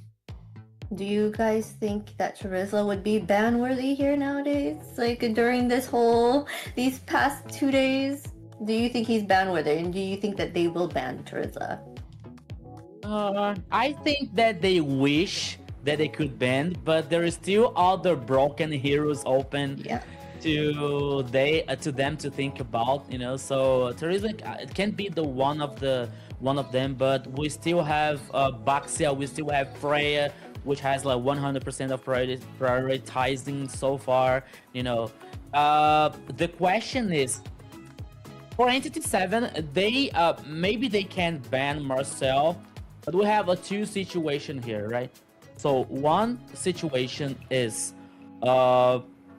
Alpha 7 played with Marcel and they know how to play with them. some kind of a composition idea for execution, right? But other situation is Alpha 7 knows how to play with Marcel, but Entity 7 knows that too, So if Alpha 7 picks Marcel, I think that Entity 7 has an idea how to counter Marcel's composition, So it's going to be very interesting to the second game, which is going to happen here, if Alpha 7 is bringing Marcel or not. Yeah, we're gonna go ahead and get the right started into the draft. Alpha 7, go ahead and take Carry off of the wheelhouse there. I'm wondering too if there was maybe something else, maybe a little better that we could have gone with when it comes to Alpha 7. I know the big question is the Marcel and what he provides. He's kind of fresh, so if his uses aren't known, I want to say even lesser known are the counters that we can kind of go with against the Marcel. And I'm wondering if there was anything maybe better that we could have looked at. One thing is maybe there was an option that wasn't magic damage that we could have probably gone with last time, as I feel like when we looked at the items very early, a lot of those radiant armors came out for Entity 7, which meant even if you caught them with the Divine Judgment, the burst damage, you were gonna have a lot of trouble trying to burst them down with a ton of that radiant armor that they had already equipped. They pick up Valentina this time around. Because they were like, we're not using her, you're not gonna use her, right? Yeah.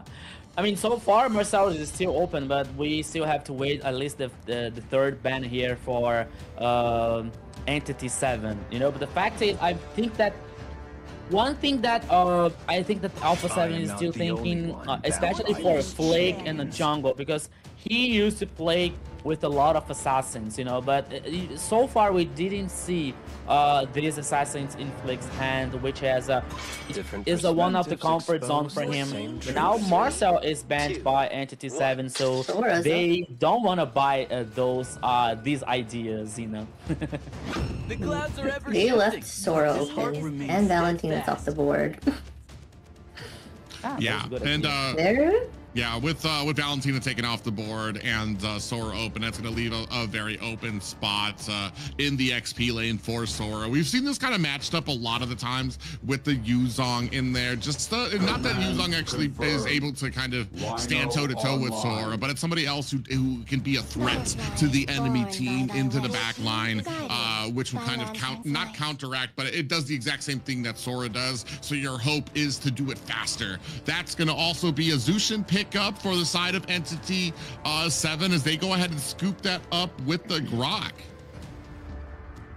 Yeah, I to be honest, I thought that Entity 7 would choose a ZT, and here, especially from her buff to push away the enemies, because Sora has the ultimate in a tanky form to get the enemies together, like to get in control, get the enemy together with the ultimate, and maybe ZTN could be some kind of a counter with the buff to spread them away. But no, they decided to choose Zunshin here in the mid lane with Grok. Okay, it's a very interesting, especially the controlling in the mid lane and getting pressure on the river for Entity 7. But now here comes the respawn for Alpha 7 with Show and Harriet. Show coming up. Guys, do you remember, I think Hasu said yesterday that his favorite hero is Show, right? But I don't think it's coming for Hasu, don't worry. I'm actually quite curious about that because especially when it comes to trying to get to the back line, get onto Zushin, disable her, and burst her down, that is a great option. The reason we don't see Cho very often, though, is like Fanny, it takes a very high skill level to play correctly. Even if you're able to get the jumps, even if you're able to get the way of the dragon, you need to be at that perfect angle that pulls the enemy back into your team, that allows them to be able to kind of burst it down. And it's just, there's a high skill cap to even be adequate at a Cho. Much rather here, where we're at a pro level where you need to be fantastic at it to make sure you're hitting those angles, hitting those stuns and those pop-ups on the team. Since Harley has been a favorite these past 2 days, they're choosing him again here, but who would he target? Harith? Like, I know Sora's really tanky, he can get his life back. Cho, he's able to escape pretty quickly. They just want to take it? Is that the reason? Yeah, maybe it can be, maybe it could be his target, you know. But we can think about the idea that not only the burst damage from Harley's ultimate here, but he can work with some kind of a follow-up, especially with damage, you know, like maybe with the blazing duet from Cloud here, for example, to help to burst the enemy down. That could be an idea, or other enemy with this kind of damage could be very a good ally for Harley to try to burst the enemy. You know, not only himself alone, but working with the rest of the composition, it can be a very good a very good situation for Harley. But now we are seeing here Entity 7 banning Fanny, Guinevere and Fredrin at the final here for banning, and now we're waiting for Alpha 7. They banned Uranus for XP lane. Okay, maybe they can ban or Lapu, or I think that Alice coming from banning also. They're gonna ban maybe a gold laner, maybe another one. No, Cloud. Yeah, there you go. Okay. Yeah, we're still looking for a jungle on the side of Alpha 7 here. A lot of the jungles got taken off by the side of Entity 7. I think you still have a Suyu out there. Don't have the Boxia. I'm actually kind of thinking, what else do we have for the jungle that can be successful for this team right now? Definitely still looking for that gold lane for the side of Entity 7 as well, especially you saw that big focus coming down on the side of Alpha 7 when it comes to the gold lane there. Carry was taken off there. Claude was taken off. First pick for the side of Entity 7. It's going to be the Brunos picked up. Okay. Again, Bruno has been doing well in the few games that he's been in. That's a great pickup for them.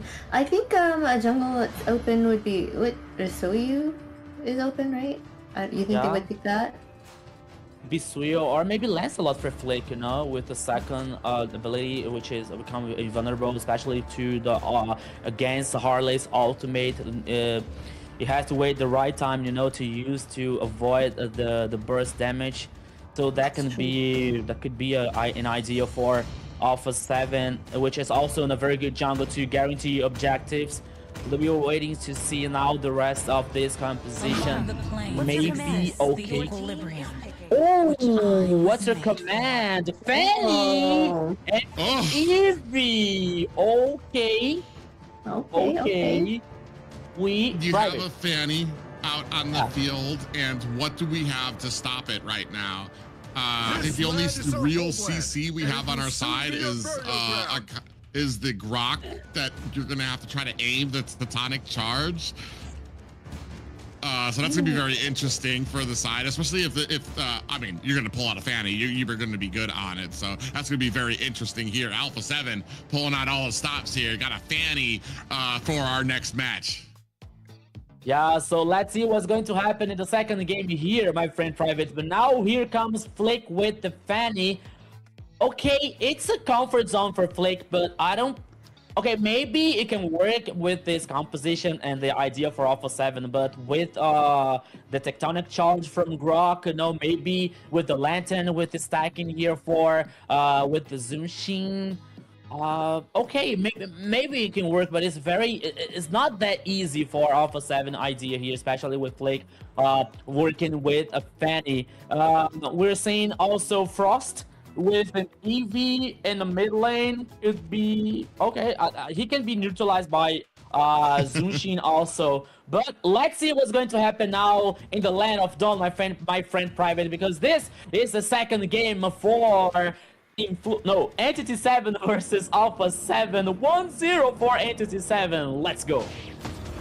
Yeah, definitely looking to not be on the losing end here, and looking to kind of break this 2-0 feast that we've been having for the last two series. Here is Alpha 7 on this Fanny. I want to see how quickly we're going to be able to. Are we going to go ahead, try to invade onto that red? No, they're going to go for the Little Wanderer first.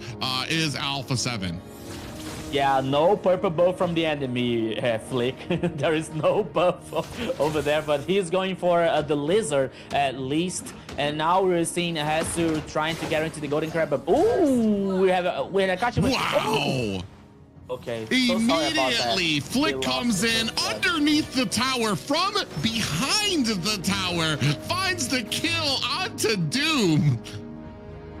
To be honest, I wasn't expecting that because he doesn't have the level 4, you know, so okay, but Harry caused so much damage versus Bruno. That was very good for Alpha 7. But now in the mid lane here, a 2v2 situation, Private. I don't believe Yeah, they're just going to go ahead and ward away from it while they clean it up there. You know who else wasn't expecting it? Doom, because he got his clock cleaned there. A great job by Upatizi, who was able to kind of whittle him down, which allowed a Flick to be able to kind of come in there. And that's just, like we were talking about, the great communication coming from Alpha 7 and having a composition that would utilize that so that you can be, especially when it's a Fanny, on the other end of the map, you could be like, hey, somebody's low. Fanny can come in from anywhere on the map. They're gonna go ahead and start off Entity 7 to this turtle. Flick looking to come in there, but Hide on Bush able to find the retribution. Hide on Bush in a little bit of trouble here, looking for an escape wall. Shit, able to find a kill onto Hasu. Peekaboo comes in, finds the kill onto Hide on Bush. Real world manipulation is down to secure the escape of Peekaboo. 2-1 for Alpha 7. That could be worse for Entity 7 if Pakido had the way of the dragon. He reached the level 4 now. So even though the first turtle was guaranteed by Entity 7, I'm really seeing all the items so far. Not the first items, the first primary items for both teams, but they are reaching for it. But the fact is, the first turtle was guaranteed by Entity 7. 2-1 for Alpha 7 so far. 1 kill for Paquito and 1 for a Flick.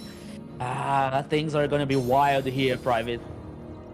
Yeah, we're at the 3-minute mark already. 1K gold lead for the side of Alpha 7, even though Entity 7 got the turtle. So that's just telling you, Akashi takes a little bit of the damage coming out from Flick.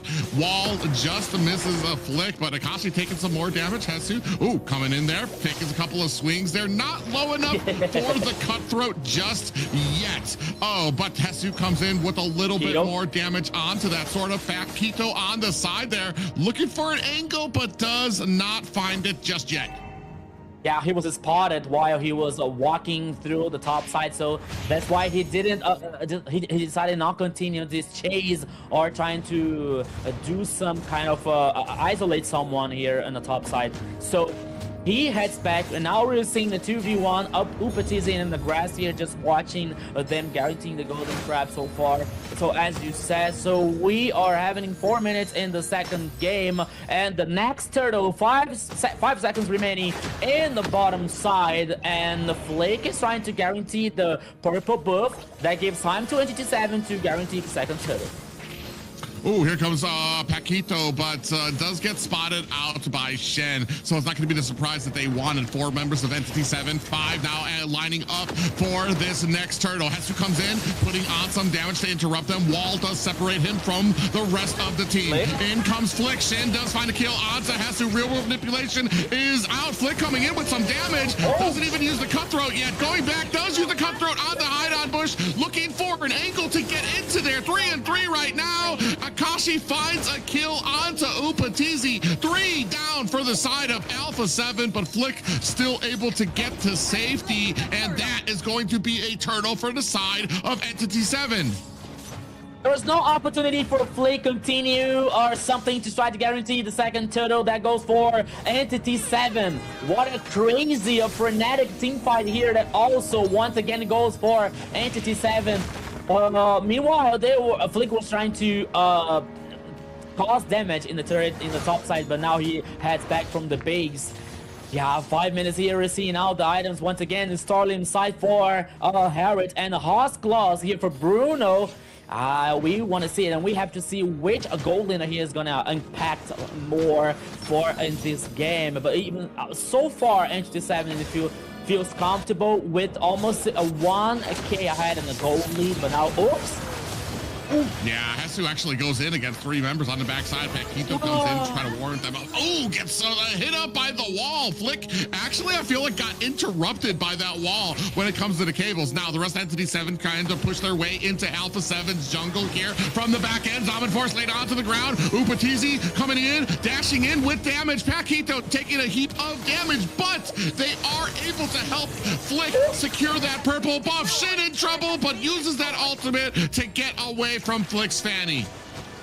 Oh my goodness. And now has to try to do something in the top side, but he was surprised once again with 3 players from Entity 7. I think that now it comes a point that maybe some of the players of Alpha 7 is just a little bit anxious about like trying to do something to reverse that situation for Alpha 7. But even though Entity 7 is calm, it's like they are resilient and they know what they're doing so far. The goal lead almost now 2K, and now in the jungle in the river. Oh.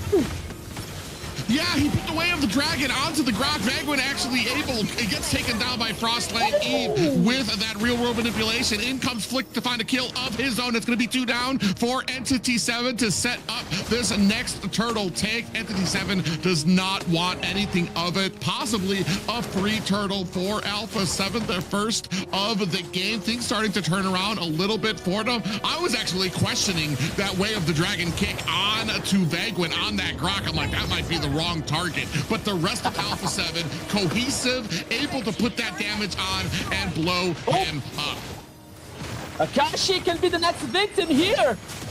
Yeah, he tries to go in, flickers in, finds the kill onto Frostlightning, but Flick is right there to get the reply as well. That's going to be a 1-for-1 for Alpha 7, but this mid tower is looking very weak. Entity 7 right there to put the damage on Doom with that Bruno. This is what you're talking about. Once you start getting some of those items, once you start getting that crit, Bruno is just a sieging machine for a lot of these towers. What a game, ladies and gentlemen. And once again, here the items Malefic Roar and the Blade of Heptases for Flick. While the Heaven's Feather and the Stardom side for Harley here with Hide on Bush. 6 kills for both teams. And the goalie is even, but now in the bottom lane here, Private. Oh yeah, Shin's in trouble. Flick looking for an escape. He gets walled off. Down goes Flick. Real world manipulation is out, trying to put that damage on the backside. Doom finds a kill onto Paquito, replied by Upatizi and Hesu, who are able to find a kill. It's going to be 3 down for Entity 7, 2 down for Alpha 7. 9-8 in lead with Alpha 7 right now. Yeah, you know, Flick was taken down, but his job was really done. Well done here. Guaranteeing 1 more kill for Alpha 7 in the bottom lane. But now it's 9 kills versus 8. Okay, the game is even so far for both teams, but now we're seeing that Flick can work like he knows how to play Fanny. He can work so well, especially when it comes to follow-up for this damage that can come from Upatizi, for example, that can come from Frost, Laneve. So he can do a really well job. But now the purple buff can be in danger. He has to guarantee. Oh, Sora goes in with a huge amount of damage. Flick trying to go in. They want to try to protect this purple bump, but the rest of Entity 7 right there looking to try to refuse it. Frostlane Eve gets taken out, and unfortunately, Flick has to return to base, gets popped out a little too low, and I believe, did that get picked up by somebody there? I'm trying to look for the purple buff on any of them. I guess Hide on Bush was probably able to pick it up, and now they're going to go ahead, start up on the Lord. Deadly Magic comes on to Paquito, down to 25%, but Hesu is right there. Upatizi, in comes Flick, looking for an angle, looking to find a cutthroat, not able to. The Lord's getting lower and lower. Zaman Force down, Paquito goes down, Hide on Bush with the kill there, able to scoop up the Lord. Yeah, no purple buff for Flick. He wasn't able to guarantee, and now Entity 7 once again is way ahead on this game. Guarantee the first Lord actually that is already heading up in the mid lane here. And what a game. But once again here the items rating armor for Hesu, and now here's Heaven's Feather for Upatizi. But the situation for Alpha 7 now is not so good, my friend Private. Oh, yeah, now they have a Lord coming in at mid. That's going to take down the tier 2 tower. You have a purple-less buff Flick who's not going to be able to do much on the Fanny. You're really, once you're at this point with the Fanny and you get those buffs refused to you, you're really hoping for your team to be able to do enough for you to just come in and maybe snatch up a cutthroat. Here, unfortunate for them, they are getting out-zoned. A great job by Akashi and Shin to kind of zone them out, and then Bagwin doing a great job on that front line. Here, they're going to continue on, maybe be able to finally pick up this purple buff that gets walled off. A great job by Bagwin to give his team some time to be able to pick it up, but Flick right there with the retribution.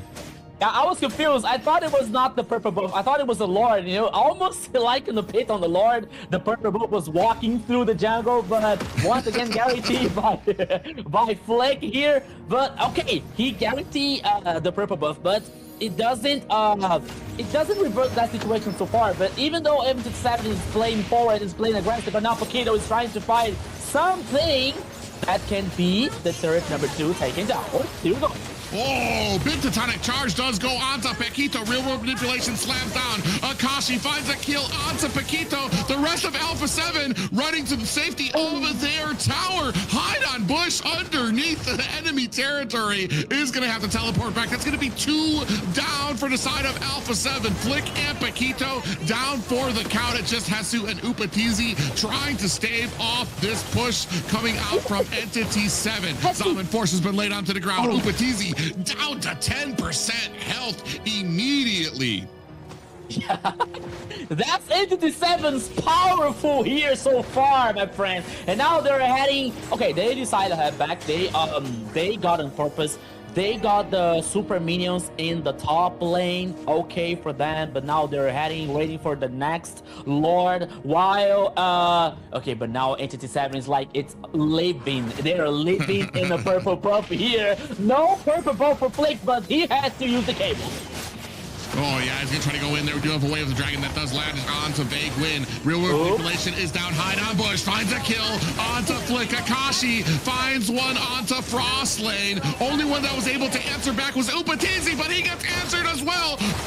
4 men down for Alpha 7. Entity 7 smells the victory in their grasp. Hesu on the backside is powerless to stop them. He's going to try to take out these minions, but Doom takes him down. This is going to be another clean sweep of the night, this time for Entity 7. Vagin here fulfilling his dreams to dancing with the recall effect. That's the tradition from Vagin in the MLBB scenario in South America. So guarantee the second victory for Entity 7. 2 victories in a row, and now Alpha 7 is 1 by 1, Zina. Entity 7 was moving so well. Their synergy and how they were moving was way in sync. I was keeping track of their assists and kills, and they were neck and neck. Everybody was putting in the work. It was wonderful to see that. It was like it was on point. Yeah, I mean, I knew it was a possibility that Alpha 7 could get beat by Entity 7. I never thought it would be a clean sweep, just 2-0 for them. I thought they'd be able to kind of answer back with the type of performance that we saw from them yesterday. Here, Entity 7 had, like we've been talking about, had the recipe, understood the assignment of what they needed to do. I feel like they put Alpha 7 on the back foot starting with the draft, to the point that I almost feel like the Cho pick, it didn't really work out as well as Alpha 7 had hoped. And that was purely to take it away to try to set up the Fanny pickup. And unfortunately, a great read when it comes to Entity 7, did what they got the advantage and did exactly what you're supposed to do against the Fanny. Your main objective is to try to get control of that purple buff, get control of that jungle to refuse it to them. Exactly, Private Dancer. Especially when it comes to these junglers, which who is really addicted not only addicted, they depend so much for the purple buff. You know, we're talking about Fanny, we're talking about Ling. You know, they are very dependable for the purple buff. So as soon as Entity 7 read that situation and started living literally in a purple buff from a flick, he was uncomfortable. He was like, oh, he couldn't do nothing, because so far, even before that kind of situation, he was really proactive. He was really strong. He was like searching for the kills. He was assisting and helping the team. But by the time that Entity 7 started doing this, it started like avoiding and stealing the purple buff from Flake, he was neutralized. He disappeared in the game, you know. So that was a good reading here for Entity 7 to guarantee the second victory here so far. Yeah, as we take a look at some of these highlights, man. I mean, at the beginning, they had a great game going for them in the early bit. I feel like it was a little bit of a surprise how quick and how expert he was on this Fanny to be able to kind of get some of those kills. They still were having a lot of trouble when it came to some of those objectives. A lot of trouble maybe being able to clear into that backside there. You see here, Flick able to kind of come in, find a lot of those kills. The biggest problem for me, though, was when it comes to Paquito on the Cho. Never was he able to find an opportunity to get onto the back line to Shin, to be able to get those kills onto Shin. And that's where they were looking for it. A lot of those Way of the Dragon kicks, they were on Vagwin. And yes, occasionally they were able to get the kill onto Vagwin, but that's just, Grok is not the target you're looking for when you're trying to kind of get a fight started with a Fanny on your side, and when you're using a utility like the Way of the Dragon kick. Yeah. Oh, And sorry. okay, no problem. We were seeing a highlight also. So as we were talking so exhaustive here about like neutralizing Fanny's power, especially guaranteeing and stealing the purple buff, and also the rest of the Entity 7's composition. We're talking about Nakashi with Lapu Lapu, and there was a team fight that we saw that he bought so much time for Entity 7, and then I thought I was like, I shouted, oh, Akashi can be the victim. But even if he was taken down, he was able to take someone with him, you know. So he bought so much time for Entity 7. We saw Shin with Zoom Shin. He was like low profile, but he was really crucial for Entity 7, especially with the lantern stacking up and controlling, getting the crowd control for Entity 7's composition. So everyone in Entity 7 was so good so far. All right, let's see who our MVP is, guys. Our MVP is Shin, the one that they cannot reach. The protection on this Shin was amazing. So 4-1-11 KDA, 40.5k total damage, and 572 golds per minute. What do you guys have to say about our MVP?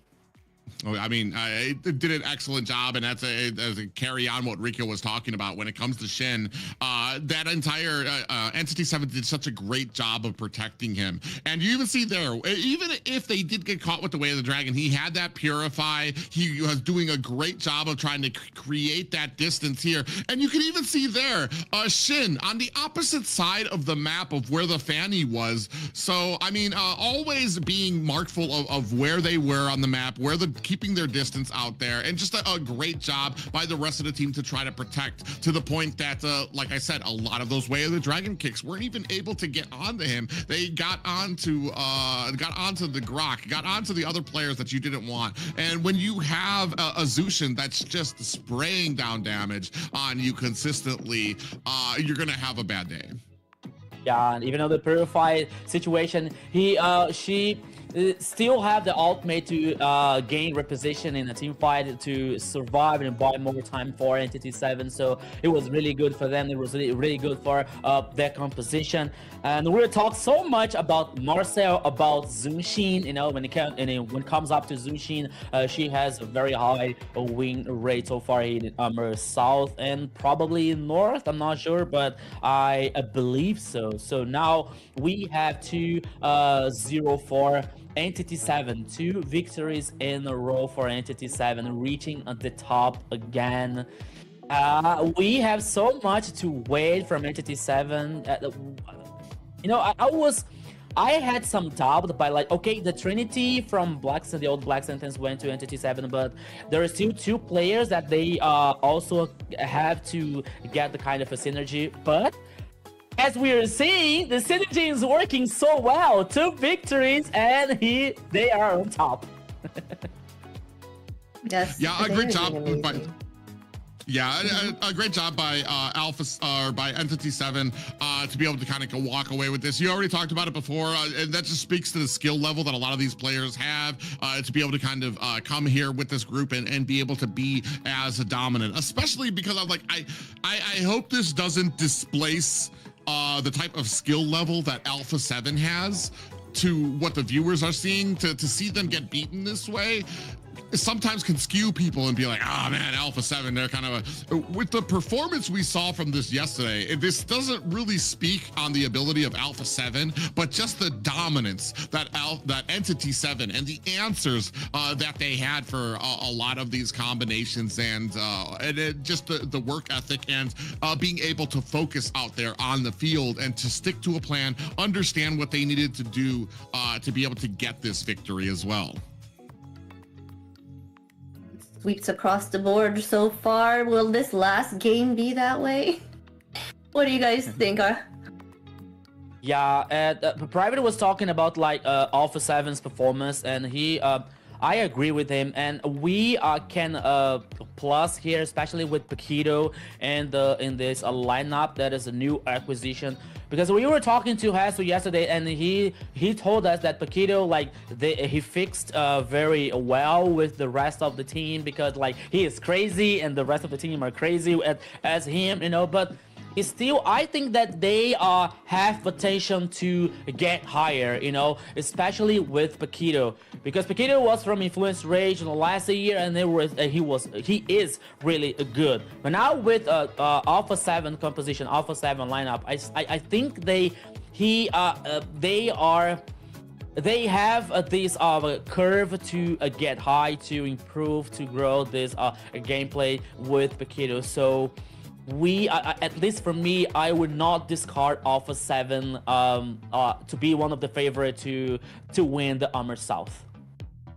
Yeah, I especially when it comes to, like, I want to say, like, if you're gonna search for a weakness, not that it was a bad play, but it did seem like maybe they were kind of not as synergized as the rest of the team when it came to a lot of those ganks coming in from the roam from Paquito, who was trying to kind of find a way in. I mean, it's, for me, it's halfway. It's halfway. It could have been synergy, but a lot of it is just that it just was not a great a composition to go into as a Cho, and it just did the Entity 7 did such a great job of maintaining that distance, always being aware of that one person that they were trying to protect, and making sure of it. And there were some great and outstanding plays. And there was a point where they even came in with the Fanny, and I believe Grok hit the wall underneath the Fanny while they were cabling, which actually like upset it completely like upset to the point that they didn't have a way to cable out of it, and they were getting some defense, a lot of pressure onto it. It's just little plays like that they were just huge for Entity 7, and it all came together with to be able to kind of shut down a Fanny. And like I said, it just that's kind of sometimes why you see a lot of those players like the Lance, the Fanny, the Ling, that aren't commonly used now, because there is that glaring problem that if the enemy does get ahead, if they do start refusing you that purple buff, it's really going to hurt them. It's really going to stop them from being able to perform at the level they need to be able to kind of make that comeback that they need. Yeah. Do you have anything to add on that, Rico? Yeah, that's why I don't like Fanny at all, to be honest. because it is so predictable. Okay, Fanny has a very high performance, you know, especially when you're talking about guaranteeing objectives and being a genuine assassin with a burst of damage and a burst of physical damage, you know. But with the idea that she depends so much from the purple buff, you know, as a link depend, you know, it means it means very predictable, you know, for the enemy to say, okay, we just have to steal the purple buff or just deny some of the buffs, you know, for Fanny to neutralize her gameplay, her potential to play so well, you know. So that is why, okay, she is very good, you know, and maybe can be an excuse to say that I don't have the mechanics to play with Fanny, because Fanny, it's a very high level mechanic and that I don't have it. But even though I think that here for Entity 7, I was saying that they didn't ban a Fanny, not in the first phase of banning, even in the second one. And I was wondering, like, okay, they know Flick, they know that he knows how to play Fanny, you know, and I was surprised that they let Fanny open and Flick choose a Fanny, and I was like, okay, that could be a problem for Entity 7, but we saw that for Entity 7, okay, we know how to handle that situation, especially with the Fagin and the Grok spreading the walls right in the face of the Fanny. Oh, okay, so he was like dizzy, not to use the cables or something else, avoiding the purple buff also. So it was a very clever idea for Entity 7 to neutralize Flick here and Fanny. So I think that in the future, I think that this kind of thing would not happen at the same for Alpha 7.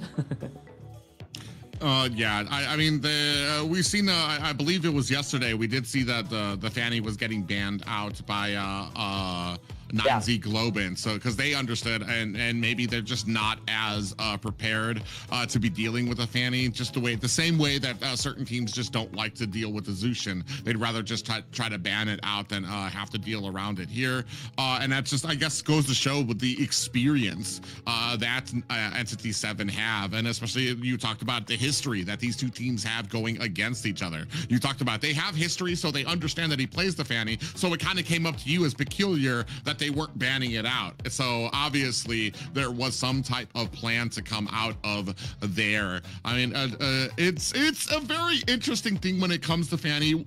My rule of thumb has always been when it comes to Fanny is that you need to be skilled enough to pick Fanny first. You need to be skilled and confident enough to pick Fanny first if you want to use it. You know what I mean? That's how good you need to be on a Fanny, that you have such confidence that it doesn't even matter what they're going to pick.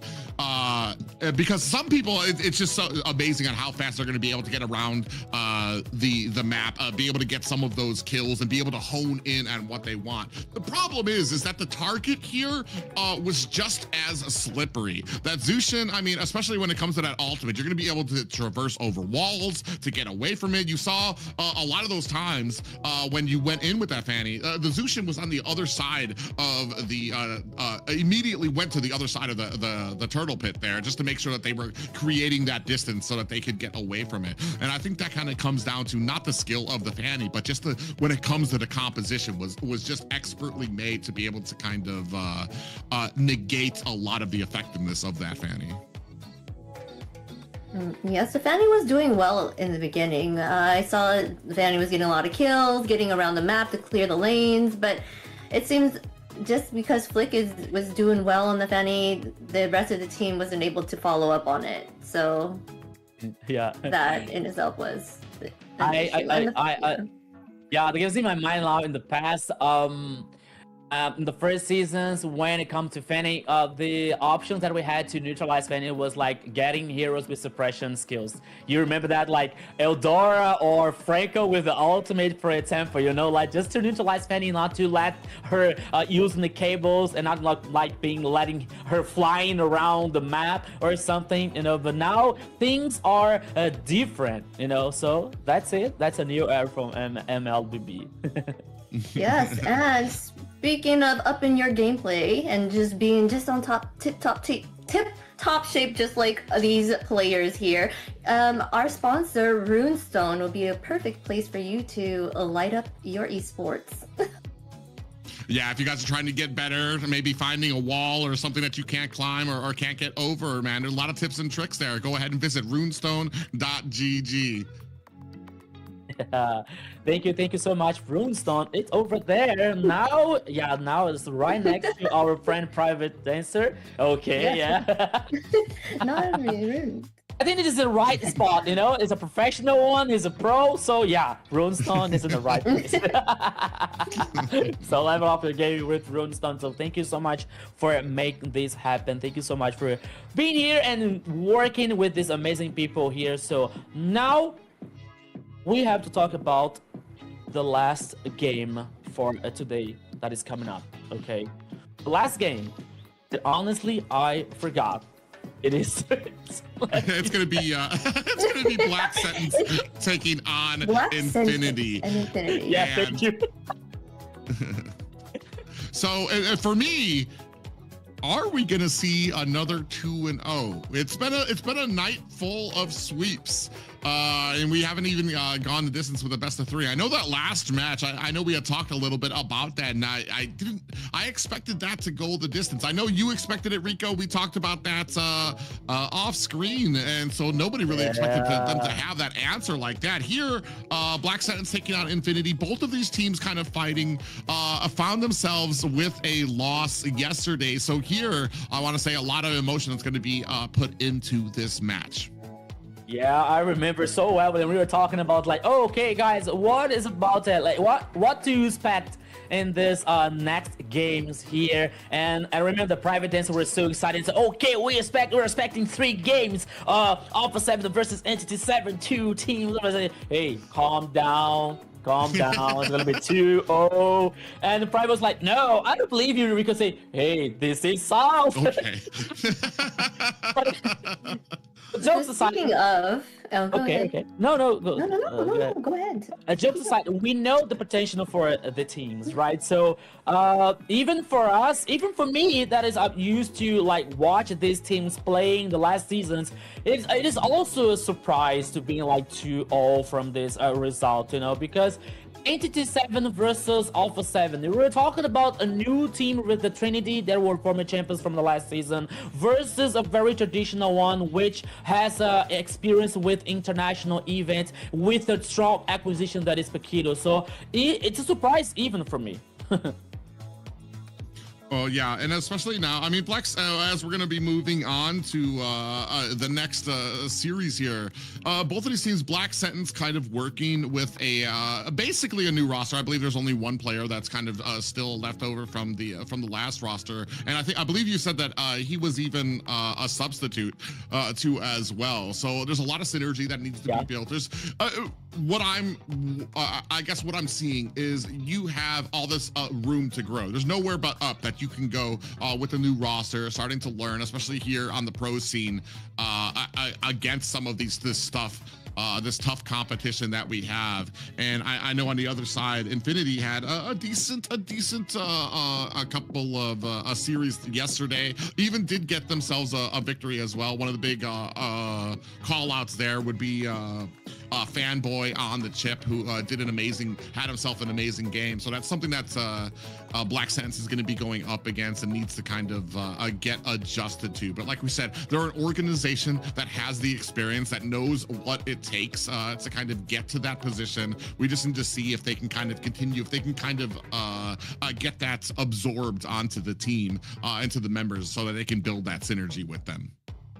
He did put up a fight against Entity 7. That was a match that he had yesterday, and it ended up going the whole 3 games. So I'm thinking that Infinity is, gonna be a hard one for Black Sentence to go against, since they did put up that fight against Entity, who just swept Alpha 7, right? So this is gonna be an interesting match to see. But they might know an answer to how to go against them, Sometimes some teams get a sweep, and then the next time they and the other one did a loss, right? They were a losing team. The losing team end up winning, right? Against that one that did sweep. So you really never know. Yeah, you're right, Zina. But you know what? Different from the previous games that we had today, I really hoped I then are really expecting 3 games from this the last match here, because we're talking about Black Sentence. It's a brand new lineup except from Papa Dog. The only remaining of this lineup, but in the last season he was a substitute. He didn't play actually in the lineup in the competition versus Infinity. That is not a new lineup. They're playing together, you know, but that they still have to prove themselves that they can reach the top in the MLBB scenario in Latin America. You know, the last season they were the seed number. I think the seed. No, they came through the ADT also, so they were the champions. So it is time to prove themselves once again that they can reach the top here, Zeno. All right, let's go see what our Black Sentence lineup is going to be.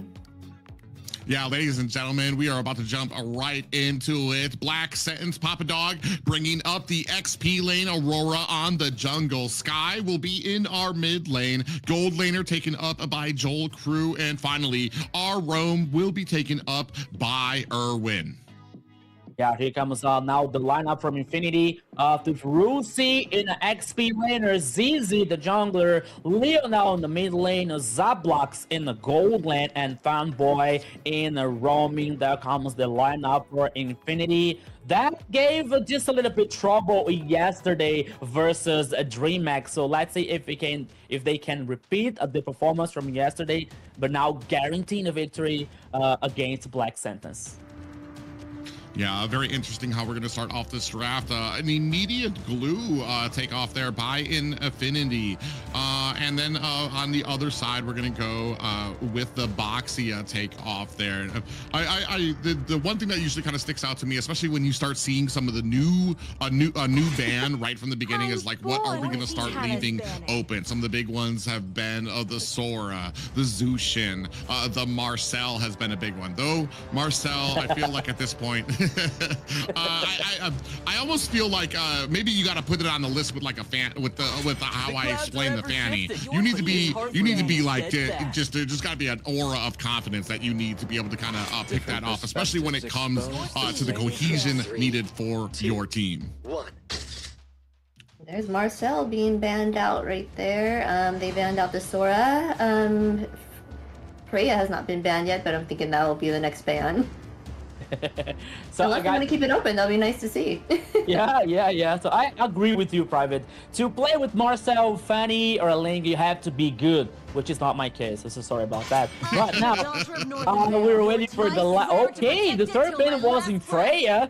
It was a surprise because usually Freya is the first or the second one, but now he comes to the third. All right, guarantee. But now the first pick is a Zushin for Infinity, a very good one, a very strong one. But we are seeing now the response that comes from Black Sentence. Maybe Harley here for guaranteeing an early game with Claude. Break all the rules.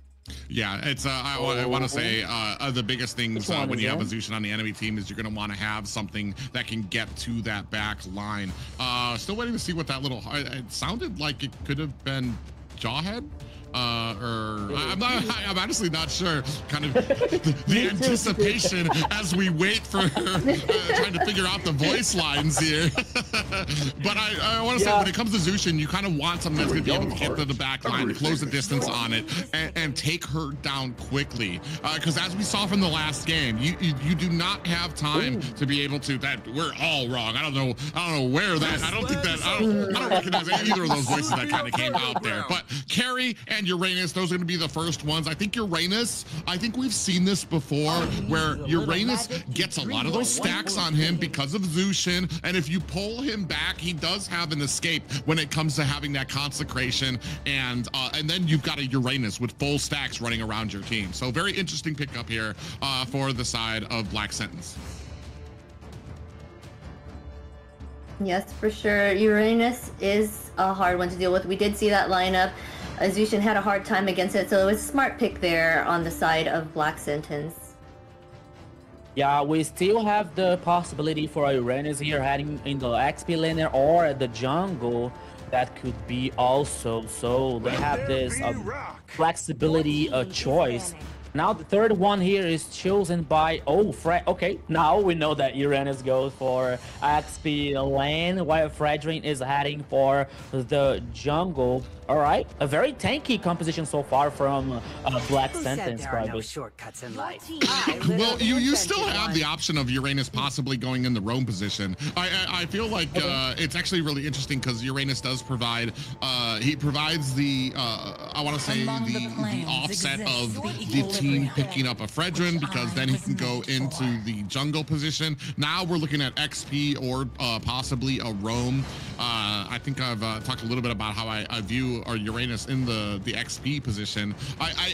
If it comes down to trying to execute a plan like we've seen before, where Uranus is going to be the frontliner, continually trying to get those stacks from Zuxin, I think I'd rather see him in the roam position. The only problem for me is that sometimes Uranus doesn't do well before he starts getting a lot of those items. You're really banking on being able to get those stacks and keep them up for him. As we move and transition into the second banning phase, we see that Chip and Eve taken off the board by both of these teams. Yes, I was going to say priority ban would be a marksman. They did that. Granger's being taken out, but that still leaves open the Bruno that a lot of these teams have been choosing, and Harith as well.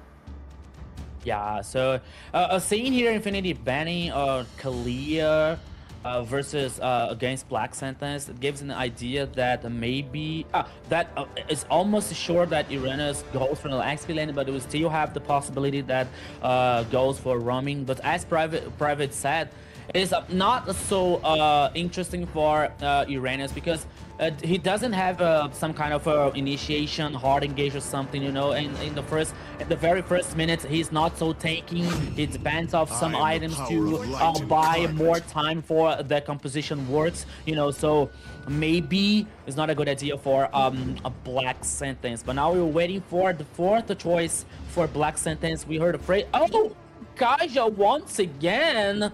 Okay, suppression here, but against who? Against I mean Harley or maybe Zunshin, but it is not so easy to get in the back line here versus Infinity. And before passing to you, Private, only reminding the people from the chat, this Black Sentence is not the same as the M7. You know, it's it's a brand new lineup. The only remaining from the old lineup is a Papa Dog, which is playing today. But now comes with the final composition here. Belleric and Claw. Oh, I love Belly. One of her favorite roams there, Belleric. I heard I have the power of light, and I'm like, there's no way that wasn't Kaja, was it? Because I'm trying to figure out, usually you want to pair a Kaja up with some type of burst damage to come down. I know you have the Appraiser's Wrath that can come out from Fredrin, but I mean, that you're kind of, you're really banking on trying to line up him getting all of his stacks, getting a whole bunch of damage there. Here, we've got a little bit of, this is a decent ability to get a wombo combo when it comes to like a decent amount of CC. The only problem for me right now is I feel like the Black Sentence might be lacking a little bit of the damage, especially in the early game.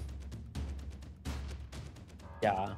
And especially when we are talking about like the target for possible targets for a Black Sentence here with Kaja. It is not very interesting because as we were talking, Private, especially in the Armor South, their preference for a slippery situation, you know. So we have Harley, which has mobility, a Zunshin, a Claude, you know. And okay, you are targeting a Lapulap, you're focusing a Lapulap, you're focusing a Bella. Are you sure about that? So I think that, okay, maybe for a Black Sentence is not having a good time, not having a good situation in this first game here. Well, I mean, there is the possibility of them maybe being able to use the flicker to get back onto Lionel, to get the Divine Judgment to pull them in. That's going to be a squishy mage. It's not going to take too much damage to be able to bring them down, especially if you pair that up with the Fury of the Phoenix to get the stun and keep her there longer. I'm assuming that this Zushin is going to be paired up with a Purify, though. Yeah, you talk about like using the flick with the Divine Judgment here from Kaja. It is a good idea, but I was thinking about like, okay, he is able to use that, but don't you think that the range could be like far enough to have a possible follow-up from the rest of the team? Okay, maybe we still have ZTN here with the ultimate and the poke from her abilities. But what about Carrie? What about Fredrin? They are not with a high range, right? Yeah, definitely not with the high range. And I agree that I feel like the Zeshian can actually, or that the Zushin can actually get so far back that maybe it's going to put the Kaja into harm's way, trying to jump or trying to get that flicker into the back line to try to jump onto them. So you're really banking on some great positioning there as well. So it's going to be very interesting to see if Black Sevens can kind of succeed with this as we move into our first game, our first game of the last series of the night. It's going to be Infinity taking on Black Ascendants. Both of these teams licking their wounds from a loss yesterday and looking to try to set the standard for today. Yeah, no time for talking here. Ladies and gentlemen, welcome to the Let of Dawn for the last match. Black Sentence versus Infinity. Both teams lost in the first day, but now here comes a possible dive. Yeah, Rusi's going to be able to take care of that too. He's at level 3 right now. I think all team members are kind of a little edgy about trying to dive under a Lapu, especially because he's got a decent amount of... Oh, actually, now they actually might be looking for it. You can see them down at the bottom. They're going to come in too. He's going to use that flicker to get away. That's going to be a spell that he's not going to have for this next turtle. So that's going to be an interesting engagement for them. Lionel now starting to put damage onto Papa Dog. They're going to go ahead looking for an engagement here as the turtle taken down to about 50%. Now down comes the Fury of the Phoenix. Is it going to be enough damage? Erwin down to 50%. Aurora able to pick up the first turtle as Rusi takes down Erwin. The Appraiser's Wrath comes down but doesn't do a heap of damage to Rusi. Speaking of which, rest of the team is right there to pick up the bag as Papa Dog finds a kill on to Rusi. Now looking for their escape. Aurora taken down by ZZ with that deadly magic. Yeah, ZZ didn't participate in the turtle, so the turtle was guaranteed by Black Sentence, but so far the guaranteed 2 kills for Infinity, and we have to wait about, like, especially with Joel Crew with the carry here, which has 1 assistance from the last team fight, and now we're see like Black Sentence versus Infinity. Okay, we have to wait just a little bit for more. Especially with the gold lanes here, especially with the carry and Claude, that they are going to be very important and crucial for the rest of this game number 1. But we also have to take care, especially with Erwin here, with Kaja, and what he can provide, what he can here do the ultimate. Ooh, let's go. Yeah, you can see Fanboy taking a heap of damage there. He's going to have to get out of the way. Right now, we really haven't seen the effectiveness of Erwin. He just got his level 4, so now we're going to be looking for some of those Divine Judgments. If he can get to the back of the line to be able to execute something like that. Papa Dog doing Uranus things, cutting lane deep into enemy territory here. And you can see actually trying to do the same thing is Rusi on his side of the map, but he just was not able to get to the minions in time. So cutting the lane, and now Uranus is going to be able to join this. Papa Dog going to be able to join this fight right away. 15 seconds left on the turtle as 4 members of Black Sentence looking to come up to the top lanes. Zablotch might be in a little bit of trouble, but Fanboy going ahead, giving him that information, helps Zablotch to go ahead and create that distance on the back line, going in for the next turn. We do have a Divine Judgment, lands on the Fanboy. Aurora able to find the kill, but now Infinity looking to answer back. We have a blazing duet coming on. Zablotch in a little bit of trouble, gets popped up, using that BMI to get himself out of harm's way. The tied up score right now, 2-2 for Infinity as they continue to work onto this turtle. Aurora trying to get in here. He is not able to get that vision on the turtle without getting taken out by Infinity, bringing their score 3-2 with a turtle in pocket. You know, I don't think that Aurora, I don't think that it was the best idea for Aurora to try to steal the turtle, you know, because it was so difficult to a black sentence to get something, but now Joku can be surprised. Okay. Oh yeah, 4 members of Infinity well into the back line, and you can see there Irwin gets picked up there by a Lionel, and that's going to be a tower down at the top lane. 4-2 right now for Infinity. Big stun coming out from Russo. Papa Dog taking a heap of damage, but he's just continuing to get a bunch of those stacks from a lot of the minions there. Finds himself on the bad end of a stun, but this is a Uranus we're talking about, and he just continues to build up those healing stacks. Yeah, you're right, my friend, but you see that he was taking so much damage versus Lapu Lapu. So I feel that he was just a little bit concerned about that, so he decided to head back. But now the fact is, a black sentence trying to play in a high tempo here versus Infinity, but Infinity knew how to respond back in a positive way, especially after the second turtle for Papa Dog. Yeah, Blazing Duet is out there. Papa Dog in a little bit of trouble there. He's going to get picked up by the Zushin. Forced back as Zablotch going to be able to find the kill. That's going to be 3 members of Infinity that went in for that kill. Great job by them to get that 5/2 on a black sentence. Irwin's going to have to find himself a little bit of an escape while Sky goes ahead, throws down some suppressive fire to secure that pathway for him. That is unfair. 4v1 here. Poor Papa Dog in the bottom line. But now, Infinity here doesn't care about anything. They take down the turret number 1 in the bottom lane also, and they are waiting for the next turtle that was started immediately. And apparently there was no fight back from Black Sentence.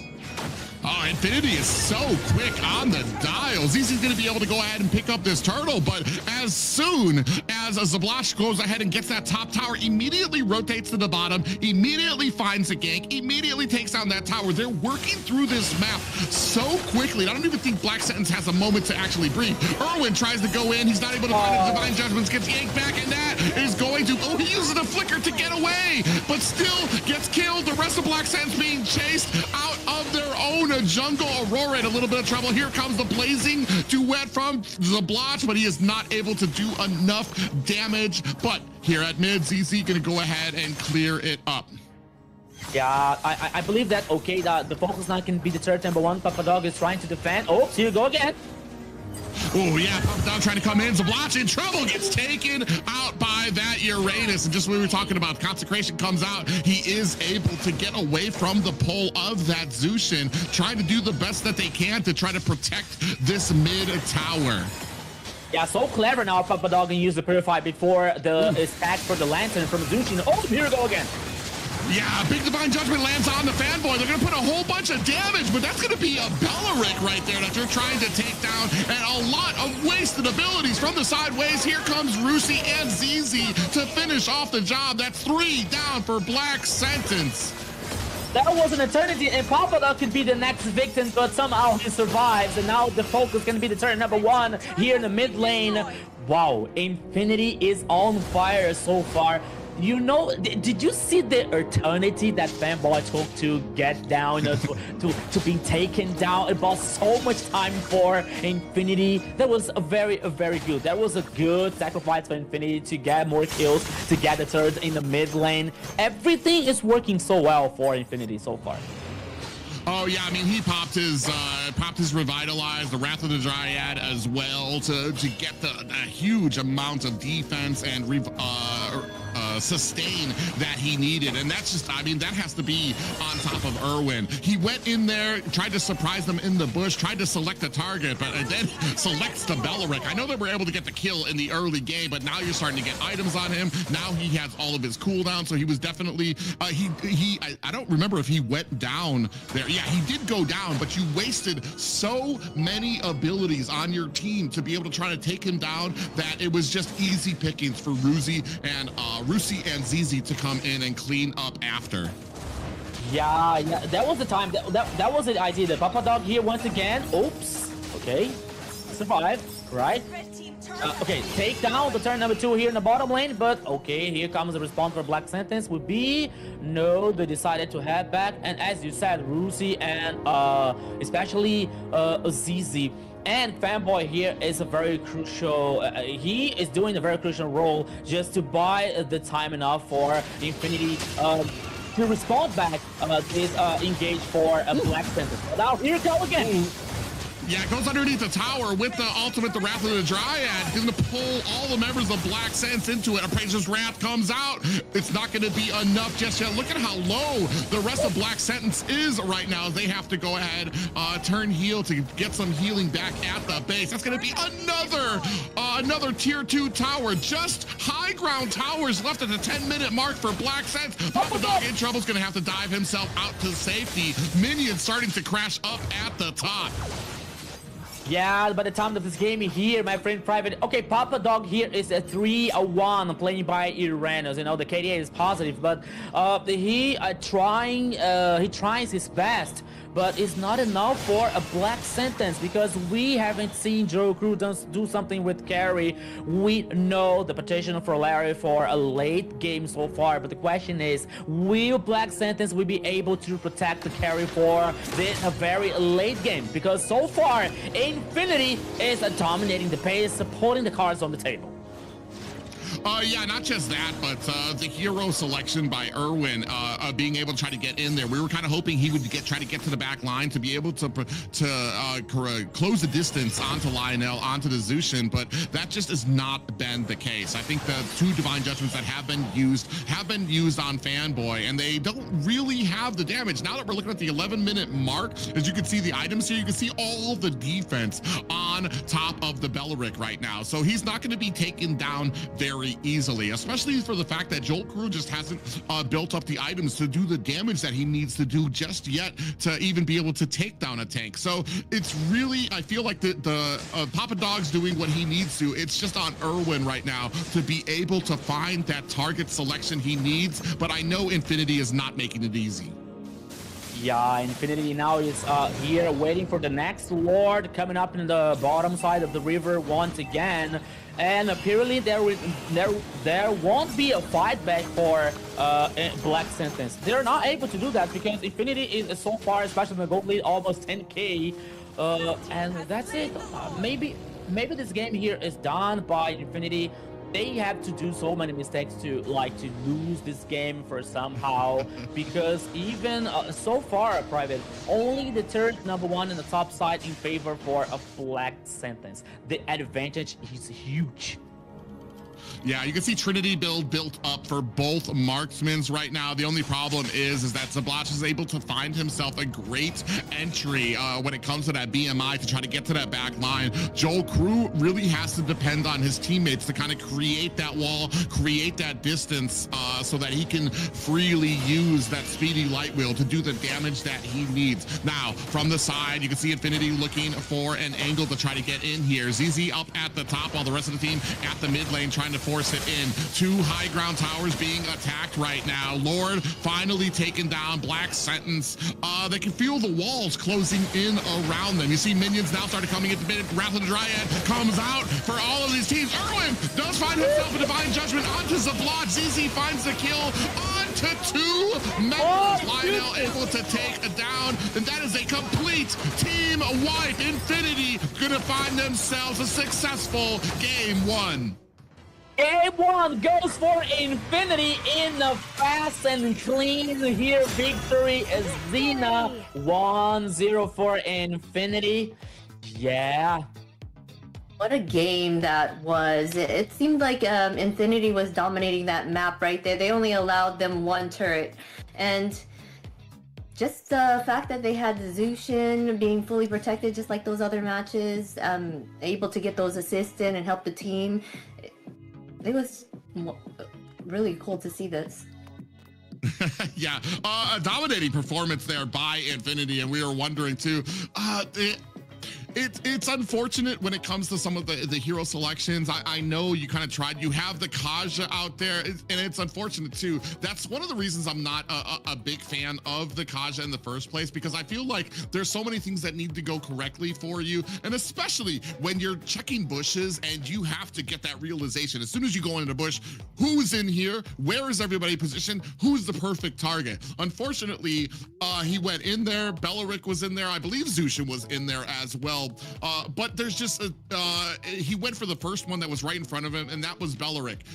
They got the kill the first time they did that on the Beleric, but as the items started coming in, as the cooldowns were up, Beleric was definitely able to survive more, and unfortunately, Zushin was just allowed free reign through most of those fights.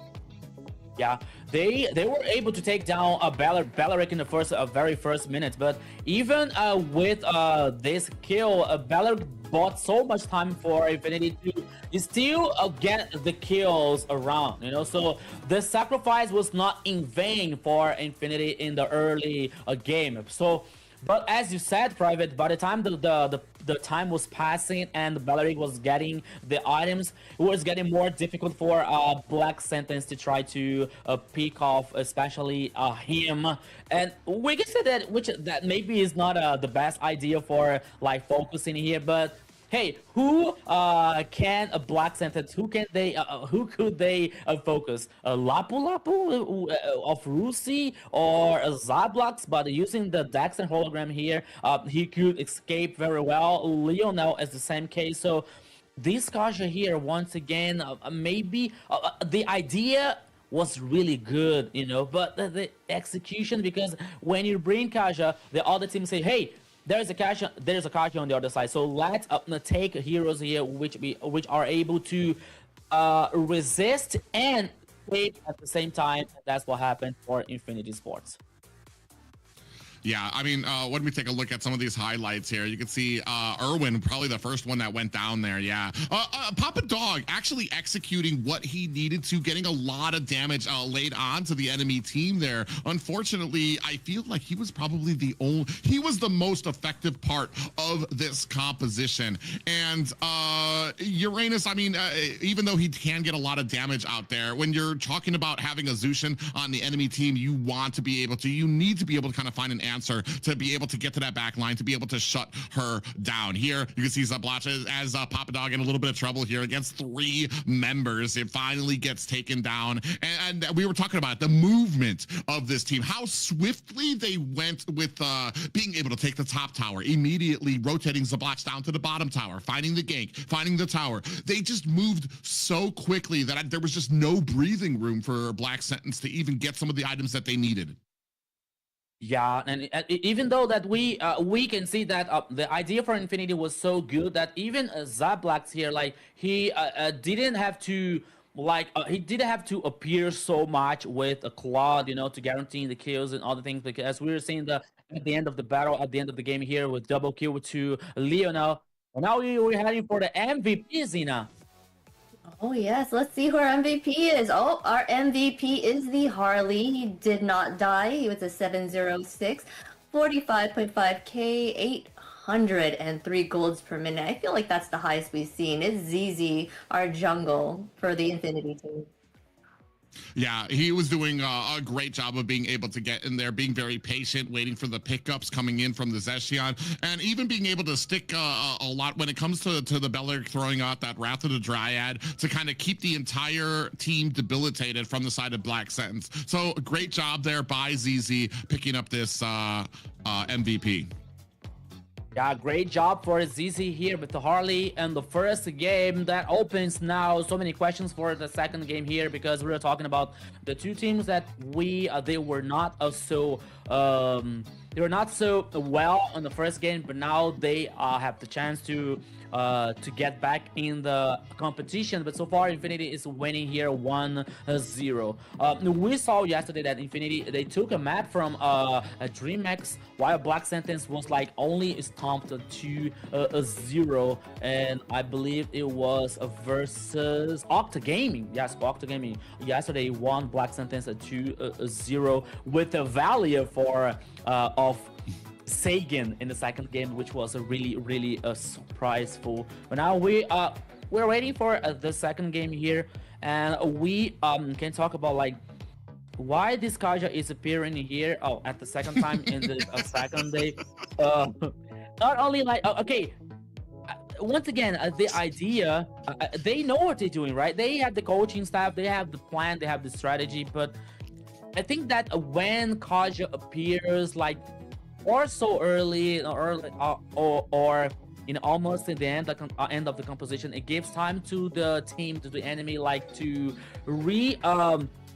set things versus against Kaja, you know. So we saw Kaja the fourth choice here for Black Sentence, and then Infinity said, okay, Belleric and Claude here to avoid this Kaja potential. So I don't think that Kaja here is, especially when the composition can be too squishy, you know, and we didn't see here in the first game. Yeah, Belleric has great mobility with his second skill, and he's very tanky as well, so he can get around pretty quickly. And the fact that he had Revitalize on him as well to keep him even more sustainable, that in itself made him the perfect frontliner for that team. Well, yeah, especially when you kind of go around, and that was the answer for the Kaja, especially when during the draft, during the banning phase, they went ahead, they took out the Kalea, which I feel like would have been the better option for it. So, and there's not very many things that you have left that you can kind of go with to be able to take that off, especially, I believe, I don't remember, I think Sora was banned out as well. So there's not really much that you can go in to try to get to that back line to try to bring it to your team. We've seen as well, even having a Cho, very complicated to try to be able to try to get to that back line when you've got such a great front line. And I think that the distance on Zushin, I'm not gonna lie, I hate seeing that in the mid lane when I'm against it, because there's so much range that she has. It's so hard to try to close the distance around there without just an incredibly cohesive team. And God forbid that you have a roam that does the job that it needs to stay in front, stay with that peeling power that you need, while all the while Zushin is continually raining down this damage, this CC onto your team.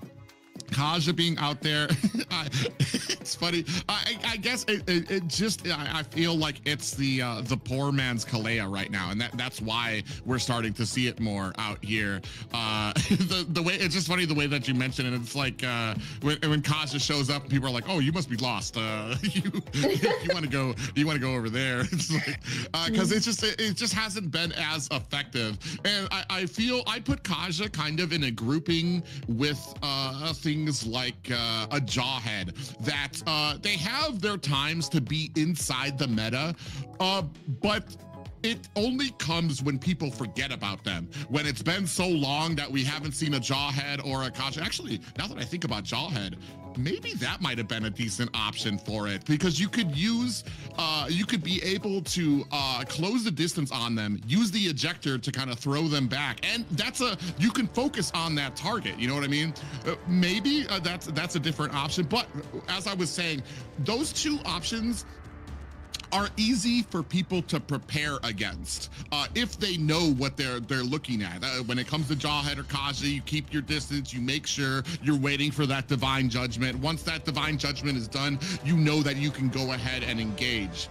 Unfortunately, we're still at a point where everybody understands Kaja, understands Jawhead.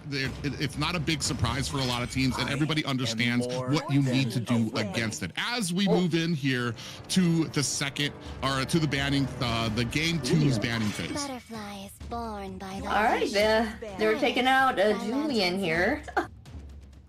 I guess it's targeting some in Infinity. Somebody probably is a really good Julian. So Yeah, and guys, I was thinking about when Private was talking about like the Kaja situation and other like pick off heroes, the potential here, and he is so right because we are used to see a Jawhead in the Amber North. I'm not sure if it was in the first or in the second game, the second day, sorry. And it is something like that because when you are with the team, then you gotta like starting making the composition and say, okay, Carry or Eevee or Harley, so much damage, but hey, where is the tanky? Where is the resistance here in the composition? And then the enemy say, hey, what about the Kaja? What about the like a peak off a hero here to end their funny, to end their play toy here time. So it is really interesting because when you get this hero so early, it gives time to the enemy prepare. Like, okay, Kaja, okay, Kalia,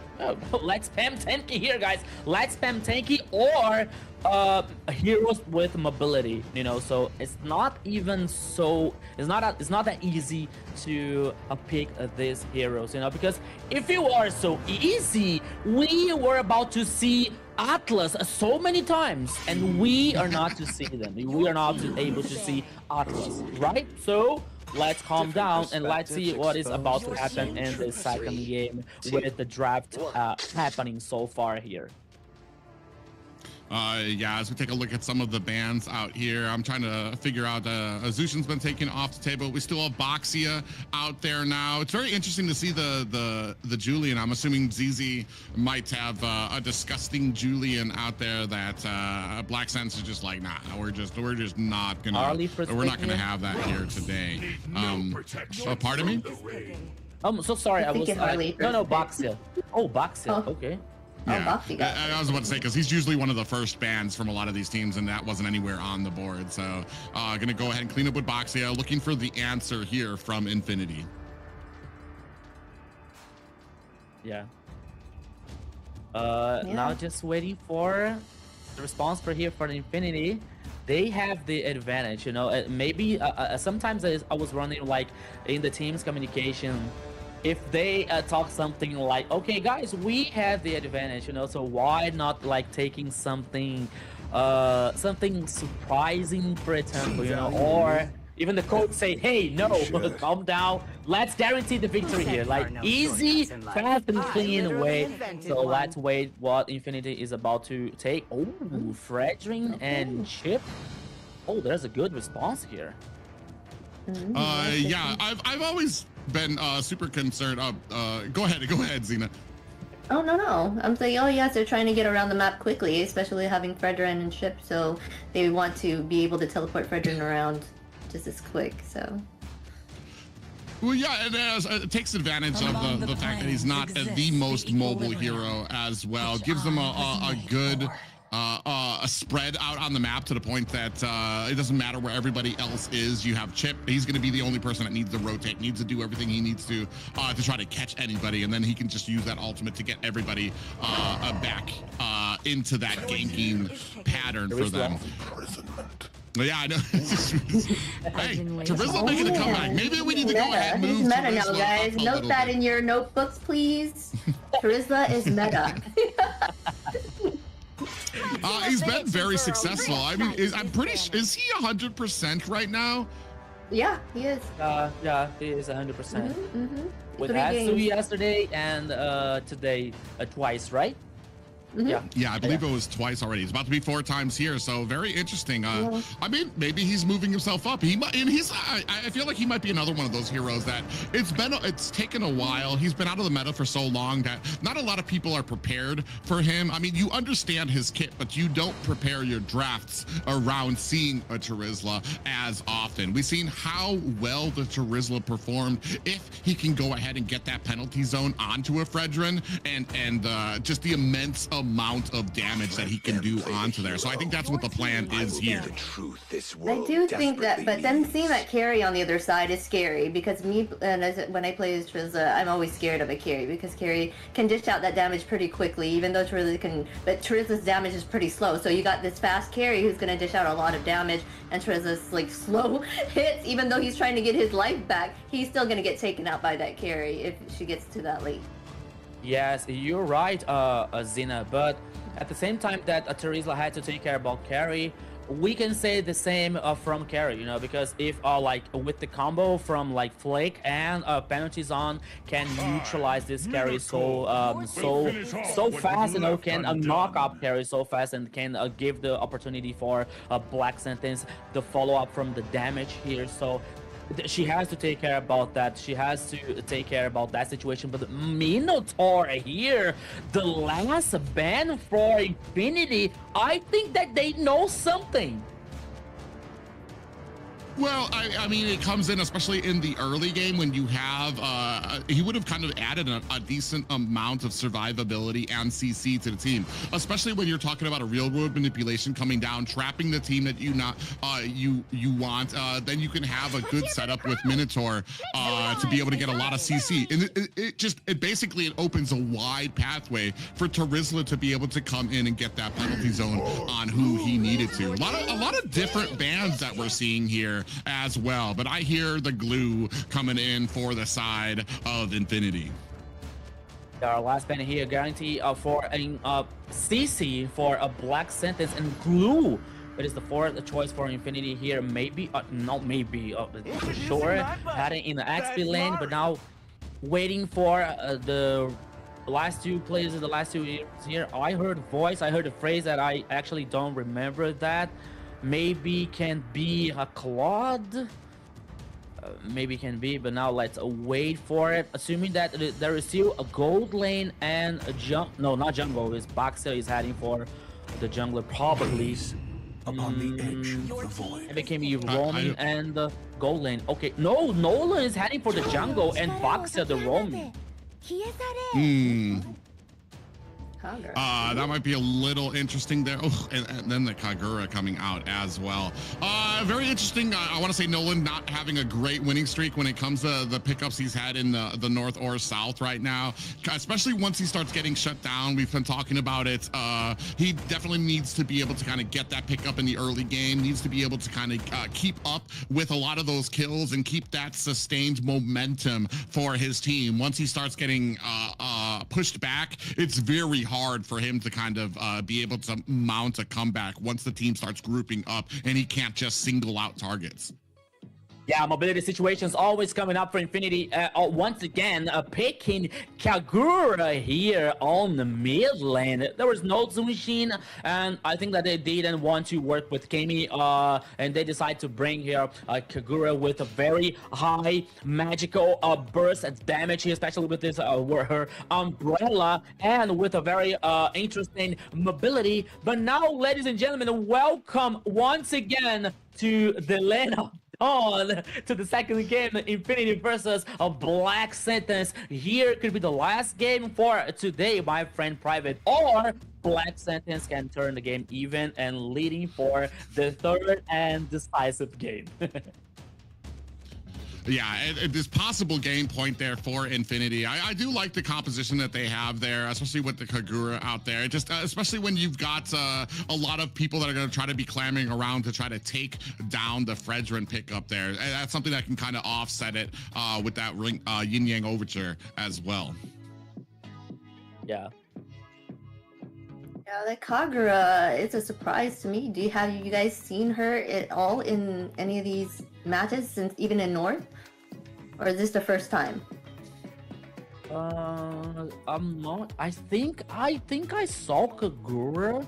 Yeah, I think I saw Kagura in the first day. I just don't remember the game, the match, but I'm sure that Kagura appeared once in the first day of AMER North. You know, it is a very interesting year because he has ability. She has a mobility. Sorry, the burst damage with especially with the combo with the umbrella, and she gets invulnerable with the second ability with umbrella, so she is able to get away. You know, so it's another mage here, which is not as static, with a high burst of damage, which can be fit very well in Infinity's composition.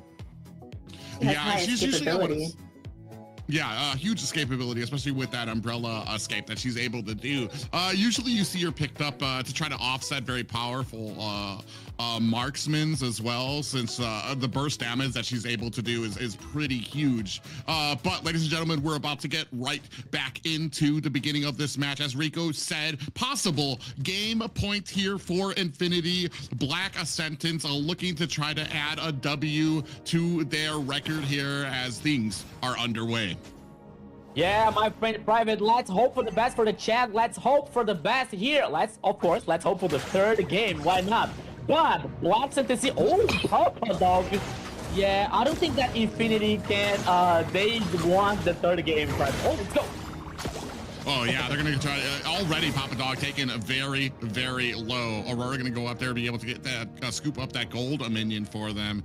But man, Rusi on this glue is gonna be a big problem for Papa Dog. Papa Dog does do a decent amount of damage though, even when the minions kind of come online. The only problem here is that if you want to be able to get away from the glue, once he uses that split, you're gonna either have to use that penalty zone or you're gonna have to use that flicker to try to get yourself back underneath the tower. Not thinking like this skin for glue skin with Patrick. Oh, here the comes mid. Oh yeah, Fanboy actually takes a little bit of damage there, but I want to say, I mean, Chip is decisively tankier than he looks. A lot of people kind of like, you know, you see a Chip on there, you don't really think about like tankiness from him.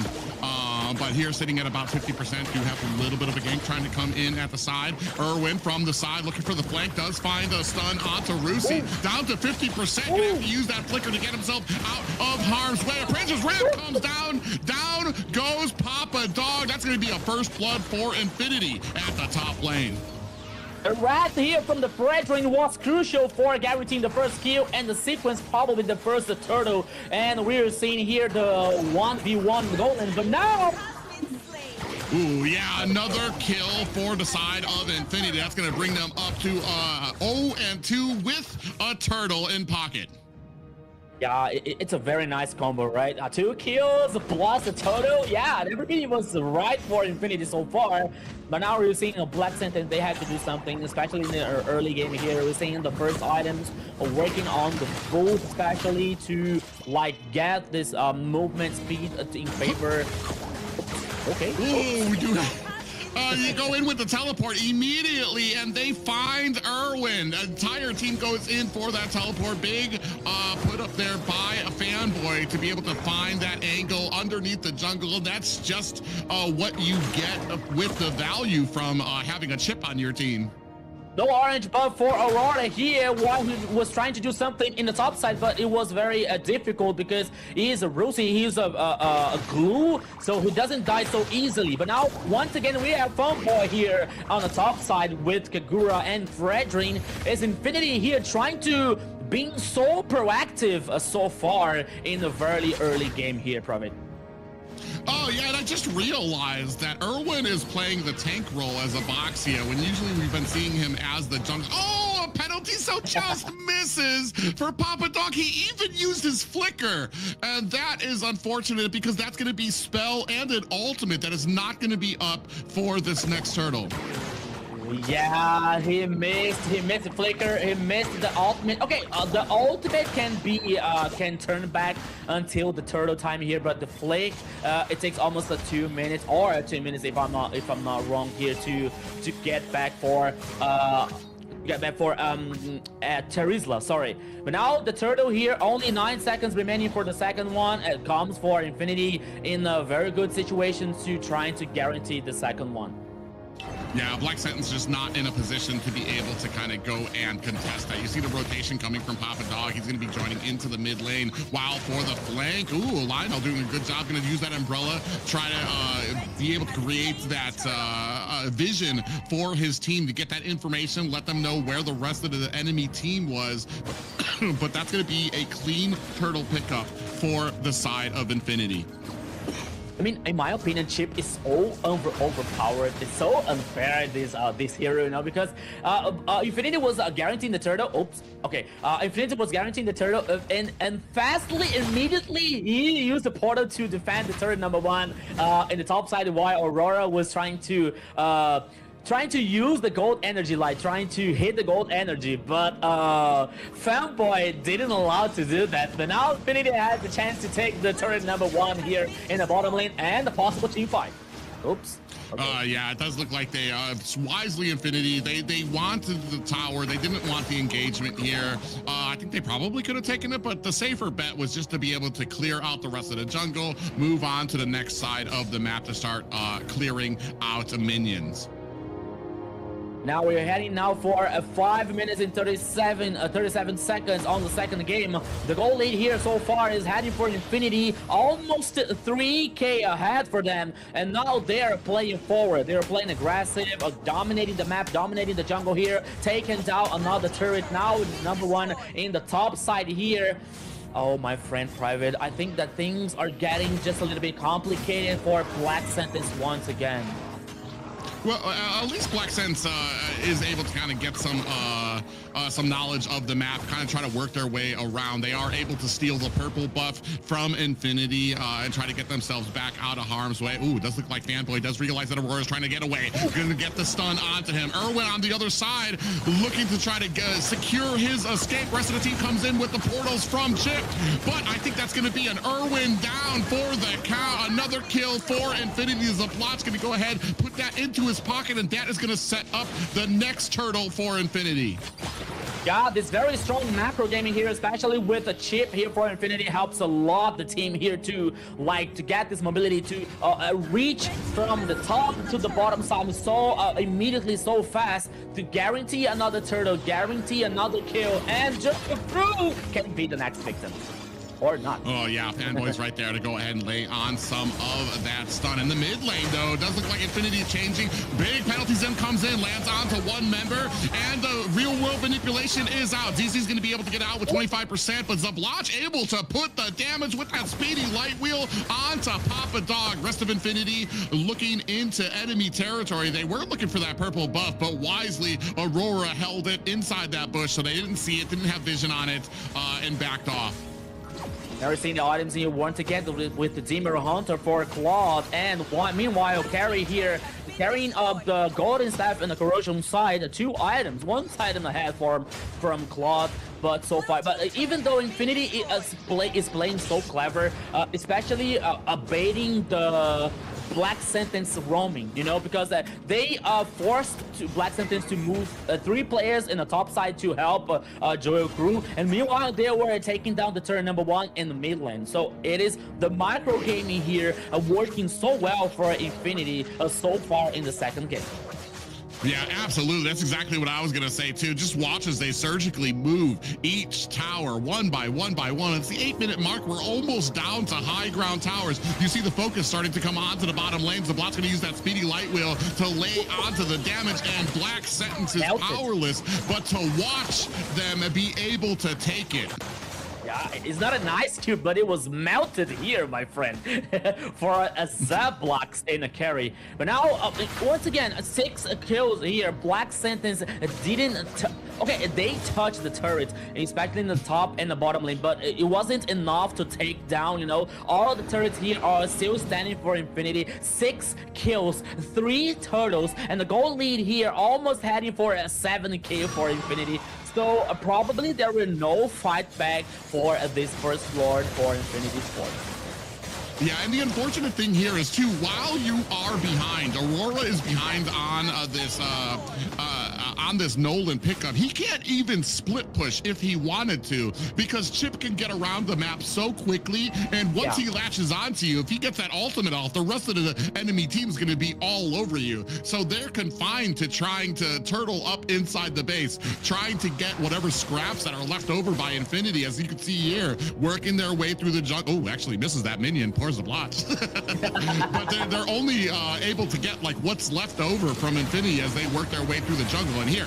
Again, the damage coming out from Carry onto that tower. Now we are left to only high ground towers with the Lord moving in up at top. Papa Dog goes in with the penalty zone, but immediately gets lit up.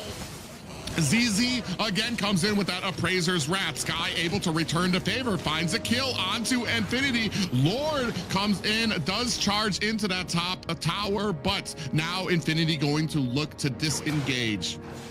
Yeah, ZZ here is taken down, but it gives time for Infinity to take down the tower on the top side. Also, only the high ground now for a Black Sentence. It's 7-1, which is not a good score for us in Brazil because it takes us bad memories in the World Cup. Never mind. But here. Yeah, we have a meme from 7-1, you know? Every time that we see 7-1, say, no, not again, 7-1. But that's okay. For Infinity here, it's very good. Not only because of the goal lead, but because of the zap blocks with 3 items now with the Demon Hunter, the Trinity here, now to guarantee more damage for a carry, which we know for the late game is going to be a piece of cake for a Zablets here. But not only for him, but Ruse is playing so well, ZZ with the Fredring to getting the resistance and to buy more time in the team fights. And we cannot forget a fanboy here with Chip with this global presence in the entire map, you know. So it gives us no chance for a Black Sentence to split push. It gives no chance for Black Sentence to try some pick off because fanboy is always aware about this about that situation, you know? So it brings a back for it. Infinity here has all the chances to finish the second game. Yeah, I mean, you already saw that they just getting that Trinity build up on Zablach. And so he was doing all of that damage to the tower without the Trinity build. He just got that online now. So what does that mean for the future, for some future fights that we're about to have with this team? Yes. Infinity has been doing amazing this round. I've seen them basically take over the map, take over all objectives by the 8-minute mark. They were still doing that, and the other team finally got a kill a little later down, around about like 9-10 minutes, right? Yeah, I think it's something like that, you know. But it's a very good situation for Infinity. They had all the chances here to finish the game. I think that they have to do so many mistakes here, you know, to lose this game so far, because all I can see that Infinity just playing forward, you know, just guarantee another Lord to secure this second game. So a Black Sentence here they have to do some magic tricks here to reverse that situation so far. Yeah, it's going to be very interesting. I'm trying to figure out, like, if there is a winning condition for the team right now. But you're looking about, I want to say about a 7K gold lead by Infinity, and that lead just keeps on expanding. They just don't, like I said, there's very little answers that Infinity hasn't really spoken for. Even trying to get the jump on them, waiting inside bushes to maybe get a jump on them. You have Lionel on this Kagura who can just use that umbrella to get vision before the team even goes in there. You see there, she was able to kind of use it on that pixel bush by the enemy wall there as well. So I mean, and then trying to split push with the Nolan, you're gonna get picked off by a Chip and the rest of the team who goes in there. So it's gonna be very hard now with 5 seconds left on this next Lord. Now you get Lionel first from the Kagura with no kills, but only his presence is still enough to zone the players out. Now another Lord. It's going to be a fight back? Yeah, at 50%, but Aurora just not in a position to even be able to contest this, and that is going to be another clean Lord picked up for Infinity. They look for maybe to find themselves an engagement, but Black Sentence is very quick to try to find themselves an escape. Aurora actually tried to go for his purple buff, but Infinity was right there, immediately tried to close the distance on that, and that's going to be more jungle refused to Black Sentence. Yeah, there's actually no purple buff here for Aurora once again, and now they're trying to work on somehow to defend the Lord that is heading on the top side here. maybe to give a tackle on the turret, the tower number 3 to guarantee the super minions, while the rest of the teams of Infinity is trying to synchronize the winning waves, but also probably here some kind of engage in the turret number 3, maybe. No, only like focus to take down. Yeah, you can see them splitting up the priority here. Minions at the bottom, Lord up at the top, spreading Black Sentence thin as possible. Only about 25% left onto that top turret. Minions starting to come in at mid again. Wondering if Infinity has what it takes to kind of try to push into this and engage here. Still doing a good job of trying to clean. Ooh, I was going to say, doing a good job of cleaning it up, but I forgot about the speedy light wheel of Zablach, who comes in and absolutely decimates that turret. Oh, Joel Cruel on the back end is going to try to use that Blazing Duet to try to clear out some of these minions. The Prager's Wrath comes down. Lionel able to find a kill onto Irwin. That's going to be one down for the side of Black Sense. The rest of Infinity looking for a disengagement as Fanboy very low. Finally, the first kill here for Lionel after 40 minutes of game. But I'm just joking here because Kagura is being very crucial for the second game. But now I think that Fanboy doesn't care so much about. Yeah, big engagement comes out. Real world manipulation is now trying to play on the damage. Look at how low she's able to get them, but Zablach raining down with that speedy light wheel. Lionel finds a kill onto Joel Crew. The rest of the team very low. Immortality proc for ZZ. Irwin's right there looking to see if he can try to find himself a kill. Sky on the back end trying to lay on some suppressive fire, but you still have an immortality on Fanboy. Rusi on the bottom side, and this might be the end for Black Sentence Infinity, looking to close out this game at the 15-minute mark. 15 minutes here in the second game. Another victory for Infinity. 2-0. There's one thing that I have to say, Fanboy, you have to tell us when you're up to do something, right? Because you cannot surprise us in this way. But now here, 2-0 for Infinity, Zena. Wow, clean sweeps across the board. This was a quick day for the tournament, but it was still really cool to see these new heroes being shown more often.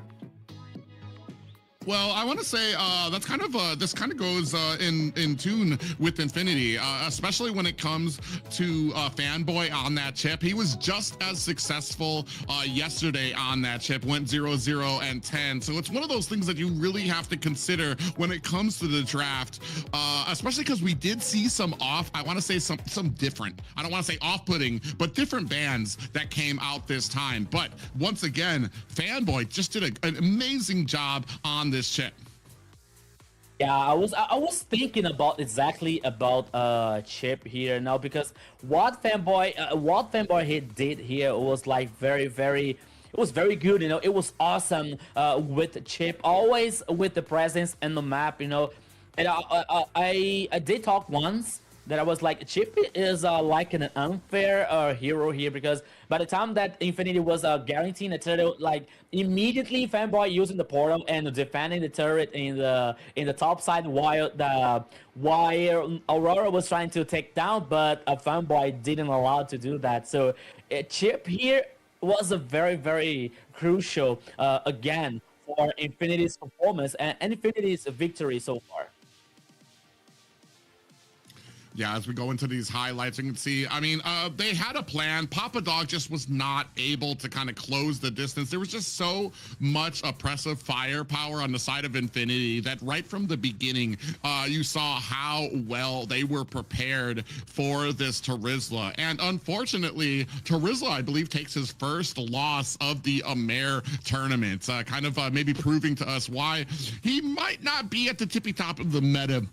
Maybe not ready just yet for that S spot in the meta currently. As you take a look here, just the entire game from the 10-minute mark there too, they just were laying into Black Sentence. You're at a point where you're over about 10k gold in the lead. Even here, I feel like that was just a perfect setup. The real world manipulation was out. Sky was doing such a great job of laying out damage, but Infinity literally was able to stand under the real world manipulation for the entirety of that ultimate, and they still were able to walk away.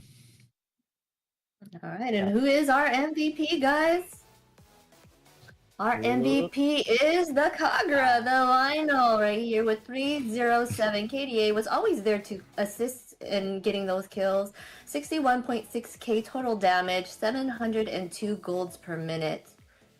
Yeah, so the MVP goes for Kagura, the affair of Hayabusa here with 307 KDA, 61k of total damage when we are heading for the MVP highlights here, which was really interesting because we were talking about like Kagura's performance until like their late game.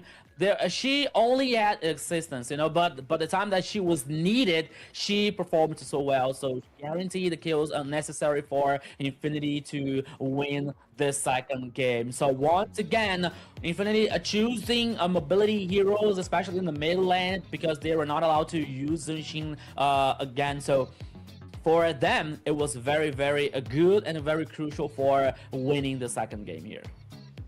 Yeah, it's funny that you bring up, you even brought it up during the cast that Kagura had finally, I think it was at the 13-minute, finally had gotten their first kill, but always there during fights, always being able to get some of that suppressive fire. I want to say she was about 6 or 7 assists there as well. So just always being able to enable a lot of the kills that were happening and enable a lot of the pressure that was being forced out from Infinity. They really found an answer for Baxia's mobility there with having Chip there to teleport all over the place, taking Fredrin around, and giving him a little porting. Yeah. No, it was like the Chip idea here, especially like bringing the rest of the teammates, because you have the composition that works so well for that situation, because you have a Fredrin with the resistance and the rapid precision here. We have the Kagura with the burst, especially with the umbrella. You have Carry with a very true damage in the late game. So it is not that an easy life for a Black Sentence to try to do something. You know, they were not able to do something because it was always Fanboy coming with the rest of the crew to respawn any kind of try for a Black Sentence. So they were totally neutralized, especially because of the Chip and the ability that he was able to bring the rest of the teammates. I'm actually kind of curious as to what happened at the beginning of this draft. I feel like Baxia, the reason he's kind of prime picking material for a lot of teams is because of what he can bring to the jungle for a lot of these teams. And here we saw him kind of transition into the roam position. And I was actually kind of curious as to what Black Sentence saw from Infinity that forced Baxia into a position that I think he's meant as a tank, meant as a roam, but a lot of people have been using him as that jungler position, and that's where he really has shined in the current meta. So I was very curious as to what happened during that draft that kind of told them, oh, we're gonna have to change this out. We're gonna have to try to use this as a flex pick and put slot Nolan in there.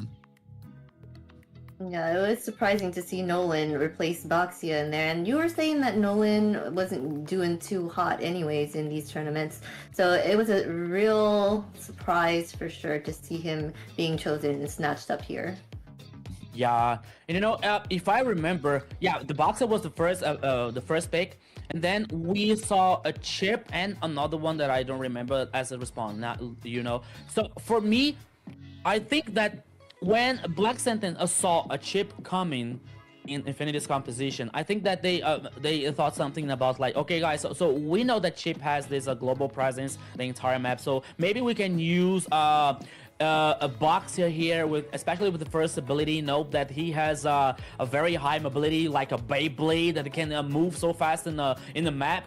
With some try of a respawn back the Chip situation, maybe, because at least for me, I can only see that why they choose to like try to probably swap Baxia from the jungle to the roaming here, because as we're seeing, Baxia is getting so more successful in the jungle than in the roaming. So for me, I think this is the only answer that comes through my mind right now. It is some kind of trying to respond the Chip situation and the ability to bring the whole teammates in a possible team fight or guarantee the objectives in the map.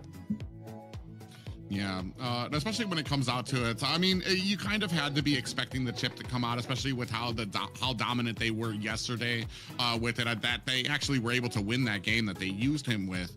I'm kind of wondering what kind of better options would have been there. Maybe even the Lu Yi to be able to kind of displace and have that type of map, that same type of map presence. Maybe not the same that chip provides, but at least that surprise to be able to kind of get around into a position there as well. So it's just a very interesting strategy there. Infinity here able to kind of scrap back, be able to get themselves a victory over Black Sentence. And for Black Sentence, I believe it's just back to the drawing board. You're still at a learning position here. Like we talked about before, you're a brand new team, new members, everybody's still trying to build up that synergy. And we saw an example of it here tonight that there's still a lot of work to do for them. Yes, but what better way to do that is in the Swiss stage. Right now is the time to get that practice in, because once we move on, people are going to be kicked out. I'm just saying. But I just have to talk on the Terizla. He does not have a 100% win rate anymore. Was he not doing so hot in this last match? Was Carrie shredding on him? Yeah, you're right about one thing, that Terizla is not like 100% of win rate anymore, but it's way more successful than Marcel so far in the second game here in the AMER South at least. But once again, we make a lot of jokes about Marcel here, but we know that Marcel is a really is strong, and now we have to see. I think that we want to see, and we about to see more from Terizla, and that's funny because I saw some people in the chat say, "No, Terizla, are you real? Are you for real, bro? Terizla in the Land of Dawn." But at least for a Black Sentence idea here, it wasn't the best. The idea was good, but the execution, and we saw like Papa Dog using Flick and the ultimate, the penalty zone in nowhere. You know, he was I mean, his idea was to hit someone, but he found nothing. So it wasn't good for follow-up and the rest of the composition for a Black Sentence here. So, but we, despite the defeat today, this first one, I think that we about to see more about Terizla in the Land of Dawn for the next few days. It's really interesting because I feel like maybe Terizla's kind of slotted into some of those cheesy pairs that we always see. The Terizla and the Marcel, the Valentina and the Khalid, Johnson, Odette, things like that, where it's just like they're, what was the other one? Eve and Hylos. Just things like that where the combination of them is just very overwhelming and you need to be very prepared for it. Terizla, he did, I believe he still had one match, I believe, by himself. That's when they used him against the Fredrin, and I think that's what the mindset was here for it. But his major successes have been with that Marcel, being able to, because it lines up with having that golden hour and being able to get that penalty zone out there as well. So it's been an interesting journey for the Terizla. Maybe still back to the drawing board, put him back up on that shelf a little bit until you get a Marcel out there that's available for you. Well, I just want to take a quick moment to remind you viewers, please like the stream and share it. We appreciate having you here. Also follow us on the MLBB Esports. You can follow us on Kick, Twitch, X, Insta, Facebook, YouTube, and TikTok. So be a part of our community. Yeah, we are so many places, okay, so you can be a part of our family. So make sure you follow our social networks and make sure you follow us also, you know, so by the time the broadcasting, our social networks is appearing for you guys, so you can follow us. You can screen a picture of us here and tag us on Instagram, for example, you know, so we are so happy to have you guys there, you know. So as Zena said, so don't forget to send a like, share the live, call your friends, you know, because today the matches are done, but in the next weekend we are back with so more emotional here, Zena. All right, let's look at today's schedule again. Once again, we can see which teams win against each other. We had Octa Gaming against DreamMax taking on that win with a sweep. All of these were actually a sweep. We had 9Z Globant taking on Influence Rage, with Influence Rage taking the lead on that one. Entity 7 against Alpha 7 here, but Entity 7 coming up strong. And Black Sentence against Infinity, with Infinity taking that win. Yeah, a complete day of sweeps for the AMER South. I just felt like everybody started. Yesterday was the day that everybody kind of just started getting their wheels turning. Today, everybody had that momentum. They understood the strategies that they wanted to put up against it. For teams that I expected to kind of be more evenly matched, it almost felt like this is where a lot of teams decided to show out and really put forward those really winning strategies that they needed here. Like we said, a day full of sweeps here, kind of a short broadcast for us, but just the dominance that was shown here in AMER South was amazing.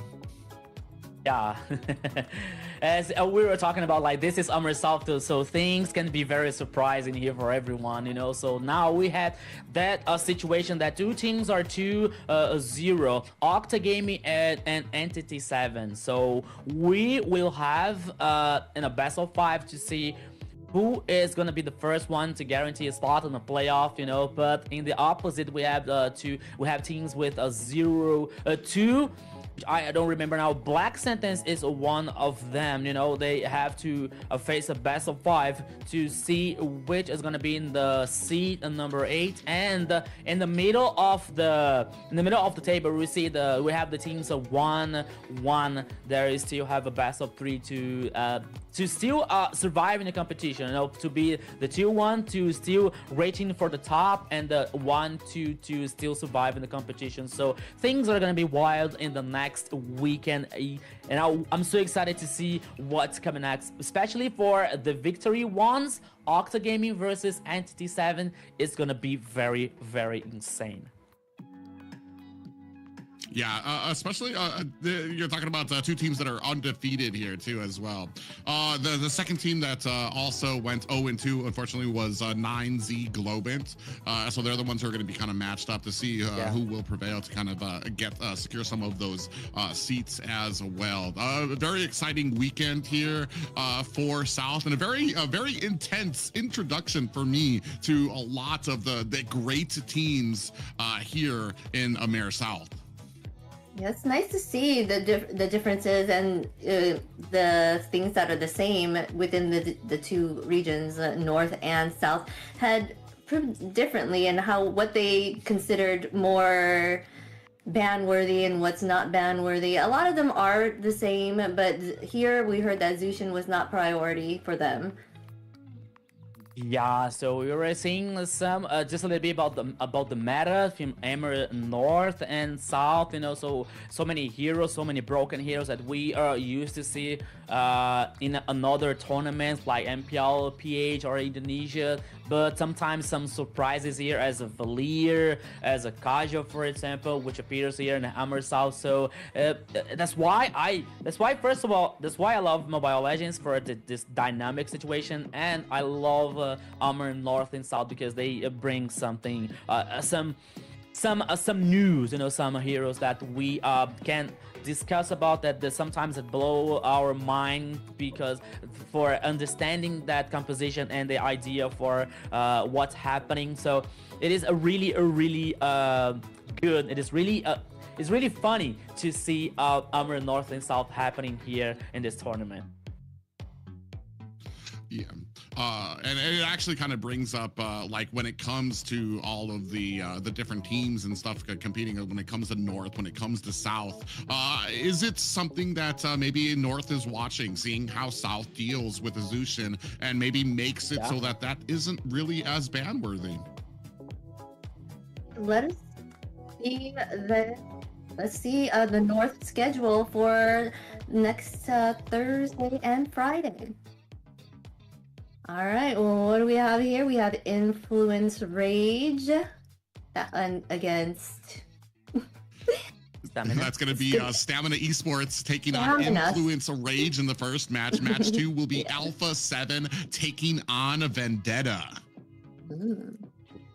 Yeah, the second game one here is a best of 5 because Alpha 7 North and Vendetta, it's a both teams are 2-0, right? So it's a best of 5 here to see who's gonna guarantee the first the spot for the playoff, the first spot for a playoff with our beautiful casters Trax, Chronos, and Layla, right? It's Layla, the last one. Layla, baby. Yeah, Layla. Yes, thank you very much. They rock also. So it is for Thursday, right? For Amer North. Yeah, it's going to be some very exciting matches like we were talking about. 2 matches where people putting out their undefeated records for it as well. So very exciting stuff there. Yes, and thank you guys all for coming here. Remember to follow us on our socials. We have here Private Dancer, CinaLily.exe, Enrico and Nunes. Give us a follow on our socials as well. And we enjoyed having you guys here. Yeah, thank you guys. Thank you, thank you, Private Dancer. It's been an honor for being with you guys, working with you. So thank you for the guys in the chat, the GM Kilua, GM Hunter, Ajikonja, everyone here on the chat. Stay tuned because next Thursday, Friday, Saturday, and Sunday, we are back for more, my friend Private. Yeah, just like they talked about, man. Keep an eye on those socials. If you missed anything or want to know when the next matches will be, keep an eye on those socials to make sure that you guys stay up to date with everything going on in AMER North and AMER South. But this is us signing off, and hopefully you guys have yourself a great weekend. Bye. Bye. Bye. Bye. Bye. Bye.